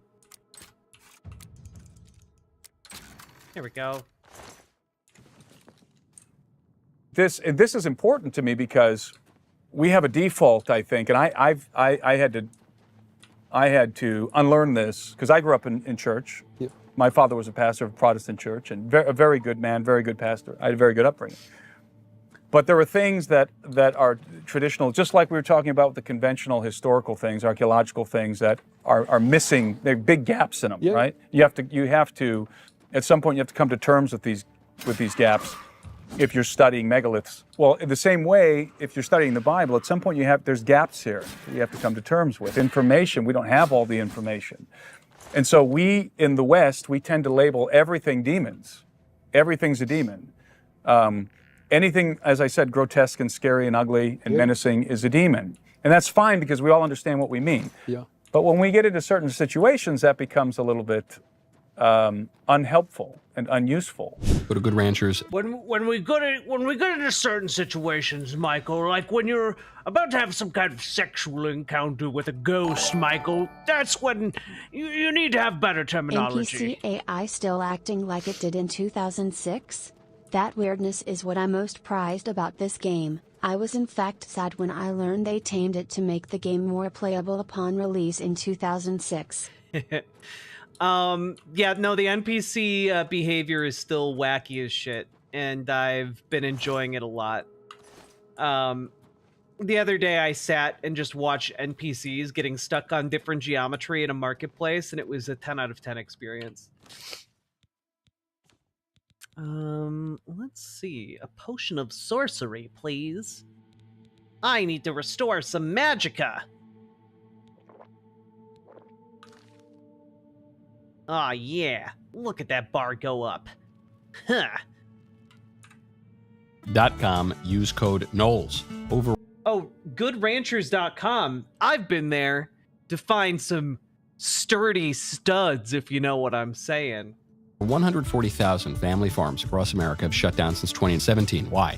That means there are a lot of ranchers out there looking for a rough ride, if you know what I mean. Because grocery chains keep pushing cheap imported meat instead of supporting the folks who live and work right here in the USA. When you visit goodranchers.com, you are not just getting better meat, you're getting a shoulder to cry on. Behind a mission that matters. What makes them different? For starters, everything they offer is 100% American sourced. That means That's right, pure American beef for your consumption. Juicy steak, chicken breast, and pork chop. Oh wait, chicken breasts and pork? Oh. Not the same rancher website I was talking about. Probably a rancher website that Michael Knowles knows about, though. Comes from farms right here in America. Caution that one must have. I mean, we really, just as a matter of course, there's this legend about St. Augustine's writing De Trinitate, and the legend is he's walking on the beach, and a kid is like shoveling the ocean into a hole, and he says, "What are you doing?" He says, "I'm going to fit the ocean in the hole." And he says, "You can't do that." He goes, "That's right, and you can't fit the Trinity in your head, Augustine." And he's transformed and becomes an angel. It's a legend, obviously. But it's this notion that there are things between heaven and earth. There are more things in heaven and earth that are dreamt of in our philosophy. Even on some of my Protestant... Wait, how is that emblematic of there are more things in heaven and earth than are dreamt of in your philosophy? Would you literally just explained your philosophy with the story that you dreamed up? Okay. Friends are insistent that there's no such thing as ghosts. Well, a major plot point in Hamlet... Well, you see, people kept telling me my entire life that ghosts weren't real, but how could they never were able to explain how I could fuck a ghost. And I did, Michael. I fucked so many ghosts to completion. Michael's like, well, if ghosts aren't real, how do you explain Hamlet having a ghost in it? Which is just a 10 out of 10 argument. Is whether or not Hamlet sees the ghost of his dad, or is it a demon of some kind? You know, is it a trick? And the Catholic Church doesn't rule that there's no such thing as ghosts. The Catholic view is kind of there's more in heaven and earth than is dreamt of in our particular There's philosophy. a lot of unknowns. And Stop it quoting kind of Hamlet. seems like that's the stance that you're taking. Oh yeah, certainly. I think there's a lot that we don't know. And I don't expect the Bible to inform me of everything. I would never have expected the Bible to tell me about the internet or artificial intelligence or robots, right, or automobiles. I expect the Bible to do exactly what it does. It is a message that conveys the gospel of Christ to mankind. That's the primary function of the Bible. It is God speaking to a particular people at a particular time, but the message is for all time, to all men, and it's... And I was really looking for something that was much more oriented towards ghost fuckers like myself, Michael. Have you felt like that? Have you ever felt like you need a document that would speak to your ghost fucking needs, Michael? Because I've got a few pamphlets for you in my back pocket. It's Cardinal Baronius, absolutely ingenious. Cardinal Baronius has this great line around the Galileo affair, which is, the Bible tells us how to go to heaven, not how the heavens go. I would agree with that. Yeah. But, and I think there's tremendous knowledge that is encrypted in the Bible. Tremendous tantric knowledge for ghost fucking. Question is how the cooters of a ghost are they squishy or more firm? You know, people always talk about goth girl hooters. What about ghost girl hooters? You know,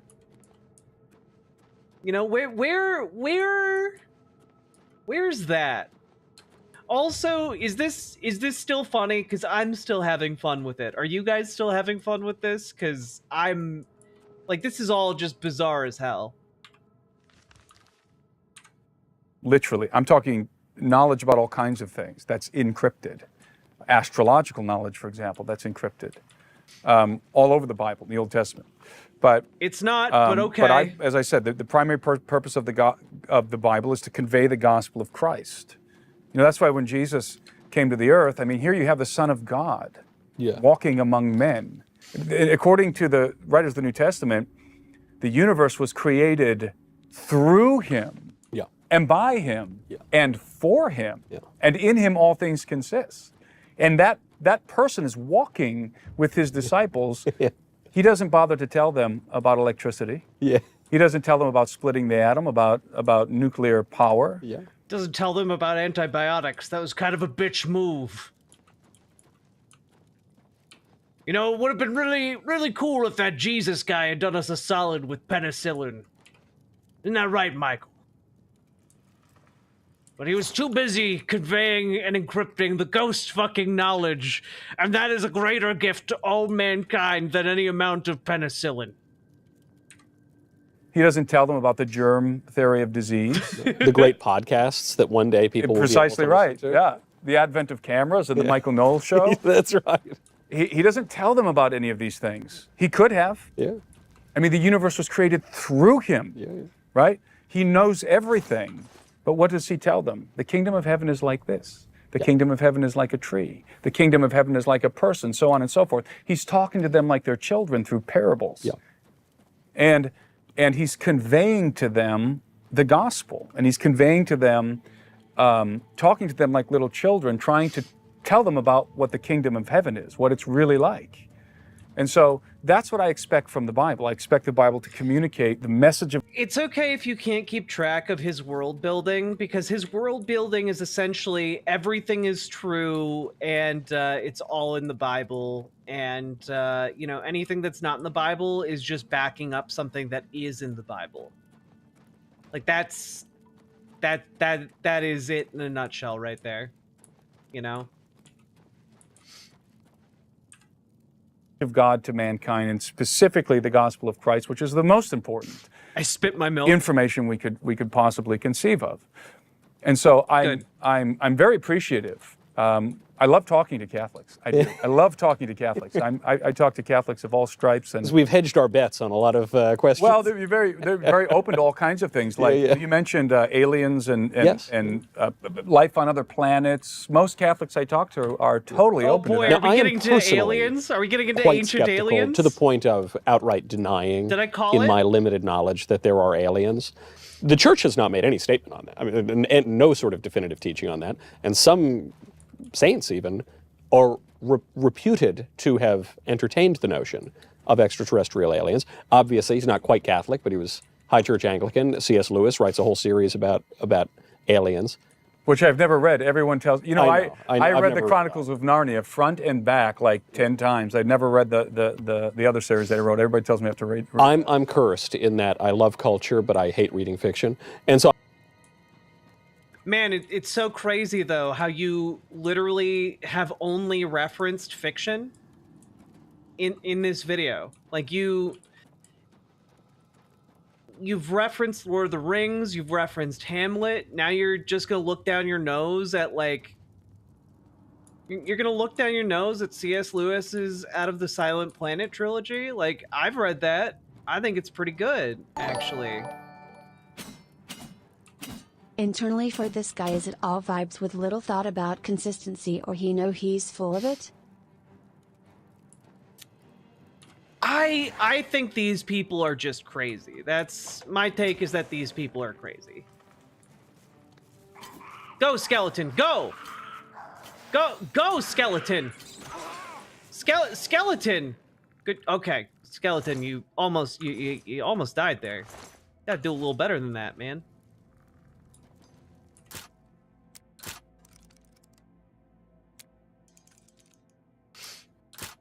What? Jesus.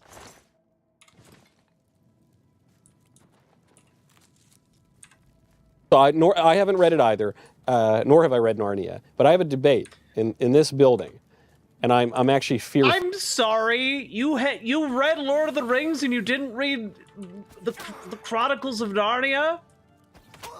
What's wrong with you? God damn it, Michael Knowles. Of which side you're going to come down on. I have a debate with my friend and colleague Matt Walsh. I'm very anti-alien.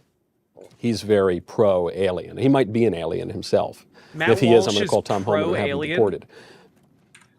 All right. I'm sorry. Wait. I'm sorry. Just real quick. I thought about that for like less than a second. Matt Walsh is perfectly willing and able to accept the idea that aliens are real, but cannot, under any circumstance, accept that, like, human beings have more than two genders. Like, he's perfectly willing to accept aliens might exist in all of their differentiated glory, but, like, nope, human beings only have two genders. What a fucking weirdo. Aliens real? Well, this is, for me, this is where... ancient aliens. I spent a lot of time on this subject. Ancient aliens, let's go. This is an interesting crossover because I often talk about these two topics in the same setting. The antediluvian world and all of that. Ancient aliens, and then let's go. Usually find my way over to the alien topic because I write a lot and talk about both of these. And the reason why I'm so adamant about understanding the proper definition of a demon is because most Christians that I engage with. Because, Michael, if you don't have a proper definition of a demon, you might accidentally call an alien a demon, and that would just offend them greatly, and then you wouldn't be able to seal the deal on the coveted human-alien ghost threesome. And Michael, let me tell you, when I say the experience is out of this world, I mean it in a way I can't even possibly put into words.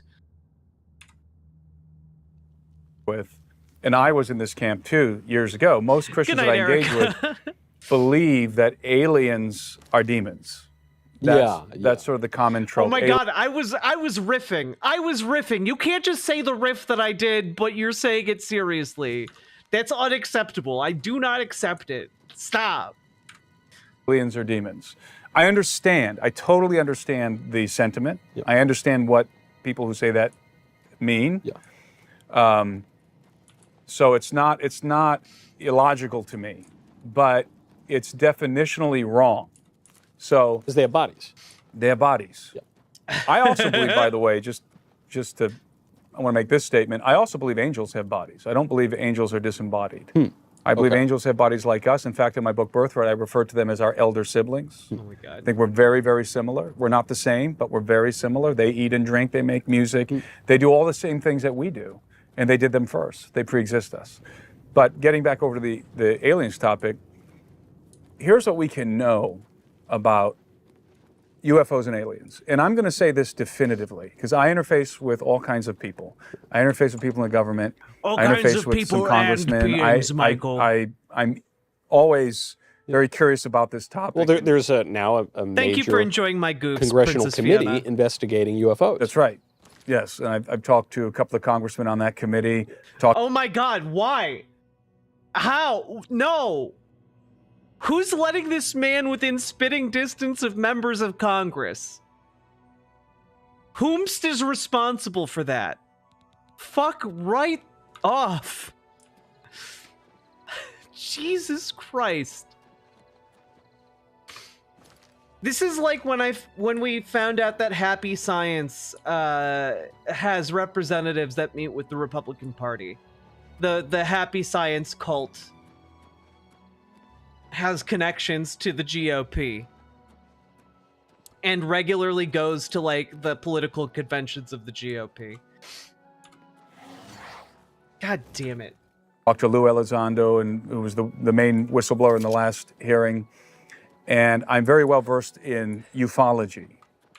And one thing that is undeniable to me, now people in your audience may not believe this, and that's fine, but to me, because I've done a lot of research and I've made myself very conversant with this material, UFOs of non-human origin have crashed, have been recovered, including the bodies of the pilots. Citation fucking needed, until dog. you said that last part, you could, in principle, say, well, maybe it's the Chinese, or maybe it's some new technology that someone came up with, or maybe it's our own technology and just some part of the government didn't know. But if little green men are being recovered, little gray men, then it's probably not the U.S. government. When you have They're not green, exotic Michael, technology, they're gray. and you have non-human, as David Grush describes them, biologics, non-human biologics associated with these crash retrievals. You are not dealing with a human phenomenon, and you're not dealing with a supernatural phenomenon. You're not dealing with the average Saiyan warrior anymore, Michael. With here is a physical phenomenon. You're dealing with corporeal beings who are at the helms of functional technology. Technology, by the way, that doesn't just appear out of thin air. You know, there had to be blueprints for these things. They had to be manufactured. The raw materials had to be. Yes, that is how technology works. That is how a spaceship would need to be constructed. Thank you for needlessly clarifying. Harvested, processed, and refined to create this technology. And the technology I'm referring to is advanced aerospace vehicles. Okay, so my skeptical read on that very statement from a whistleblower on UFOs, so we've recovered these vehicles and there were non-human biologics in it.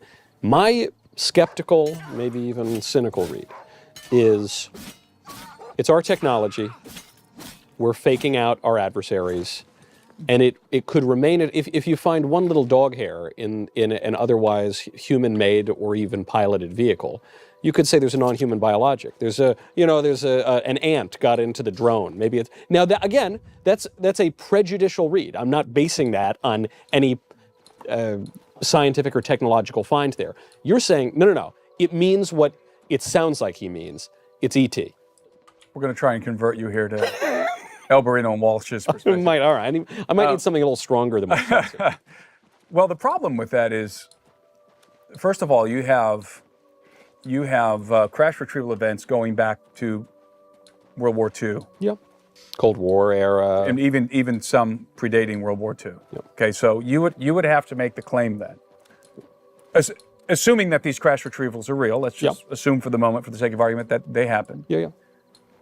That we, the United States government. By the way, can I just say I love that in this entire conversation, Michael Knowles is like, oh yeah, giants I can go along with, but aliens, nah, that's just too improbable. Like, really, that's your line, bud? That's the line? All right. Or some other government around the world, including the Nazis, had what the fuck? that kind of technology, but we didn't deploy it during World War II. No, it may be that we had some kind of airplane, or these days maybe some kind of drone, or some other kind of vehicle that I can't even really imagine, and that these things sometimes malfunction and they go down, and we make up stories about them. But we're talking about craft, we're talking about aerospace vehicles that are capable of making right-angle turns at thousands of miles an hour. Yeah. That's what we're talking about. That's at least the whistleblowers today are saying. It's these little tic tacs that are, you know. It's what has been observed by many, many people and filmed. I myself have seen one of these craft at close proximity. That's so I cool. was, some years ago, It's so cool. When I was first getting into this research and studying all different aspects of ufology, including alien abduction, I'd work out with my brother-in-law in his basement. We'd be lifting weights in his basement, my brother-in-law, Tony. Yeah. You know, we'd just be shirtless, and we'd be talking about the last ghosts we'd fucked. And my brother-in-law Tony and I, we really bonded in a way only two shirtless, sweaty men can. Good guy, Tony. Anyway, where was I? Oh, God.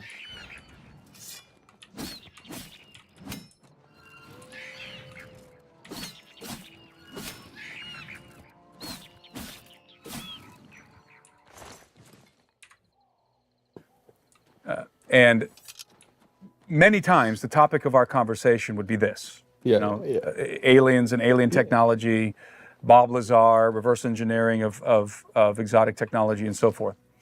Often this was the topic of conversation. And one day we're lifting weights in his basement and my brother-in-law says, hey, let's go run over to GNC. I want to grab some supplements. Yeah. But it was getting late and the GNC store closed. I think it closed at 9 o'clock or something. And so we hop in. We'd both been smoking a lot of bath salts, Michael. Have you ever smoked bath salts? We were doing that, and he said, I need to get more supplements. And so we hopped into the back of his Dodge Durango and hit the road. And what we saw next will shock you to your core. My car, and we're in Cleveland, Ohio. We drive to the suburb over, Brook Park, Ohio, where I grew up. I was born in Brook Park, born and bred in Brook Park, Ohio. And as we all know, aliens fucking love Ohio. We drive over to this area I'm very familiar with. It was called the Brookgate Shopping Strip Mall. And there's a big parking lot, and we're approaching, it's probably around 8 o'clock, 8:30 at night. Very cold. It was in February. Very, very windy. Very, very frigid, windy day. And we're approaching the intersection, and on the other side of the intersection is this large parking lot, and you've got the strip malls. And I remember there was like a Hollywood Video. It used to be a Blockbuster here on the corner. And we're talking about, at this moment, we're not talking about UFOs. We're talking about something else. And my brother-in-law says, hey, what's that? And we look, and there's an object, a bright object, hovering above that Hollywood Video store. For those young people out there, that's where we used to buy VHS. They were there to rent VHS tapes. They were looking for the spicy ones, but were very disappointed at the lack of human women without their shirts on at the Hollywood Video. We had to step in and defuse the situation. In gratitude, the aliens probed us, and we all had a good time. VHS tape. This was in the 1860s. Exactly. And our first inclination was, that's a Black Hawk. That's a Chinook. That's a helicopter because there's a National Guard base close by. Yeah. Oh, they're running some kind of a drill. Yeah. And we thought, it's kind of windy for a helicopter right now, but we instinctively rolled our windows down. We roll our windows down to listen for the telltale sound of blades whipping through the air. Nothing. Okay, well, we're not that close yet, so not thinking too much of it. I drive into the parking lot. There's hardly anybody there because it's almost closing time, right? And I didn't even park in a spot. I just hit the brakes and threw my car into park. Yeah. Because this craft lifted up from its position above Hollywood Video, the store on the corner, lifted up, Please stop talking. effortlessly turns in the... Wait a minute. I've found a hole in his account. He was talking about a Blockbuster. And now he's talking about a Hollywood Video. Interesting how his story keeps twisting and turning in the wind. Like a weather balloon. Here, very, very effortlessly, and maneuvers right over my car. It positions itself, not directly above my car, but above and in front. How big is this? And it was very sexy. It positioned itself in the sexiest position right above my car in Ohio, next to that Hollywood video. And Michael, I came so hard and so fast. It was the size of like a Chinook troop carrier. Okay. It was the size of a small aircraft. And it begins to descend over my car. And now keep in mind, my brother-in-law and I, we're often engaging in UFO-related topics in conversation. We're looking at this thing. It's literally descending, and it gets to about, we think it was about 40 feet. I could have hit it with a rock, right? About 40 feet above my car, but in front of us. I see the whole thing through the windshield. And our jaws are on the floor. We don't even know what to say. We're just staring at this thing because there are no propellers. There's no exhaust. There's no engines. Is it a flying saucer? There's no wings. There's no propulsion system to speak of. It has like sort of kind of angular body armor type. Yeah. It's like a dark, it's like a grayish or a dark green. It's something like that. And it's in the place of wings, it has these little stubby protrusions. No wings, no tail. And it had a sort of a diamond shape to it. Yeah. But and just gigantic tits, Michael. The biggest tits I've ever seen. Rounded. And there was no insignia, nothing. And no sound whatsoever. Now, it is so windy as I'm sitting in my car. Yeah. I'm in the driver's seat, Tony's in the passenger seat. It is so windy that the car is going like this. Yeah. Okay? And you hear the blast of wind against the car and the car is shaking. This craft is totally unmoved by the wind. It's like it's in its own atmospheric bubble. It is totally unaffected by the wind. And it has a series of, I think it was green and blue lights around the bottom, and it had big triangle white lights in the front. And I remember, I can't remember, I think I remember two, my brother-in-law remembers one or the other way around, but there had big triangle white lights in the front. And it just hovered there for a good amount of time. I mean, just staring at this, we probably stared at this thing for a minute, maybe 2 minutes. That's a long time just to be gaping at something. 40 feet above my car. And I said, it was like I was coming out of a daze. And I said, Tony, your phone. Because back in those days, this was probably, 15 years ago, 12 years ago. I didn't have a smartphone. I just had a flip phone, but he had a smartphone. And so what I was saying was, get your phone out, take a picture, take a video. And he's like coming out of a daze, and he starts searching his pockets for his phone. He pulls his phone out and drops it. And he bends over to grab the phone. And while he's bending over to grab the phone, the craft lifts up into the air, just effortlessly lifts up into the air, no sound. Now, it's right above my car, okay? That's so convenient, There's no man. hydraulics. There's no gust of wind coming out the bottom of it. It just lifts up into the air and turns like this, and it starts to move away. Totally silent. We jumped out of the car, and by the time we got out of the car and he got his phone, it's already going over the horizon, okay? So, now what was that? I have no idea. None. Do I think it was aliens in this particular situation? No, I don't. I got the distinct sense that I was looking at exotic technology that was derived from a crash retrieval, from a non-human crash retrieval. Why do I think that? Just because of my research background and all of that. So you're saying you're near the guard base, and maybe there is a connection here. Not that it's our technology, but it's some technology that they discovered. But it could be our guys who were flying it. Yeah. It wasn't ET that was flying it. Okay, so let's go back to the hearings that you mentioned. Yeah. Because then the question to me is, okay, you almost had me on it's aliens until you said it's not aliens, and I say, well, how do you know we didn't? If it's our guys flying it, how do you know they didn't build it? So this is why. You have whistleblowers who've come forward over the years, including one who's never officially come forward, Bob Lazar. Bob Lazar's testimony is very compelling. I totally believe Bob Lazar. I think Bob is telling the truth, and that's where we get the Area 51 narrative. That comes from George Knapp, who was the first one to disclose that story with Bob Lazar. It was a big deal back in the 90s. But since Bob Lazar, it's kind of been a big gap before you've had other whistleblowers, very credible whistleblowers. You've had some, but I would say it was a big gap between the caliber of whistleblower that Bob Lazar was, in my opinion, and the ones that have recently come out in Congress. Of course, the first one where there's a group of them, but the main testimony in that first hearing, that first UAP hearing in Congress, was David Grush. David Grush was in the intelligence community. He was tasked with studying UFOs. And his testimony under oath was that he came up against a program, which he describes as a legacy program. He refers to it as the legacy program, this program that goes back decades.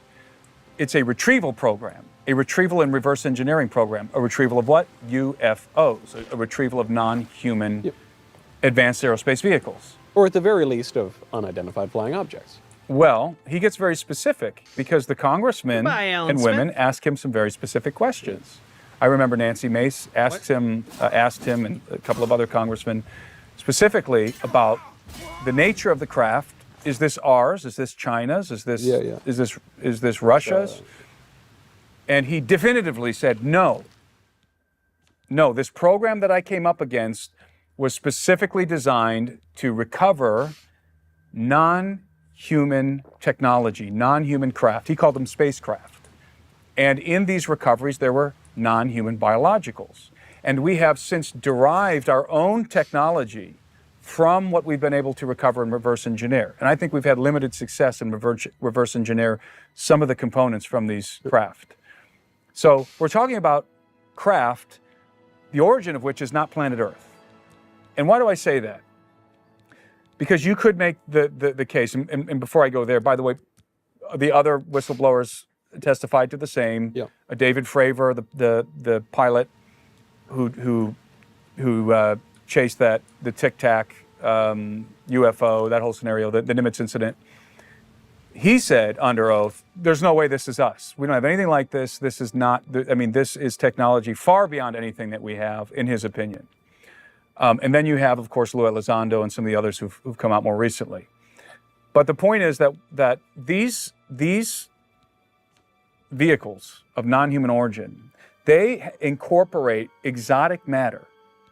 And I'll go back to the Lazar's account. I don't know if you're familiar with Bob Lazar. Not really, no. Bob Lazar came out in the 90s, and he said that his claim was that he had been hired as a physicist to work in a secret facility in the area of Area 51, but not Area 51 exactly. It was the S4 facility. And he specifically was hired as a physicist to work on the reactor of a particular non-human craft. And this craft was a saucer. It was a saucer-shaped craft, and he called it this. But where do the giants fit in, Michael? That's exactly what I was asking myself. Sports model because it was sleek and it was functioning. Yeah. And they had other craft there too, some in different conditions. Some of them were obviously had crashed and were not in functioning condition. But this one, the sports model, flew. Yeah.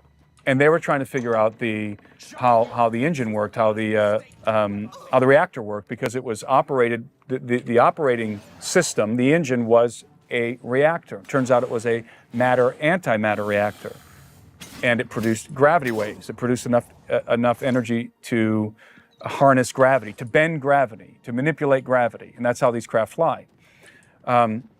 Lazar says that the key component to make this reactor work is something called element 115. And element 115 was a small engineered triangle, precisely engineered triangle, and it was exotic matter. Okay, mind you. All right. So you have, would you call it trinium, perhaps? Because sorry, I don't know why I'm doing that voice. So basically, you have fully ripped off the idea of Stargate. Cool. Lazar said this in the 90s, and that element 115 had very unusual properties. For one thing, you could generate antimatter. You could create antimatter, could throw off antimatter, and you could have matter-antimatter collision inside the reactor that would produce an enormous amount of energy. Yeah. Okay. Antimatter is a fact. We know it's a fact. We can create very small amounts of it in CERN. You have matter, antimatter, they always collide. They always annihilate each other. That's a very powerful force that if you can harness it, many, many times more powerful than an atomic bomb, than a thermonuclear warhead. By the way, China wants to, and I believe is building a a collider like the Large Hadron Collider at CERN, 10 times bigger than CERN. And what do you think they want?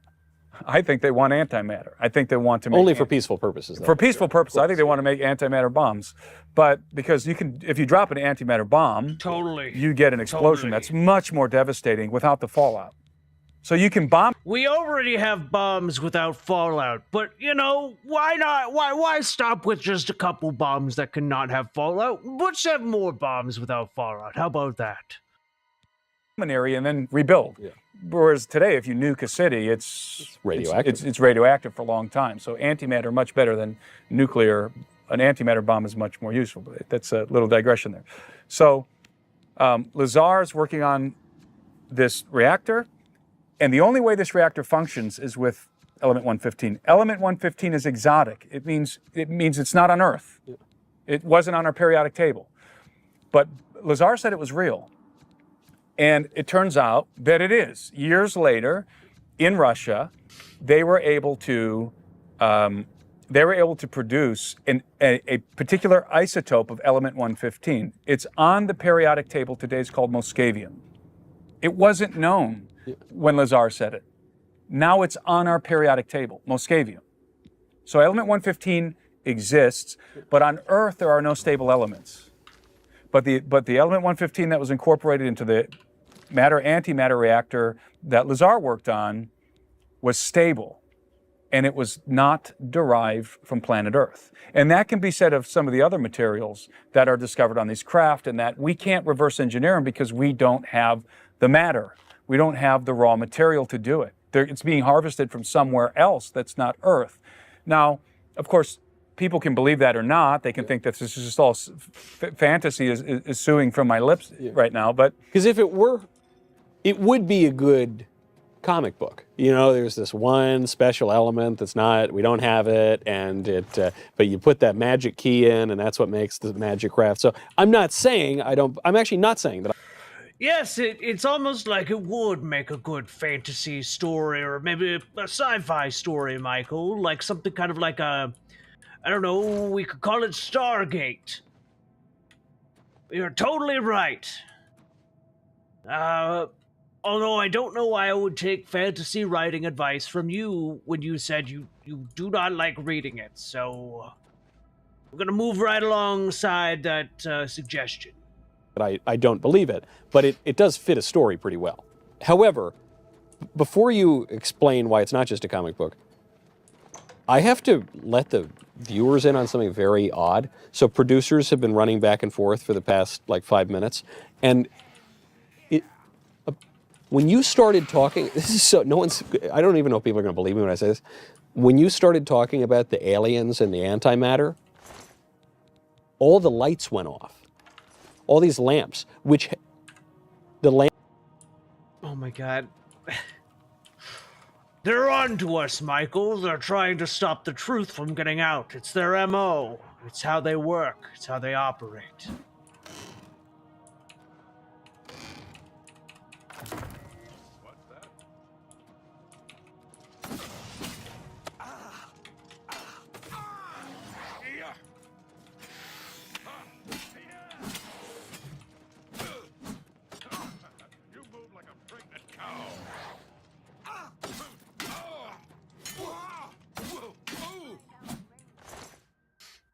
lamps had new batteries. We checked that, and it wasn't just one lamp or two.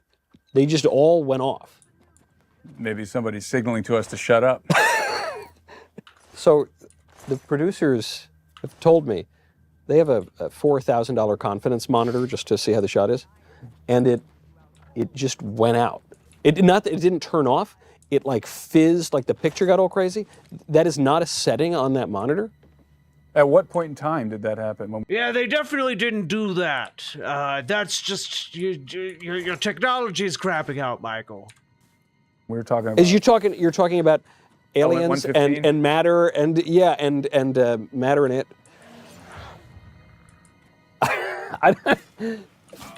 Maybe the NSA turned up the volume. That's like the best case scenario, is that it was the NSA.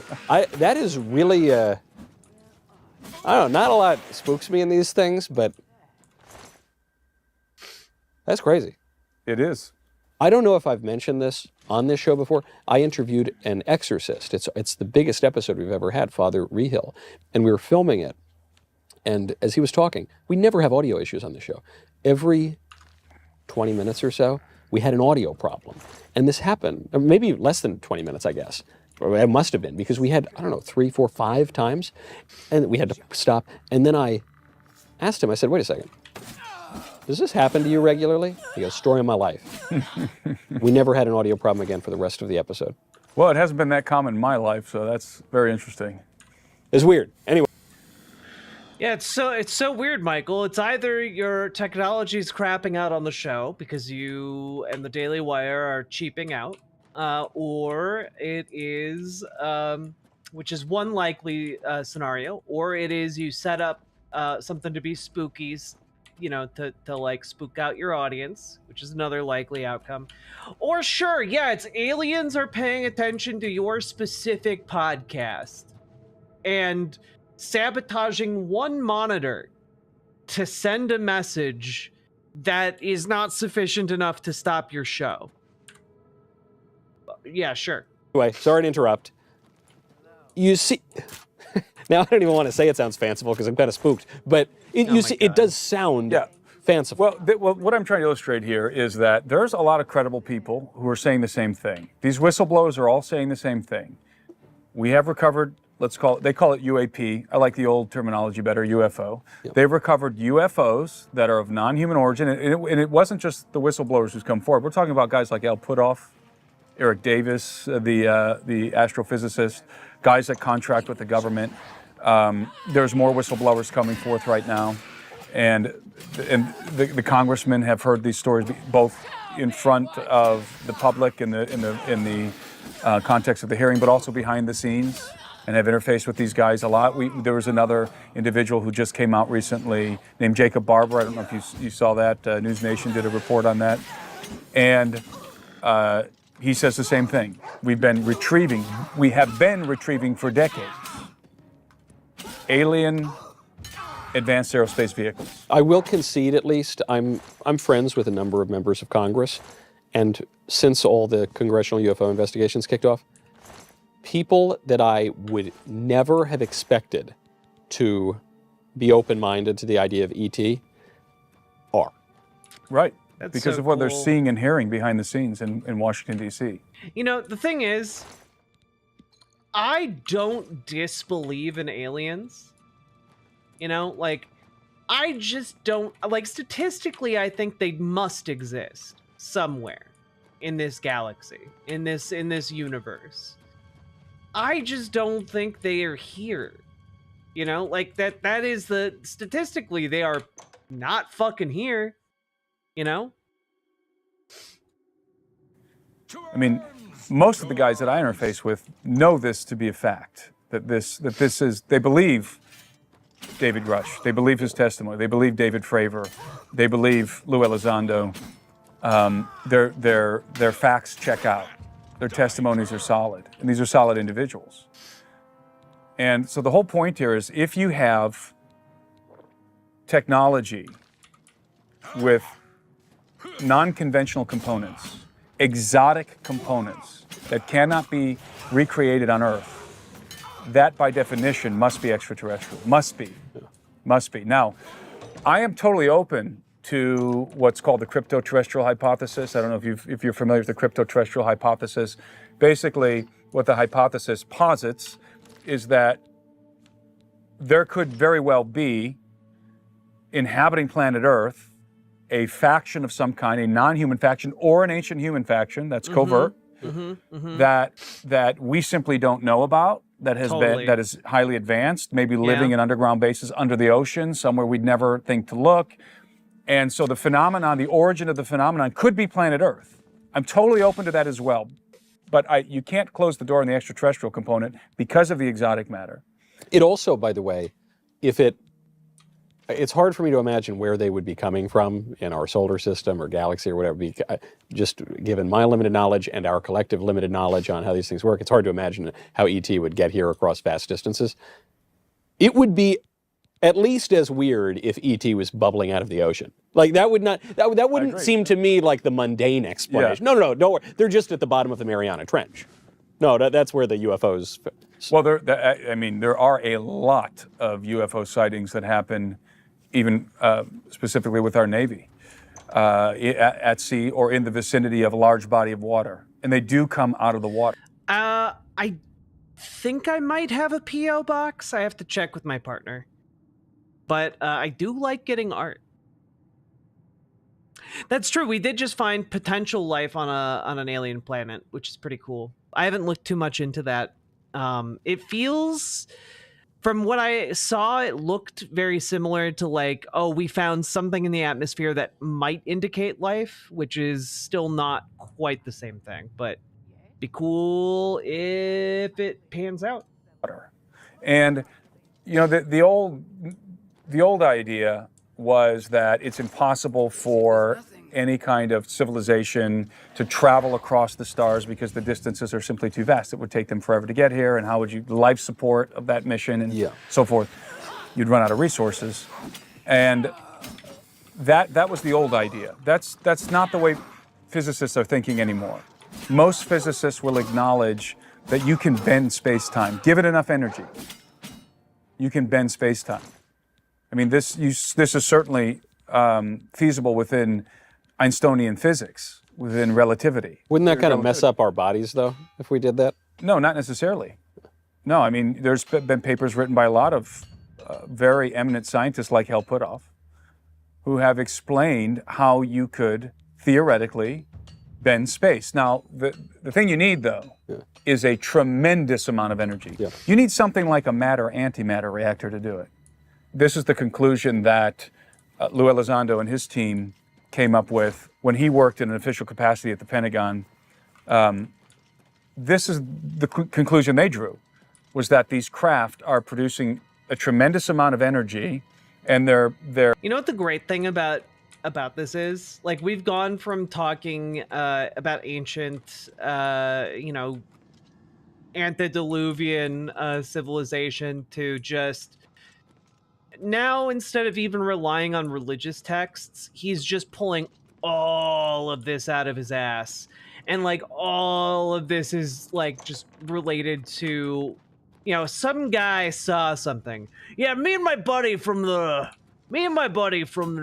hardware store, we saw something, and we can't really explain it, so it must have been aliens.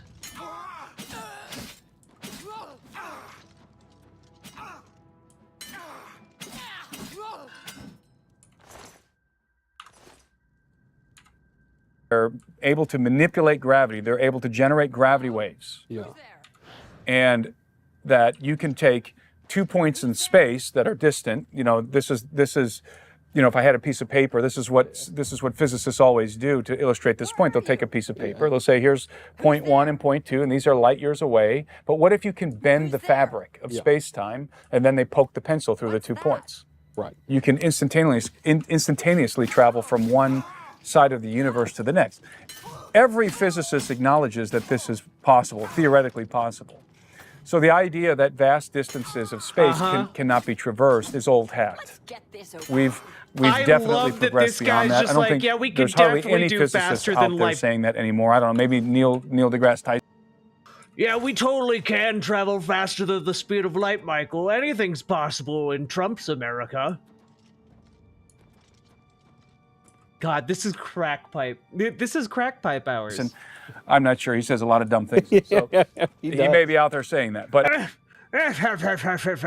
looking at scientists saying things with his mighty academic brain.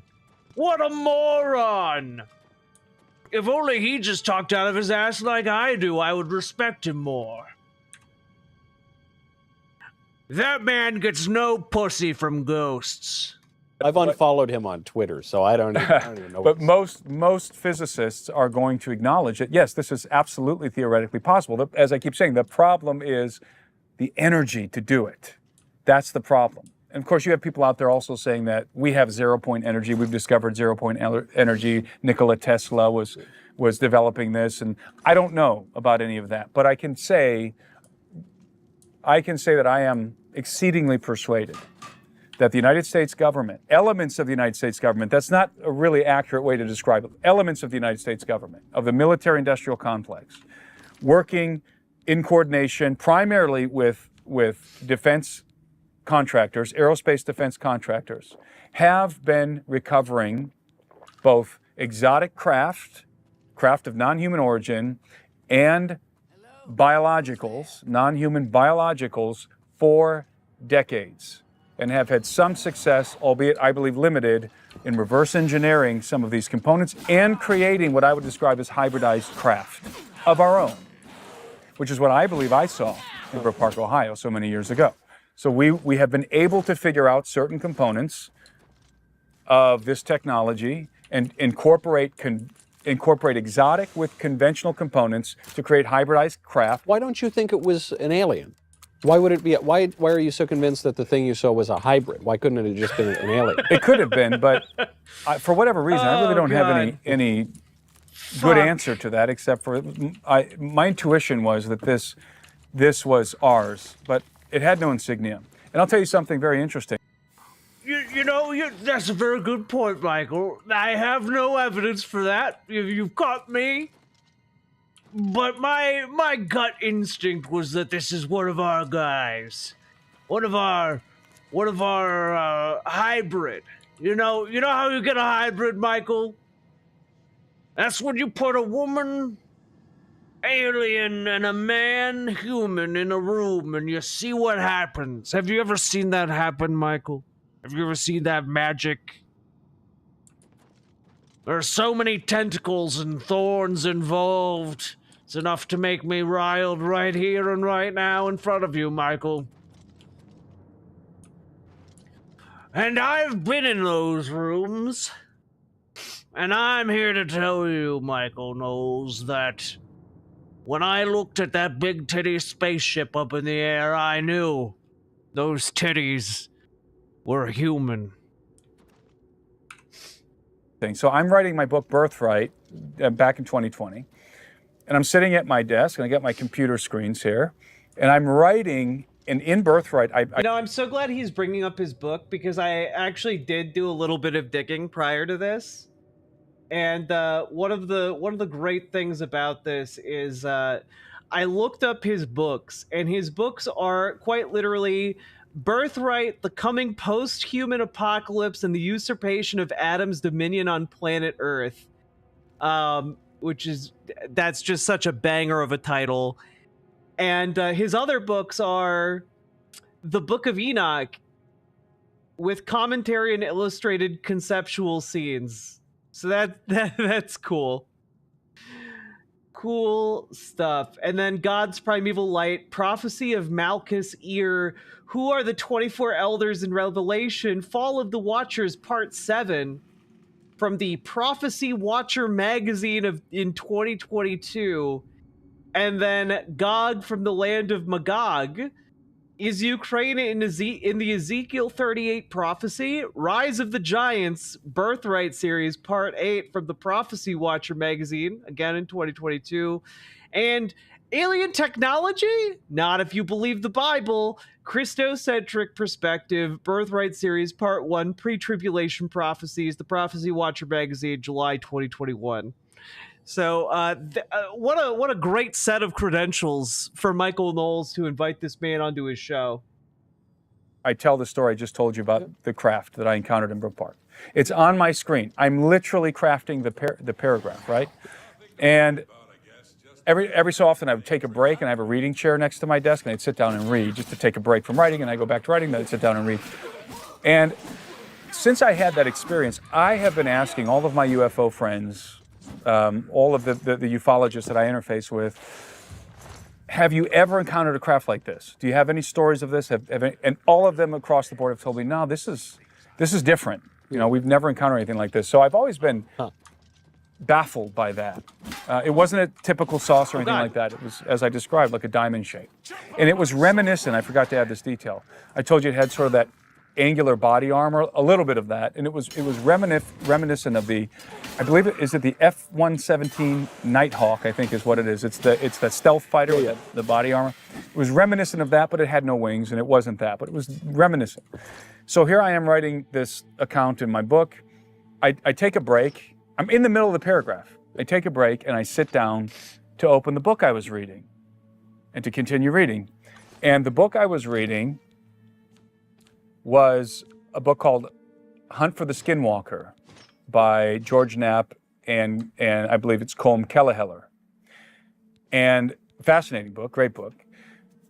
And I happened to be reading the section of the book where, and by the way, the book deals with this strange phenomena that happens at Skinwalker Ranch. Oh, okay, and cool. I happen cool, to be cool, reading the cool, portion cool. where the ex-owner, and this is a pseudonym, and I think they called him Tom Gorman in the book, a pseudonym. Skinwalker Ranch, classic. Where he is describing an experience that he had on the property, on Skinwalker Ranch. He said that he was on the ranch, walking by, I believe, by this particular mesa on the ranch, and he noticed this craft off in the distance. And he described the craft exactly the way I saw it. He described literally the craft that I saw, that I was writing about. So here's my computer. I'm writing this story. No one's ever seen, I've never encountered someone who's seen this craft. I'm taking a break, reading a book, and I'm literally reading the same description that I'm writing. So how do you make sense of that? Is that just a random coincidence? Is I don't know. Providence? Is that some alien messing around with the pages of your book? I mean, I would like to think it's providential, but I mean, he describes it the same exact way. There was no sound. It had little stubby nubs in the place of wings. It was reminiscent of the F-117 Nighthawk, a stealth fighter. All the same details. But this would have been this would have been in the. This would have been. Early I don't 2000s. Remember when they owned the ranch. The family that the book is. My question being, this would have been around the time of the development of the stealth Nighthawk. I'm not sure. I'm not sure when the Nighthawk was developed, but these were this was not a Nighthawk. I mean, you know, it was a big deal when we came out with the Harrier jet. Remember the Harrier jet? They could take off vertically, but that the amount of pressure that jet had to produce, air pressure, would push cars out of the way, right? To lift that. Yeah. Now we've since developed that technology, and we have stuff that's much more advanced that uses air pressure that can push an aircraft off of a landing pad, for example, and then it can take off. We have that now, but back then the Harrier jet was like the most advanced thing the public knew about in regard to vertical takeoff for an aircraft, for a jet.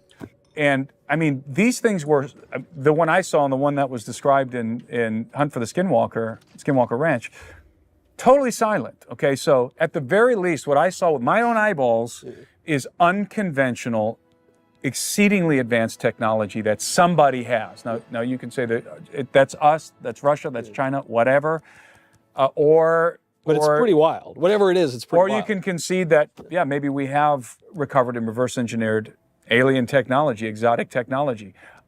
Now, I don't think it's coincidental that the testimonies, the witnesses that are coming forth to Congress at the hearings, that they're...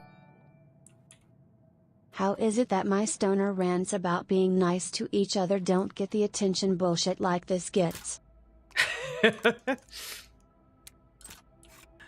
You know,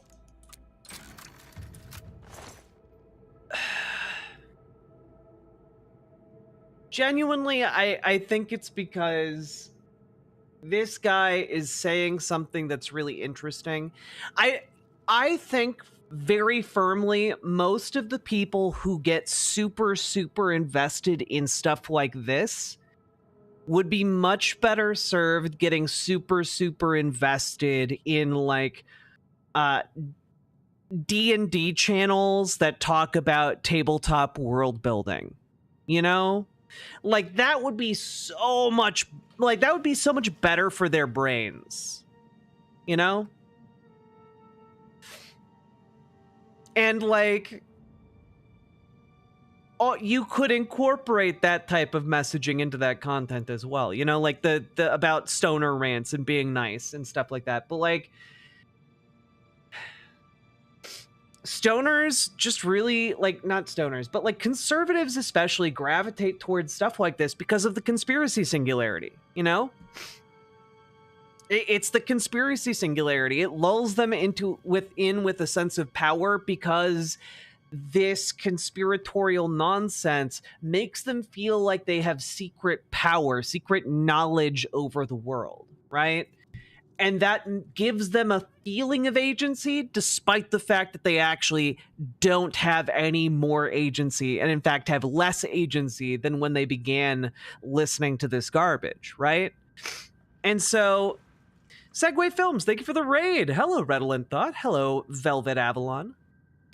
So, like, this stuff is ultimately very insubstantial by design, you know? Local 58 is great, your name here.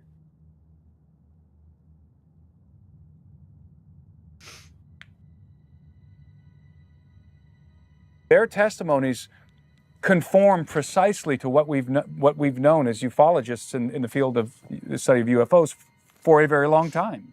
Hey, perfectly conform to Bob Lazar's testimony that he came out with in the 90s. At some point, a preponderance of anecdotal evidence is evidence, especially when it's given. No. If you just have a couple of guys down at the hardware store saw something weird, that is not the same as data. Now, can eyewitness testimony be used in the case of something like, I don't know, a murder? Sure, because we have to get to the bottom of it. But if you're just, like, gonna say we should change our entire social system because a couple of guys down at the hardware store saw some weird shit that they couldn't explain, like, I'm sorry, I'm gonna need some scientists to come in and make some repeatable discoveries about this thing. About your claims. Dog, your claims.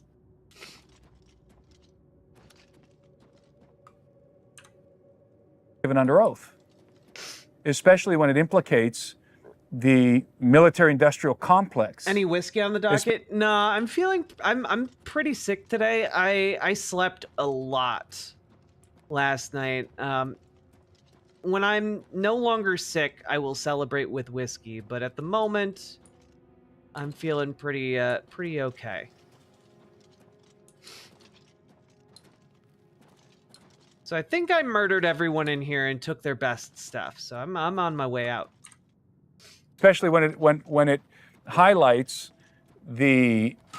what really amounts to a fraud on the American public. And this is what, the congressmen are really, really upset about. See, this is where it goes from being like, tee-hee, how fun, these people are nuts, to like, oh no, these people genuinely believe what they're saying, and in fact, they believe what they're saying so hard that they want to, like, criminally prosecute people who have covered up the truth, And then it suddenly becomes very not fun. Like, what they believe becomes, in fact, quite bad. The flaming sword effect is so cool. Yeah! It's my first magic weapon in this game. And, worth it. Because I had to use all of my goods and trickeries in order to fell all my foes here. This whole apparatus, this special access program, the special access projects where these things are developed, are completely outside of the oversight of the United States government. Right. They use our tax dollars, but they tell our representatives nothing. The President of the United States does not have the need to know. It also feels so disrespectful to those who have spent their lives searching for extraterrestrial life and those in hyper-maneuverable aircraft engineering. Right? Like, I don't know. Like, actual people work really, really hard to find aliens, Like, actual people have dedicated their entire lives to figuring out where life might be in the cosmos. Actual people have spent their lives engineering actual, like, mechanical marvels. And, like, these guys are just like, Yeah, all of that's just ghosts, giants, and me and my friend Mike down at the hardware store, we saw some weird shit one time, so we really know the truth about things. And in fact, like, people like this want to prosecute the folks who have been searching for extraterrestrial life. They want to prosecute the actual engineers, because they think that they are in on the fraud that this guy is talking about, you know? Also, the fact that this guy claims to be an archaeologist is an insult to the entire field of archaeology and anthropology. No. He can't get access to these projects. And they're primarily housed in, as I said before, they're under the auspices of the aerospace companies, Lockheed Martin and the others. See? And so you have our money being used to develop something very advanced. Who knows what it's being used to do? Congress has no oversight, none. Yeah. They have totally circumvented Congress and therefore the American people. Right. But they're doing it, much of it on our dime, and we wonder where all the worrying about this imaginary conspiracy theory instead of the very real idea that the President of the United States is currently circumventing Congress in order to do all kinds of corruption on a scale hitherto unimagined. these trillions of dollars go to that we can't account for, like the Pentagon, like the Defense Department's ever going to pass an audit. Right. No, because so much of that money is going into these black projects that most of the people in Washington have no clue exist. We kind of know. It's, to use the phrase of a former Secretary of Defense, it's a known unknown, right? we who do not really know what this is going toward, we all know that these projects exist. We just don't know anything about them. Right. Load me in, and Captain. This is Let's the go. primary reason why the congressmen right now are so exercised about this topic, is because it is a intentional circumvention of Congress. Yeah.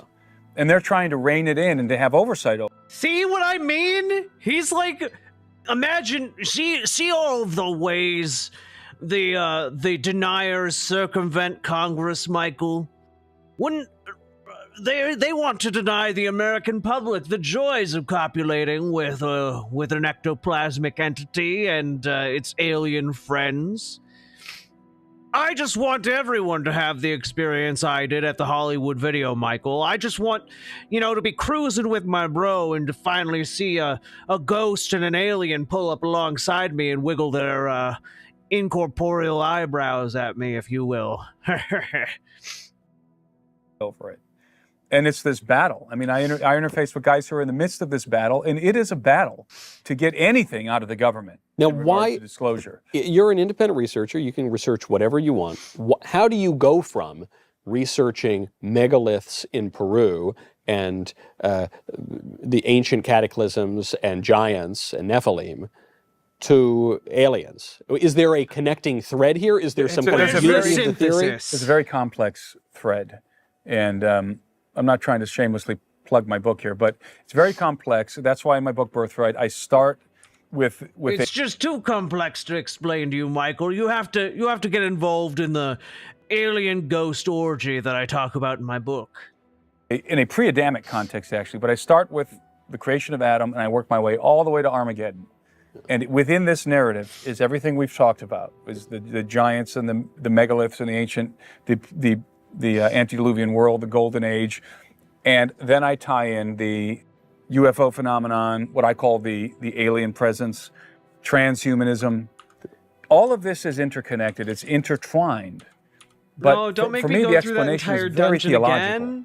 again. There's the theological explanation of how all of this intersects and connects, and there's no easy answer to that question. I really hope right? the So game I is believe, actually loading. as I've stated in the beginning, and we've framed this Starting conversation to lose faith in the context of the biblical narrative, right? We're both Christians, and we're viewing this from a biblical narrative, from a biblical paradigm. And for me, everything that's unfolding right now in regard to not just the UFOs and the alien presence, but as I mentioned, transhumanism, because that's a huge issue right now. The notion that human beings will transcend not just our gender, which we do now, not just certain technical limitations, but our very humanity. Hell yeah, let's do it. Michael, have you ever seen someone wear glasses or contacts? Hell, this guy's literally sitting right next to a set of binoculars, Michael. What is that if not to augment your human ability to see? In the words of Yuval Harari, leftist intellectual, he wrote a book called Homo Deus. That's right. That Homo. You're both wearing clothes. What are those, if not something that will help you survive by keeping you warm throughout the day? Sapiens, we are going to, actually C.S. Lewis writes about this in Abolition of Man many decades prior. We, in an attempt at progress, will actually abolish Homo sapiens to become something greater. That's right. You might have an echo here from the Bible of a phrase from Genesis, ye shall be as gods. Will be like the gods. That's exactly where this is going, all of it. Yeah. All of it is going that way, because we're going to find out that the gods are real at some point in the future. And by the way, I think that this has to do with... My source for that is that I got really high one night and I watched the entirety of Stargate Atlantis. Have you ever seen Stargate Atlantis, Michael? It's a pretty good show. Not quite as good as Stargate SG-1, but it's still pretty good. With us landing on Mars as well. This is a whole conversation there as well. Meaning the present push from Elon Musk to go to Mars. To put a man on Mars. Why? Because I think we're going to discover the ruinous remains of a remarkable civilization that existed on Mars. The Mars civilization. That pre-existed us by many thousands of years. Based on exactly zero evidence. My evidence is I made it the fuck up, Michael. What do you think? I made it the fuck up. Or a more likely explanation, my ghost girlfriend whispered it into my ear after we had a rough and tumble night. And from a theological perspective, I believe that this is the narrative surrounding that is going to be very deceptive. Okay, so it's always difficult for me, because this is the most common question I get, is how do you connect, the megaliths and stuff to the aliens? Yeah. Well, I wrote a whole book about it. I mean, it takes a long time to connect all of these threads together, to weave all of these threads together. But you're precisely right, though, that we talk about Homo Deus. Mankind is in a very dangerous. We're engaging in a very dangerous project right now. Directed evolution of the human species. Yes. And it's really predicated not on Darwinism. It's predicated on Nietzscheism. Yes. Because, see, Nietzsche believed in the theory of evolution. He was a proponent of the theory of evolution. But he didn't like the mechanism, Darwin's mechanism of evolution, natural selection. Random mutations he didn't like that, being selected by it, yeah. See, Nietzsche believed that evolution had a purpose. This is very different than Darwinism. Nietzscheism, and this is the driving, the impetus is Nietzscheism, not Darwinism right now. Evolution has a purpose according to Nietzsche. What is the purpose? To bring forth the Overman. Yep. The Ubermensch. To bring forth the Overman. And that's very different than natural selection that is, as you said, blind and random, and it's not going anywhere. Though in principle, natural selection would improve the race over time, right? Because people who have improve the... wait. Sorry, Michael Knowles. Were you about to say eugenics? Selection would improve the race over time, right? Because people who have defective genetic qualities would be weeded out and they wouldn't reproduce. But the... Good. The Hitler particles have fully manifested. All Michael Knowles needs to do is grow a tiny mustache. The Nietzschean idea that we're basically going to institute a tyranny of the... all of the genetically defective humans. Will, that is a triumph of the will, I guess. Will to power, yep. The will to power that would create the Superman. And so It's not. We're not just kind of randomly improving, but we know where we want to go. That's we're right. going to do it to ourselves, Precisely. and forget about that old man, the Nietzsche- underman. I would say that Nietzsche is in many ways the prophet of trans. Forget about the underman who I just talked about weeding out via natural selection. Transhumanism. And a lot of people don't think of it this way. A lot of people have a very laudatory perception of Friedrich Nietzsche. Yeah. I don't have a very laudatory perception of Friedrich. I don't think that's true. I don't think a lot of people really like Nietzsche. They just acknowledge that he's an influential philosopher and worth reading. That's not the same thing as saying he's lauded. He's lauded for his work. People love it. Nietzsche. Yeah. And I believe that he gave transhumanists the roadmap, because, as you rightly say, the impetus of Darwinism. That's right. I take my estrogen pills every day in my effort to become the Ubermensch. Of evolution by natural selection is natural selection, right? That's the of evolution by natural selection is natural selection. It's this blind process. The impetus of Nietzschean evolution is the will to power. Right. Even just eugenics. I mean, everyone compares everything to Hitler, but this was going on throughout the West. Margaret Sanger. Hitler was an aficionado of Nietzsche. Yes. So was Aleister Crowley, who told his acolytes, read Nietzsche. Yeah. He said, I regard Nietzsche as a prophet. Because he lets us do whatever we want. Exactly. The will to power. God is dead. But to say, it's one thing, certain parrots on a random island die out and certain parrots go on and their beaks kind of change because of natural forces. It's rather different than Margaret Sanger in America in the early 20th century saying, we're going to kill off these defectives, we're going to kill off this race, we don't like these people. That kind of conscious. Dude, you literally stood in front of a crowd of cheering people and declared that you want people like me eradicated from society. You can't, where are you at holding this attempt at high ground here? Eugenics-oriented selection. I guess one of the big differences is... one of his big arguments is that I can't breathe. When he was doing battle with Alcantar. It's true. Nietzsche's is pretty cool when he commands a giant elephant demon. I also thought that was cool as fuck. Saki Tanuki, thank you for the 5 tier 1 subs. I appreciate it. If you're a proponent of nature kind of doing the pruning, then things will just kind of plod along and we're not going to be responsible. But if you're the one who says, no, I know exactly what the human race should look like and I'm going to exterminate you and I'm going to get rid of you and I'm going to put us in... With our limited stock of reason, we might make some terrible mistakes. No, certainly. I mean, this is the project of directed evolution. So we have a goal in mind, even though we don't articulate it. And that goal is what you mentioned, Homo Deus. Homo Deus sexual. Michael, have you ever considered that? Have you ever considered a sexual encounter with a Homo Deus sexual? It'll change your life. A God-man sex time. We intend to become the gods that we read about in mythology. We intend to become the gods ourselves. And I'm attempting to try and connect the dots here to answer the question you asked me a while ago. And I believe that we're being guided.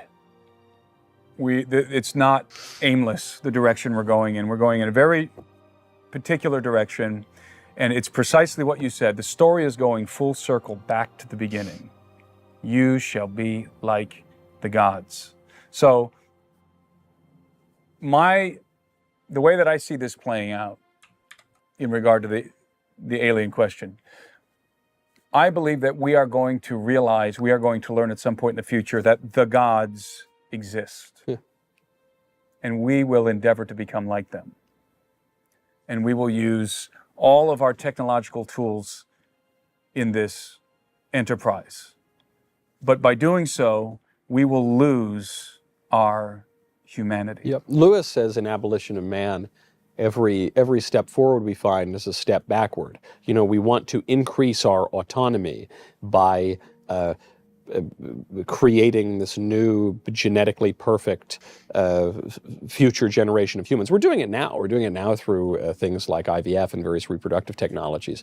And we can soon select for other traits without question. But he says, but every step forward is a step back because we are exerting this autonomy, but every successive generation of human beings will have been fundamentally transformed without any choice of their own, without any autonomy. They'll have lost their autonomy. What are the consequences of this? What are the consequences of us evolving ourselves out of the human species?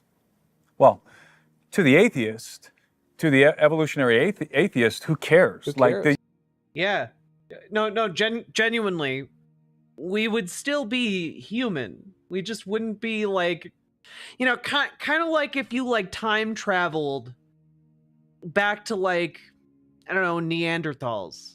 Like, they would still basically be human, but they'd be different. It's the same thing. You'll the become human Jafar. being is what? What is it? It's just transitory. This was Nietzsche, by the way. He viewed man as a transitionary species. Mankind is a transitionary species. He's not the end. Yep. He's a bridge to an end. That's. Oh, just real quick. I do want to know this. What is everyone? This is Mo Gaming here. Today I'm going to show you how to fix the Oblivion Remastered's stuck on loading screen error that you may be getting, right? Yeah. So let's get around to it. So if you press the Fix play it. button and then basically the game just freezes, stops, it just doesn't move forward, or maybe even the loading screen pops, but it just doesn't go forward. There's a few ways to fix this. So the first thing you want to do is you want to right click into the game itself. Under Steam, go to Libraries, right click into it, then go into Installed Files. In here, you want to go into Browse, and then you want to find wherever the execution file is. So it should be right in the beginning, but it could be in like the engine or other places as well, like under binaries or under, I should say, usually under content, right? It could be under other spots, but like I said, like you can see, there's other ones as well. But the main one you care for, like I said, is the one, it's already in the main page, but you can do it to two of these. Basically, the Oblivion Remastered EXE, right click into this, go to Properties, go to Compatibility, and do Run this program as administrator, and then same thing, go to Oblivion Remastered, go to Binaries, Win64, right click into this one, same thing, Properties, and do Compatibility, run this program as administrator. Do this, turn Steam off, basically exit it, don't just exit, completely exit out of it, turn it back on, try the game again, and you should be good to go and not have this error persist any longer. So yeah, that's basically it. If you guys are a video, please press up, go to the channel, make sure to subscribe, click that notification bell. I'm coming out. Peace. Thanks. Part of the quote. He's a Brit. I think the quote is, the great thing about man is he's not an end but a bridge to an end, something like that.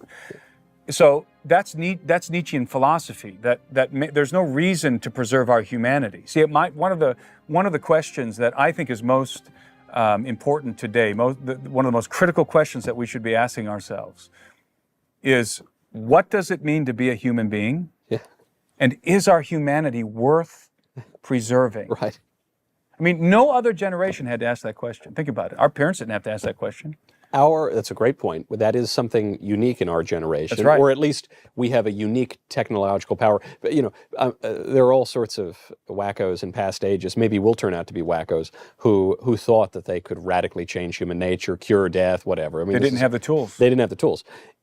Perhaps we do have much more substantial tools. But you bring up a good point here, which is to the modern secular atheist, lib, whatever.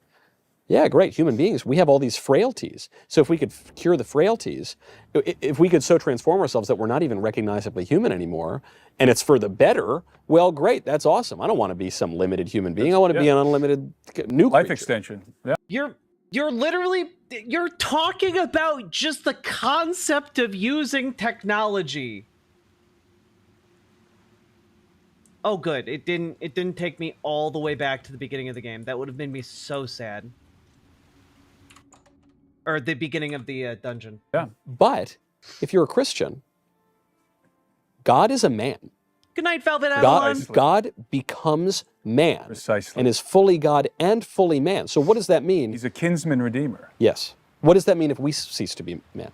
That means we forfeit our candidacy for salvation in the cross of Christ. Damn. That makes being a trans woman like so much more metal.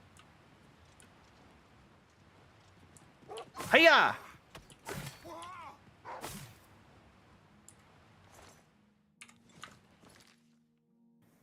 Because he became a man to redeem mankind.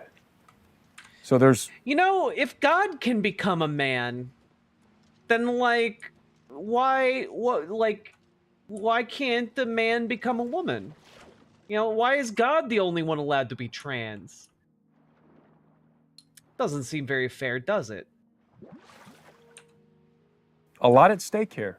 I mean, if you're a Christian, there's a lot at stake here. Obviously, atheists, whatever. You know, God is a food. This theological stuff means nothing to them. But if you're a Christian, you need to pay close attention. Oh. Because the gospel of Christ is precisely about the Son of God humbling himself to become one of us in order to redeem us as a kinsman redeemer. So there's only one qualification for salvation in the cross of Christ, only one. You must be human. That's it. You can be forgiven of any sin. Yeah. The thief on the cross. Yeah, I mean, you can be forgiven at the last moment of any sin. The grace of God is so large that it extends to everyone at all times. Yeah. But there is no grace for those who are no longer the sons and daughters of Adam. That is unique right now in our time, and it's unfolding. Again, this is a question that we have to answer, and it's a theological question. It's a philosophical question. What does it mean to be a human being, and is our humanity worth preserving? And that's why I think that the prelude to transhumanism is transgenderism. Yes, certainly. Hell yeah. We're watching. These are the first steps in that direction. When we begin to not using technology to further human capabilities. No. It's the estrogen. It's the estrogen. abandon the definitions, when we begin to abandon those ontological understandings that have been traditional, that have rooted civilization, we open the path, we clear the road for the wholesale biological transformation of Homo sapien. To an earlier point you made, the premise, the anthropological premise of transgenderism is that our true identities don't really have anything to do with our bodies. That actually our true identities are potentially disembodied spirits. That's right. So I can, I got the body of a man. You literally believe that, Michael. You literally believe that.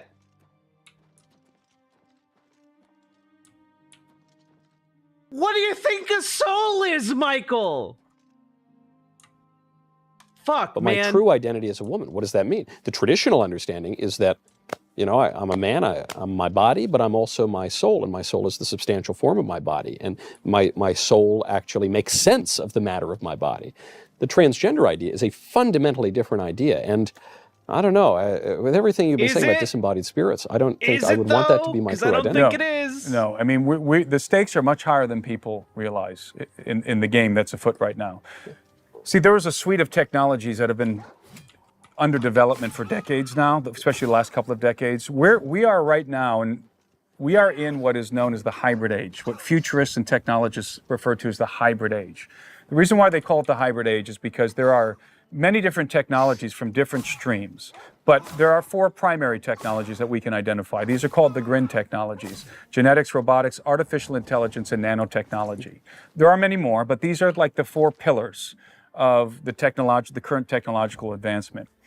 And they call this the hybrid age because these technologies, these 4 and others, are like individual streams. They've all been developing as individual streams, but now they're converging into a rushing river. For example, we're developing robotics over here, we're developing artificial intelligence over here. What happens when we put the 2 together? Yeah. Right? That's a very interesting question, and it's happening. Well, we see the artificial intelligence, we see the robotics, but the same pace is afoot in regard to the biological transformation of the human species. It's not as evident in the public, but the genetic revolution is coming. Yep. It is. Like, you even talked about how you guys acknowledge that, like, evolution happens, like, is a phenomenon, and yet you're like acting affronted by the fact that like bodies are going to change. That's bizarre to me. I don't get it. I don't get it at all. Is coming. Yeah, of course. We are going to be able to incorporate technology into our bodies. We're going to become, in the future, cybernetic beings, and ultimately we're going to be able to modify the human genome in radical ways. We can already do it in modest ways. In modest ways. We can use CRISPR technology to make little snips. Yeah. But in 2010, DARPA had a project called Human Artificial Chromosomes. HACS, Human Artificial Chromosomes. I can't remember the exact long title of the project, but that was basically it. Human Artificial Chromosomes. And what they wanted to do was to create and this was like 10 years ago, 12 years ago. Yeah. They wanted to create a platform, not make little snips with CRISPR-Cas5, like we've been doing, right? No, they said, forget about these little tiny modifications. Let's create a platform, an artificial chromosome that we can use to basically upgrade the human species continuously through this. Because if you have an artificial chromosome, you can load it up with all kinds of genetic information and have that be integrated into your genome, right? That was the idea. That's what the paper said. And it specified this is for human beings. Now, why would DARPA be interested in that? Super soldiers. Yeah. Remember that Vladimir Putin some years ago, when they were asking him about nuclear warheads and nuclear war, remember what he said? There was a group of college kids asking him questions. He said, yeah, that's concerning, but I'm worried about something else that nobody's talking about. Well, that's creepy. Super soldiers.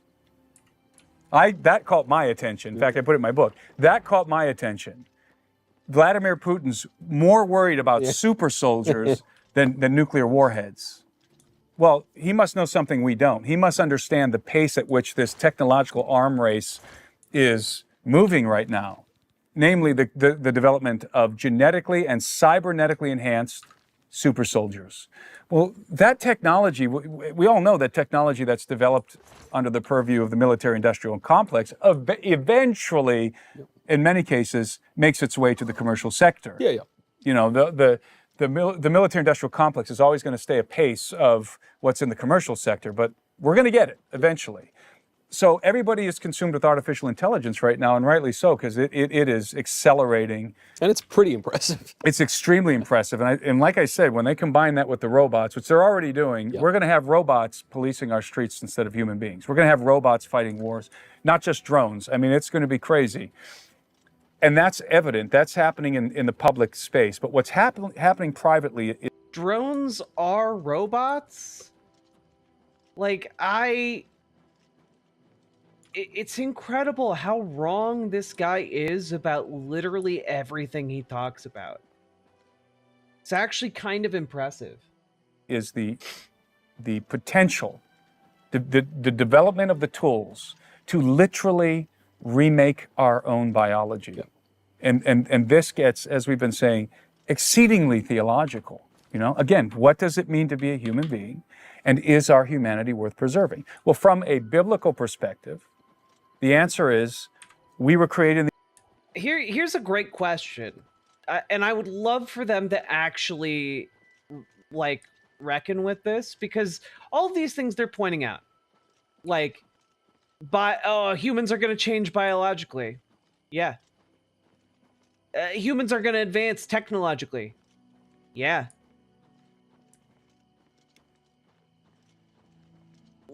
They think that that is bad, right? They think that's a bad thing. But I think it's a neutral thing. Like, that can be bad, it can be good, whatever. But, like, if you think it's bad, what do you want to do about it? How are you going to stop humans from, you know, changing biologically? Because we're going to do it, whether it's, you know, done through like genetic manipulation on purpose or just on accident, you know, just through the linear progression of time. You know, we're going to advance technologically because that's what we do as human beings, you know? And so like I guess my question is just kind of like, how are they proposing to stop this?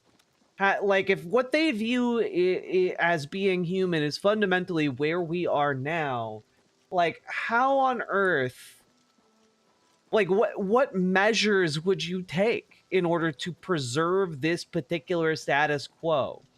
You know? Are we talking like a crusade to like burn the books, like a Butlerian jihad? To like bring us back to like, I don't know, early 1900s technology? Like, what are we talking like what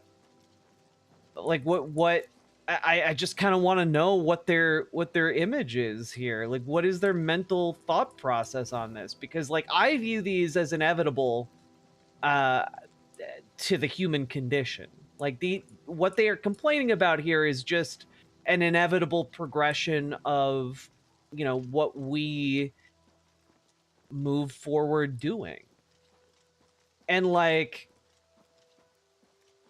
to them, that's awful and antithetical to being human. And so I'm just kind of like, where do they want to take this? You know? In the image of God. And if we lose our humanity, we're going to lose something very important, something that is directly related to the image of God. And that is, I would contend, and I do in my book, dominion of the earth. Because I believe that dominion of planet Earth is the birthright of Adam and his offspring. In fact, this is what the Bible says, that God gave Adam dominion over the earth and over all life on earth. And that dominion, the seal of that dominion is the image that we bear, the image of God. And I believe there's an effort underway, and you can call it a demonic effort, a satanic effort, to steal our birthright. And it's the Jacob and Esau story. It's to get us to sell our birthright for a bowl of stew. To give away our humanity for what? Life extension. Yeah. So the Neuralink, interfacing with the internet at the speed. It's a great way to put it. You think, no, I could live another few decades, or I could do this. Well, what are you going to do when everyone's... It's a bowl of porridge. You're selling your That's right. You're selling your humanity for this. And what are you going to do? What are your kids going to do? I have 5 boys. What are my kids going to do when all of their colleagues, 15 years down the road, are interfacing with the internet at the speed of thought because they have technological implants? Yeah. See, it's going to get real really fast for our kids. Because it's one thing, think of it as just a more advanced way of saying, well, look, they're going to develop this thing. You and I are hanging out. It's the 1980s. I say, you know, in about 20 years, 25 years, they're going to create this phone that can do like everything. You know, you can watch any show, read any book, you can message people. There's going to be this thing called social media. You can access your social media. There's also going to be this thing called social media. You can do all that. And it's going to be really bad, actually, and it's mostly just going to be temptation and consumerism and porn. And it's going to really mess up your... You can do some cool things on it, but it's going to be really dangerous for you. And you would say, well, I'm definitely, even if I will use that as an adult, I would never let my kids use that. That's right. But then, you know, every other kid's using it, and you kind of need it to call your kid if he's at school or if he's on, you know. You needed to make transactions. You needed to book airline tickets. Imagine trying to live in a world without a phone. It's virtually impossible. It's virtually impossible. Or some kind of computer. It's virtually impossible. It's going to be like that. That's Homo Deus, okay? So guess what? If you have Homo Deus and you have everybody self-evolving into Homo Deus, what happens to the people who choose not to? Right. That's why I describe the Homo Deus, this faction, I call them the neo-humans that are coming, the new humans. And who are we, these old-fashioned humans who refuse to evolve? We're the neo-humans. We're the Neanderthalic humans. We refuse to evolve. We're, you know, the refuse of humanity. I mean, that gap right now between those who wield technology and those who don't, there's almost no gap. Everybody is using technology because it's not that invasive yet. It's dangerous, you know, but it's not that invasive yet. But that gap is going to open as we move forward because that technology that you hold in your hand is going into your brain. It's going into the brain. There is no, just as assuredly as Elon Musk is going to put a man on Mars. Hey, guess what? You know what else goes into your brain? Literally everything you see and hear all the time forever. You're just describing being conscious. Congrats, I guess, like on being afraid of being conscious. That's bizarre to me, but okay, I guess it's your life. Neuralink is going in the brains of millions of people, or something equivalent. Yeah, except that you guys would fucking get that in a heartbeat. You guys are gay as fuck for every single thing that Elon Musk does, and not in a hot way. You know, like it.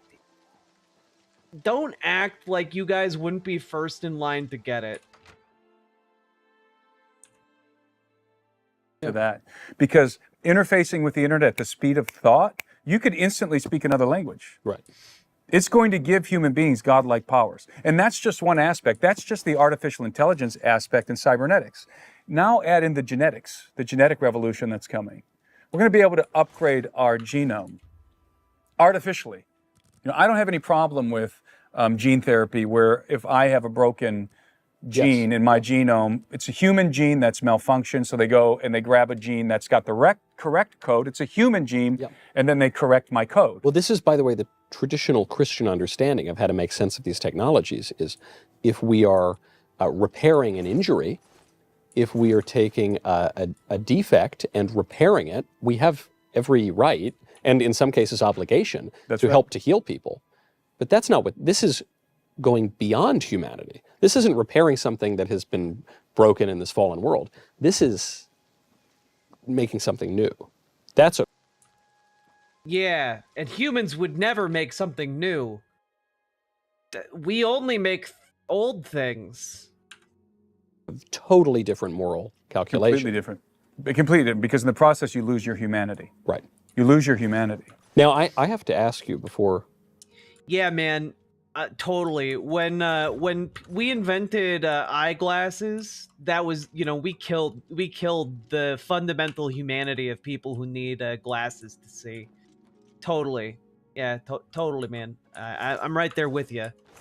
That is a very good point to have made, and not at all weird and off-putting.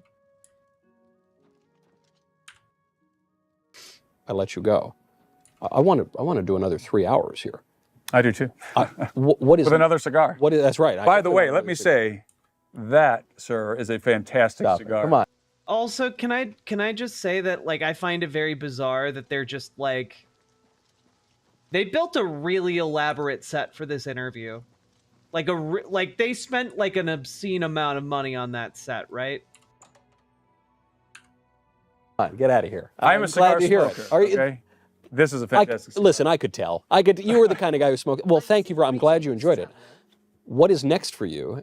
Which is to say, I guess, what's going to be the topic of our next conversation when you come back? What I don't are you know. doing I mean, now? there's a lot more to say about the alien question. I love to talk about alien abduction. That's a deep, dark hole. That's a whole separate conversation, but there's a lot we could talk about. Well, what are you doing next? Where do you go from here? I am next week. I'll be in Peru. I'm heading to Peru. I'm going on an expedition. I'm also involved in a film project, but I'm going to be going to explore, to investigate these potential new megaliths that have been discovered in Peru. I don't know yet if they're artificial or naturally occurring. If they're artificial, in other words, if they're man-made, then it could be one of the most amazing, important discoveries in a century in regard to archaeological discoveries in Peru. Now, I didn't discover them. Somebody else. Yeah, we know that, dipshit. You aren't doing field work, man. You're busy writing nonsensical, like, fan fiction books about the Book of Enoch. We looked at your body of work, man. We know that you're basically just doing slightly above Archive of Our Own work. You don't... Honestly, Archive of Our Own work is more meritorious than what you do. Else, it's in a village. It's on the outskirts of a village. The villagers have known about it. It's just come to light and has been brought to my attention. So I'm going to go down there and investigate the situation. And well, when you're to bring all the threads together, when you're down there, can you look into that thing that went viral on social media a few years ago? down in Latin America where they had a little, it looked like a paper mache ET, and they said it was an alien? That's precisely what I was about to say. So after Are you really going to look into that? After I investigate the megaliths, I'm actually going over to Ica, and I'm going to go to the University of Ica, and I'm going to be meeting with one of the curators of the museum there, and they have in their possession 3 what they call tridactyl being mummies. And the reason why they call them tridactyl beings is most people are familiar with the little mummies that Jaime Maussan popularized. Was it last year or the year before? That's the thing that looks like a paper mache. That's right. And I didn't buy it. I don't know about you. So I believe that the little alien mummies, I think they are legitimate artifacts, but they were never living beings. Okay, so I think that they're ancient dolls of some kind created with composite of different animals. So I think they're ancient, and they're very interesting artifacts. I could be wrong about that. It's not just. I could be wrong about that, but I don't believe that they were living, breathing beings. Could be wrong about that. That's just my assessment. I did live in Peru for 10 years, so I have an idea of how things go down there with regard to fake artifacts. I love that his main claim to his main claim to expertise is essentially, I lived in Peru. It's like, I lived in Minnesota. I'm not talking about like being an expert in like, I don't know, the little Swedish painted horse figures. Like I've lived here a long time, but like, it's you. Hi. Sorry, no time to talk. I have to deliver these copies of the Black Horse Courier. Have the latest edition, free as always. However, there are these other mummies, and they're not little, they're large. They're 5'9", 6 foot tall, but they're in the fetal position. They've been featured on Gaia TV and other places. And I've been sort of sitting back in the background, waiting for definitive data that you can determine one way or the other if these are actually living, breathing beings. And the data looks really strong. Now, do I believe that they were living, breathing, real beings? I don't know. I'm on the fence. I'm 50-50, hence my desire to go and get up close to these things and investigate them. However, if they are, or were at one time living biological beings, that rewrites history. They have 3 fingers, 3 long fingers and toes. As I said, they're in the fetal position, they're mummified, they're exquisitely preserved. They have slightly elongated skulls. This is all so stupid. This is all so stupid as fuck. Sorry, no time to talk. You talk to me, lady. Really large eye sockets, very, very small noses. They look alien in every sense of the word. And there are more than 3 of them, and I've been corresponding with one of the gentlemen, if not the only gentleman who discovered them. He's a French explorer. I love me some dollar horses. I'm not convinced, but I am highly intrigued. So I'm going to be looking at the megaliths, and then I'm going to be flying over to the desert to take a look at these mummies. And there's some other things we're doing there as well. But those are the 2 primary projects in this upcoming trip. All right, I'm not saying you've convinced me on aliens or anything like that. You have convinced me. You have to come back and tell me I will come the back. alien abductions and about the 3-fingered, long-headed things that you're about to go see in Peru. We'll have to get Matt Walsh sitting here. We'll have to have a... No, I'm not letting him come anywhere near this and brag to try to get me to be a pro-alien guy. But I at least want to hear about it. Timothy Alberino. Book is Birthright. Go get the book. Thank you. I want to do 10 more hours right. I know we can't. Thank you. I'll look forward to the next one. Definitely. Now kiss. Suit the risk. It's all I have. God. Well, that was a lot. I don't know. Was that a good time for you guys? Was that good? Did I mock this appropriately?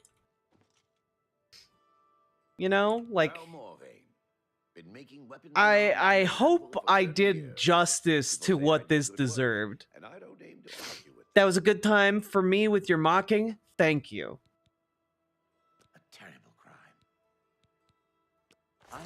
Let's see. I want to sell my wares to this man. Farewell. First, I'm going to turn up the volume, and then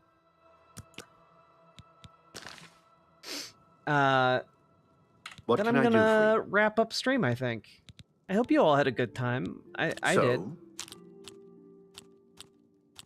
Okay, he likes jokes. What nonsense. I accept. I have no choice. That's pretty. I doubt it. Good one. I doubt it. Ooh. Not now. Whatever you want. What nonsense. Ooh. Yeah, sure. I doubt it. No more. You're frightening me. Good one. I doubt. What nonsense. Not bad. I doubt. Not. I accept. I have no choice. Don't, please. I'm sorry. Good one. I doubt. Don't waste your flattery on me. I doubt it. What nonsense. Yeah, good one. All right. I offer the finest goods and lowest prices in all Time Citadel. to haggle.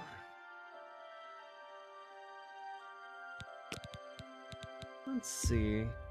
Let's try iron arrows.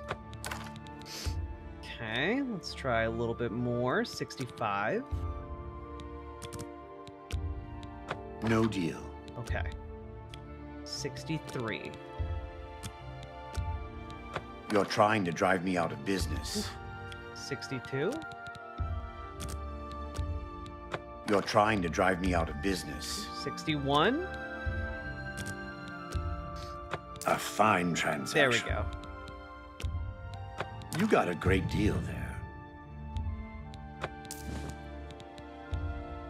You've made a good bit of gold.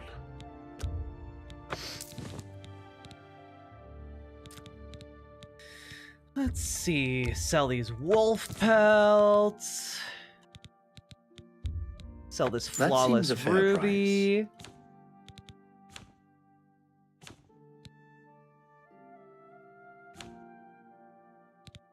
Anything else you'll buy from me?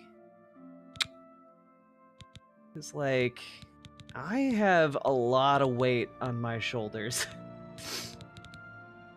Does he have anything good worth buying? Not really. Nothing that I can afford A pleasure anyway. to serve you. Captain Dougal's rumored treasure has to be true. I wonder if the first Count of Anvil found it. Oh. I don't know where he came from. Just appeared outside the chapel a day or so after the attacks. Been there ever since. Been here 30 years, and I expect I'll last another 10 or so. When I'm gone, God's willing, my apprentice Enelroth will tend the smithy. Nice. I can fix whatever you break.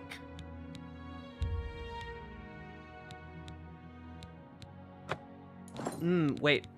Maybe I can buy some Let's do repair hammers? business. Yeah. Give me some repair hammers, old man. Tell your friends about me. Farewell.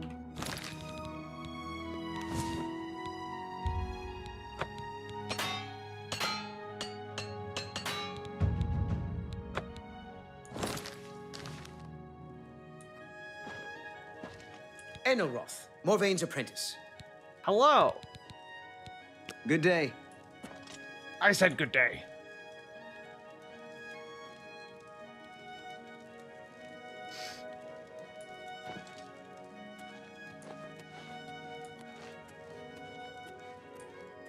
Hello.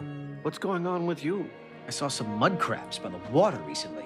I steered Mud clear crabs, of you them. say? Well, at least they're slow and not too bright. Their pincers are sharp, though. Bye. Good day.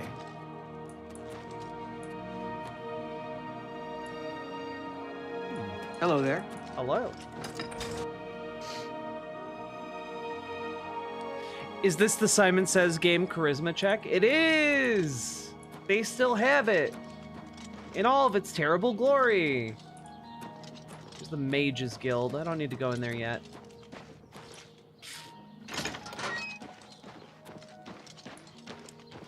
Let's see. Quartz arms. Count's arms. It's like an inn. I don't need an inn. I need like a store of some kind. More of like a general store situation. I'm Arvina Thalis. They call me the Rat Lady, on account of all my pet rats. That's super cool. I'm gonna leave you alone. You too.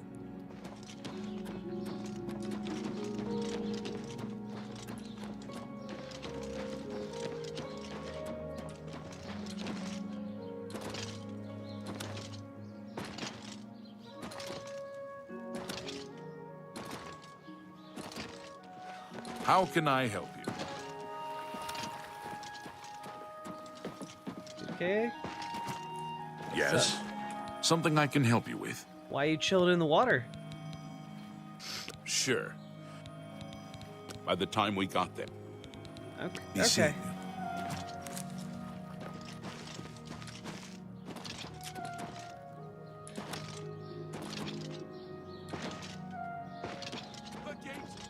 Once open, cares not who passeth through. Our ancient enemy has returned. From the deeps of time to exact his revenge. Who will help an old beggar? Thank you for educating us on alien ghost jizz theory. You know, when I tell you I've got the brain rot, I've got the brain fucking rot for you, friendos. Timothy LaRouche, late of the Black Dog, able seaman. I'll be staying ashore till my stash runs out, then it's off to sea once more. Okay. Be seeing you. Bye.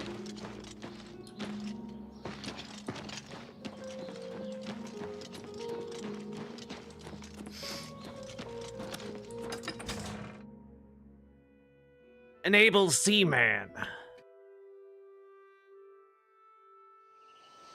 Well met. How can I help you? Astia Inventius, wife of the woodsman Pinnerus Inventius. Always out hunting. Anything to avoid doing a little work around the house. It's unbelievable. Right in the center of the city, nobody saw anything? Makes you wonder about the competence of the guard, if you are. He's a blessing on this. He preached. All right. I swear that when I passed by Benerus Manor last night, I heard someone scream. That layabout, you can find. Okay. You too. Ah, here we go. Another inn. Ah, a general store. Exactly what I was looking for.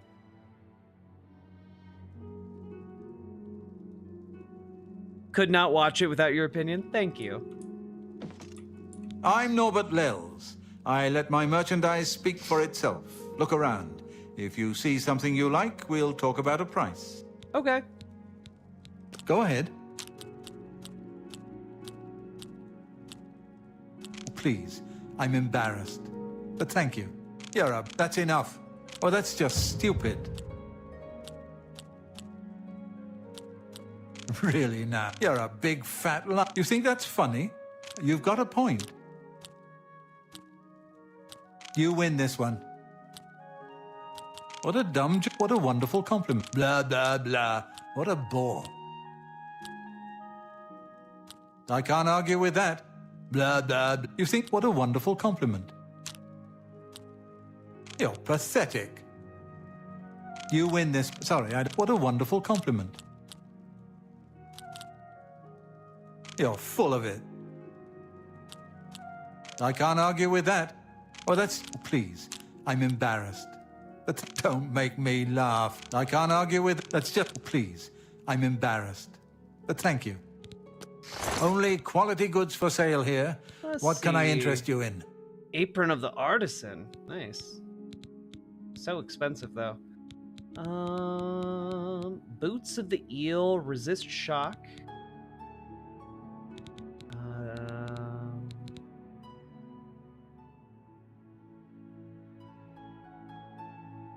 Doesn't look like you've got a lot of stuff I want, buddy.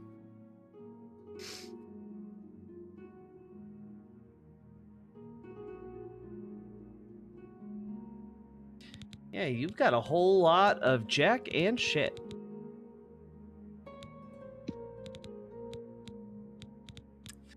Let's see.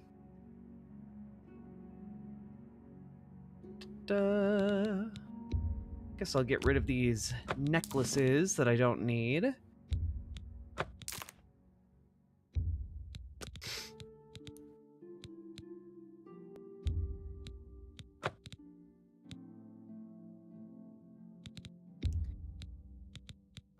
Wait, haggle.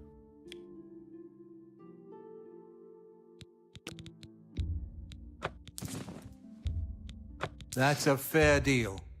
You've made a good bit of gold. Have I? An excellent bargain. Let's see. Literally nothing else? I feel like I'm so close to being like over encumbered. It's crazy. Where is all of the weight coming from aside from the things that I'm wearing?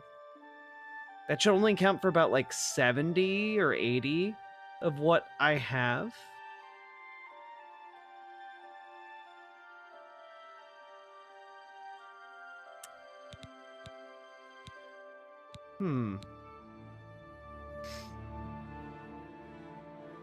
I do have a lot of potions. Maybe I can sell some of my potions.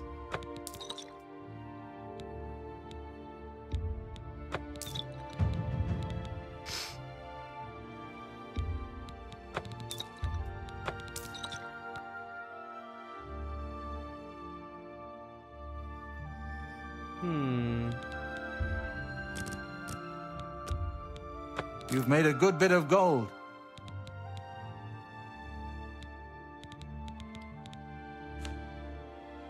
I appreciate your business. Cool. Goodbye.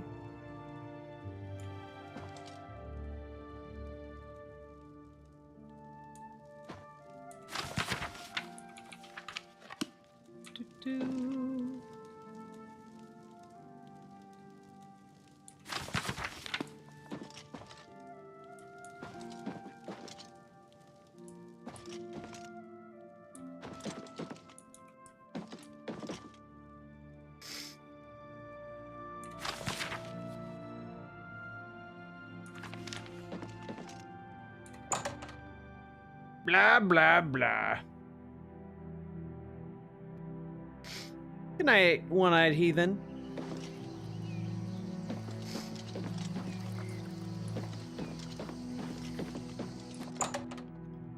Wait, did I accidentally walk into a place I'm not supposed to be in? I think I did. Yep, I'm trespassing. How many Varla stones do you have? I have 2. I stole one.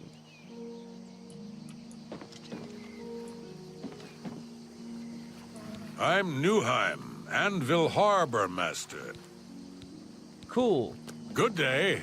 Bye. I'm a Solden, mate. Not that it's any of your business. Bye.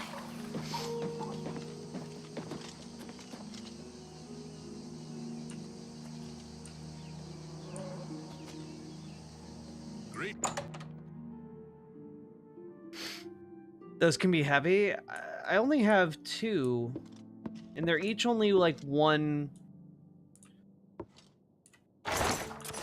weight. I don't know how to measure that up.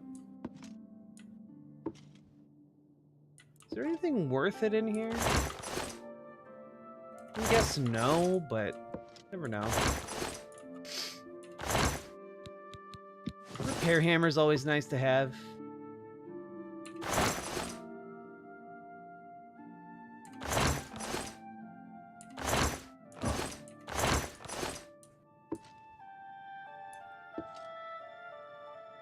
Cheap wine.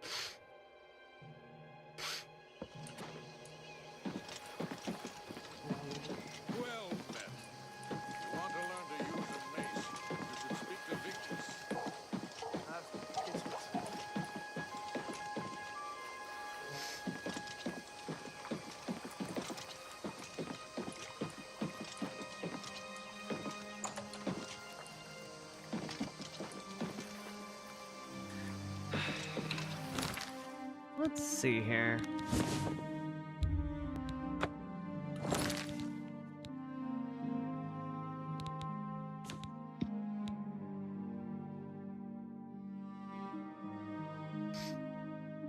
I do have this silver dagger that I could sell, but also I need to find a fence to sell. Maybe that's part of my problem. Maybe no, I don't have a lot of goods that I need to fence. Huh. Okay, well, I got nothing then.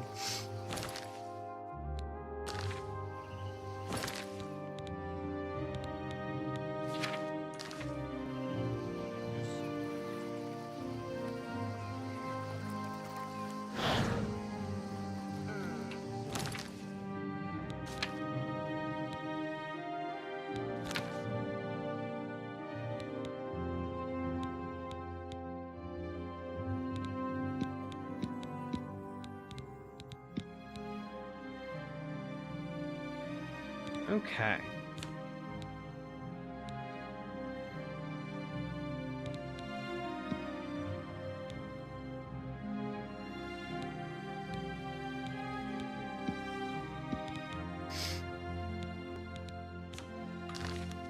What's the news?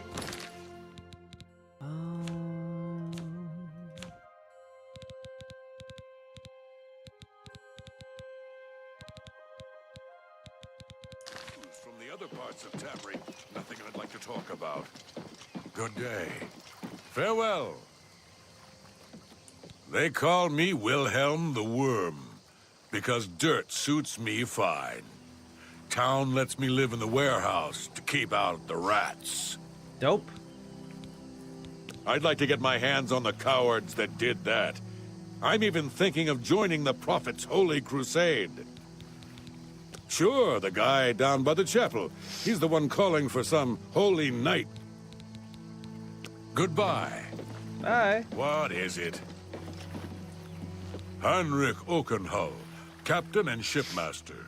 My ship is in for refitting, so I'm high and dry for a while.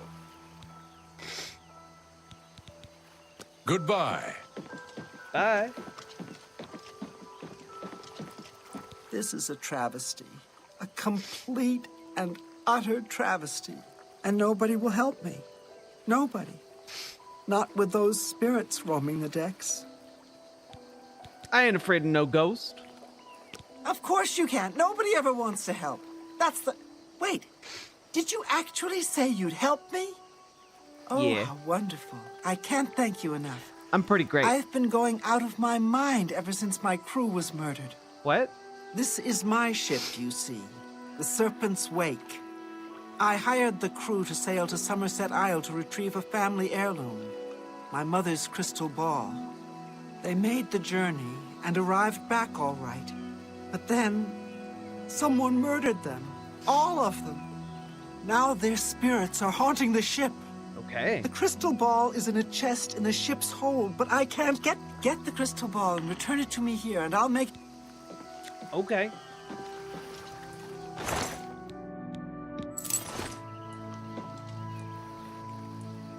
You know, that actually seems simple enough. I think I can do that.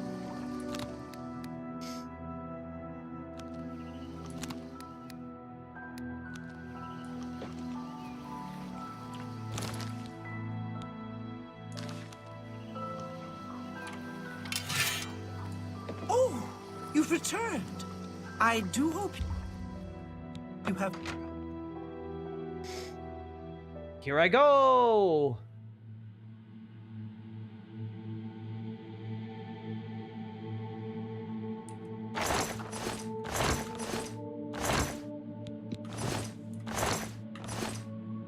Ship can't be that big.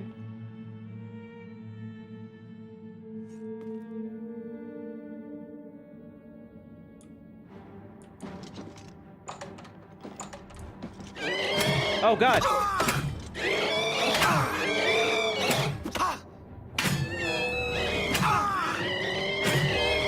Oh God, there are so many ghosts.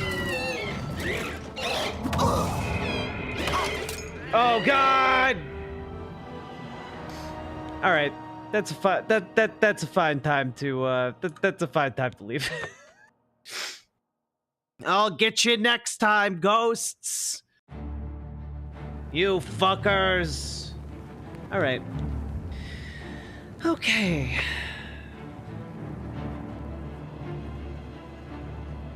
Isn't Somerset Isle the island from the Nick Cage Wicker Man? I think it's also the island from the old school Wicker Man.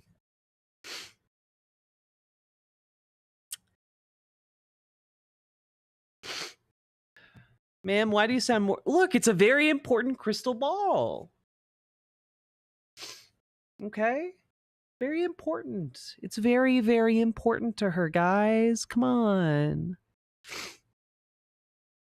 Anyway, folks, thank you for sticking with me. I've had a really good time on this stream, and I know it's a game stream. I know you guys aren't typically into that stuff, but like, I had a really good time, and it's really cool to me that over 200 people decided to chill and watch this and let me entertain you guys. And I hope I was entertaining tonight.